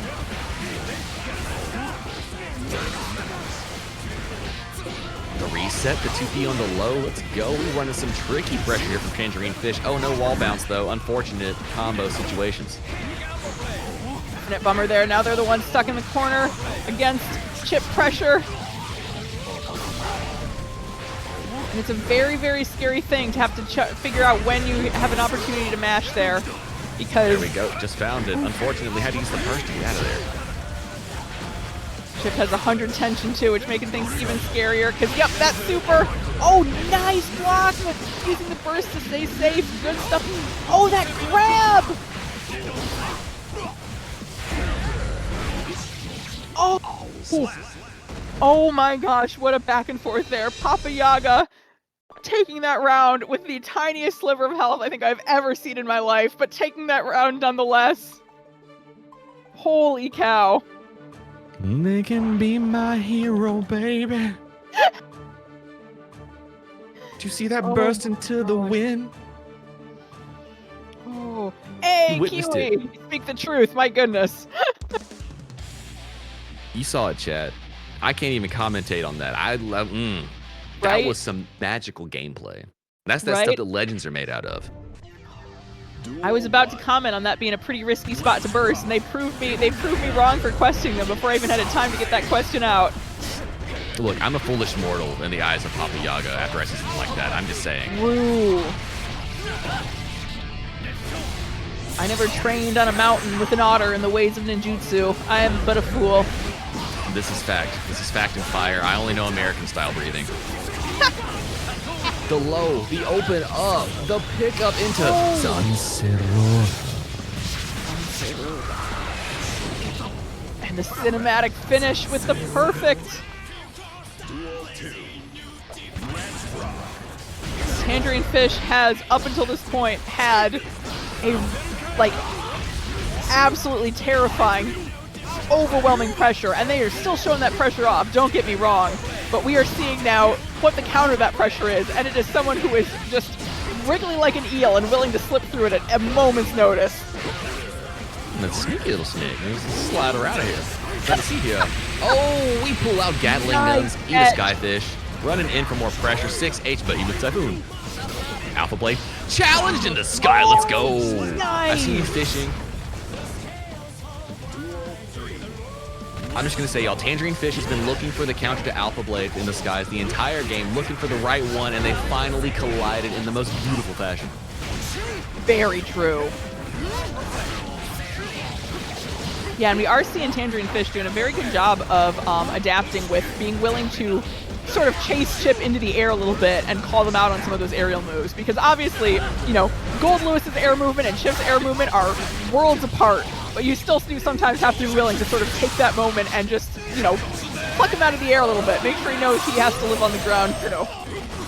This is absolutely true. Allow Chip to overextend into your face without 5K'ing the right way. Rekka overhead, burst baited. Papa Yaga up 2-0 now. We are one game away from a full upset. But Tangerine Fish adapting on the fly, showing some very good stuff. Chat, I'm just saying, y'all gonna have to let Tangerine Fish get the water hose out here, cool off. Papa Yaga, they on fire. They burning these streets down. They are just roasting the gameplay here, moving with the swiftness I have not seen in a hot second. This Chip champion needs to be stopped, and Tangerine Fish has got to put their foot down if they're gonna make this comeback. Duel 1. Oh my god, it only just now occurred to me we are getting the Cowboys versus Ninjas Grand Finals. It literally is. I mean, they're in the same era. We needed the fight years ago. The pick up. Oh, we interrupted command grabs, pressing buttons, doing things. I love to see it. Good call out there. Oh, it doesn't quite get the punish though. DP going to the same side, pick up yet again, heading towards the wall. We stuck into super, that'll kill. No way! That doesn't? Y'all send that to Sage, There ain't no way that didn't Yeah, kill. I was gonna say. Oh, that's gonna be an easy one. They're gonna see that and be like, that didn't kill. No way, that doesn't kill. That life bar that low, this is not a clip to Yeah, kill. that doesn't kill. That doesn't kill. They'd be like, Sage, you baiting us out here. You ain't gonna give us a life bar that low without the living. There ain't no way. Woo, we play neutral. Look at that. All right. Some leapfrog happening here. BRC brought the pressure in, but the backdash was ready. Tried to run up and throw, but Papa Yaga was already out of danger. Nice block on that DP there. Absolutely what Tangerine Fish needed. The trade, the collision. We're trying to keep pressure going. Yeah, but you know, you got to be careful because every trade. Oh, nice grab. Any trade that's going to happen here is automatically in Tangerine Fish's favor because Tangerine Fish just has more health to work with than Baba Yaga does. Oh, this is absolutely true. FD colliding in the sky, swinging their thing. Guns are out. Oh no, cross the Behemoth Typhoon today. Oh. Oh no! No pick up with the Skyfish, unfortunately. Tangerine Fish not letting themselves get shoved into the corner here. Tried to 6P, but got the whiff. The mix is going. Tightrope combos all day, every day. Wall stick into a super. Y'all know that hard knockdown positive bonus is coming. Oh yeah. Oh yeah. That burst came back a split second too late to save them from going through the wall like that. Oh, good call out there. Oh no, but gets caught by the Zanseroga. Does it kill? Do they live? No, the meter. Oh, but the Roman cancel, 100 meter to finish it off. And that is going to be Papa Yaga as your champion. Oh my god. Y'all saw the comeback. It was all the way from loser's side, making the swiftest return to the top, and Papa Yaga is gonna graduate.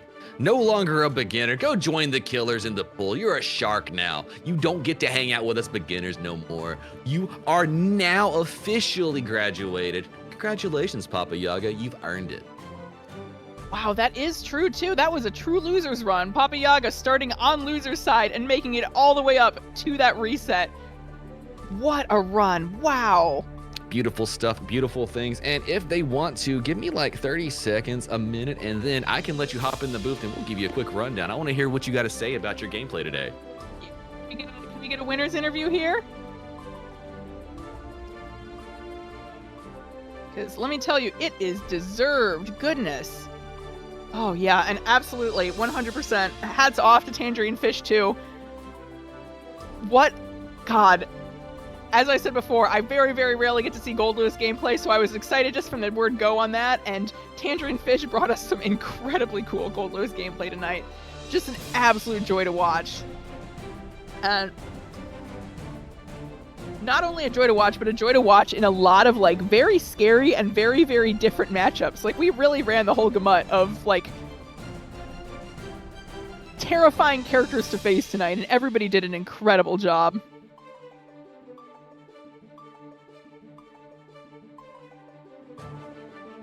All right, let us see here.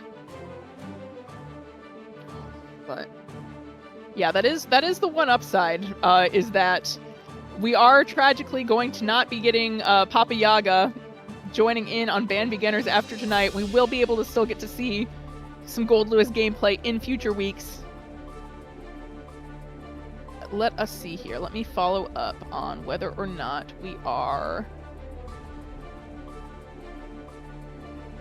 Ah, tragic. Okay, it looks like Papa Yaga, yeah. Papa Yaga, unfortunately, does not have a mic set up in order to be able to hop on the interview with us, so we will not have a chance to do the winner's interview with them tonight, but, nonetheless, Papa Yaga, thank you so much for joining in tonight. It was an absolute joy to watch your run, and congratulations. Like, really, really amazing stuff tonight. If you got anyone, like truly, if you got anyone you want to, like, shout out in particular or anything, drop that in chat, and we'll shout them out on your behalf, sort of thing. Yeah, just let us know who you want to shout out, because you deserve that. I mean, you made it all the way through the tournament. Get your sauce. Get your congrats. You earned them. You deserve them. Time to get the shout outs in. Absolutely. But on that bombshell, considering they're going to be typing them up for a second, this has been the Bracket About Nothing Beginner Series. And if you think you out there are just getting into Guilty Gear Strive, you're like, you know what, that looked like a lot of fun. I think I should do that myself. It'll be very entertaining to get out here and press buttons with some people around my skill level or just a little bit better, so I'm not having to deal with like the real sweats out there on the Pro Vanquisher level. You can hop into the Bracket About Nothing Discord. They have signups in their announcement sections showing you when those tournaments go down. And welcome to the Guilty Gear Strive scene. It's a nice channel to go find other like-minded individuals out here playing Guilty Gear Strive at all levels, and you'll find lots of people here willing to give you learned lessons and hopefully just get better at fighting games in general. Absolutely. Yeah, you got to be Platinum or 2 or below to join the beginners the first time, but once you are joined, you do not age out until you actually graduate, so the bracket kind of grows with you. This is truth. And yeah, I didn't see any socials for them as well. Looking for it. We'll see. Yep, it seems like, let's see here. I'm not seeing anything at the moment, but so while we're waiting to see whether we do or not, let me just give everyone in chat real quick a rundown of what the rest of the month looks like at BAN. So tonight was our GGST Beginners. This Friday there is the Street Fighter 6 Intermediates. If you are also a non-anime fighter player and would like to get some intermediate SF6 tourney gameplay going. And then on Sunday the 22nd, returning to Anime Fighters, we've got the Uni 2 Open, which is a very fun scene. I highly recommend it if that's something you might be interested in. And then on the 24th, we have our last Guilty Gear Strive tourney of the month, which is going to be the GGST Open. Available to all skill levels. Great time. Highly recommend you check it out. Beginner, intermediate, advanced, everyone can hop on in there. And then rounding out the end of the month on the 31st, Tuesday, is going to be a Guilty Gear Accent Core plus R bracket. So if you are into the retro Guilty Gear, great chance to check it out. Wonderful stuff. You'll love to hear it. And I'm going to go ahead and shout out for Papa Yaga, Papa Shanti Sound System, their favorite band. They said you got to know them about it. They carried them through the bracket. Shouting out their socials wherever they drop them for us as well. And they're going to shout out Mama and real Papa Yaga, the fam. You got to shout out to the dad. Daddy Yaga. Oh, and there it is, the at Yaga Witch on Twitter. So, you know, Yaga _Witch, YAAGA_Witch. You got him on Twitch. You know what it is. Hell yes. Excellent. And I will go ahead and do our quick little plug here. Y'all know the dang gang. Y'all know what we are about here in the Guilty Gear Strive community. And if you didn't know about it, come hang out with us on Friday nights. We put on 1st to 10 exhibitions starting at 6 p.m.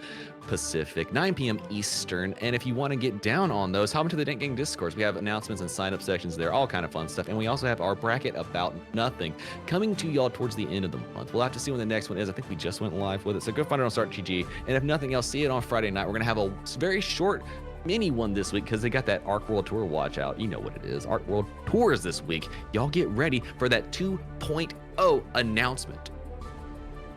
Hell yeah. And I am not Dank Gang affiliated, so you know I'm being legit when I say this. I also highly recommend their Friday night fights. It's a very, very good scene.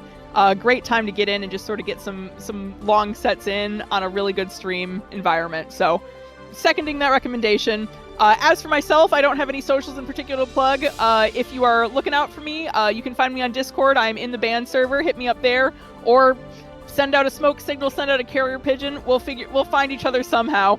Only thing in particular I have to say is thank you again for all the TOs who helped out tonight. Thank you for all the competitors who showed up. It was an absolute delight to watch you all. And finishing up with a boss sweep. That's right, Boss Sweep in the building. You know what it is. And I have been I3FGC. This has been Jorts, the #1 Jorts fan in the building, bringing you commentary on Guilty Gear Strive. Go ahead and give us those follows too. You know, if they're on Twitch, if I'm on Twitch, if they're on YouTube, if I'm on YouTube, go find us. You know where the love is and where to keep it going. I hope y'all enjoy your nights. Press buttons, do things, and I'll catch y'all later.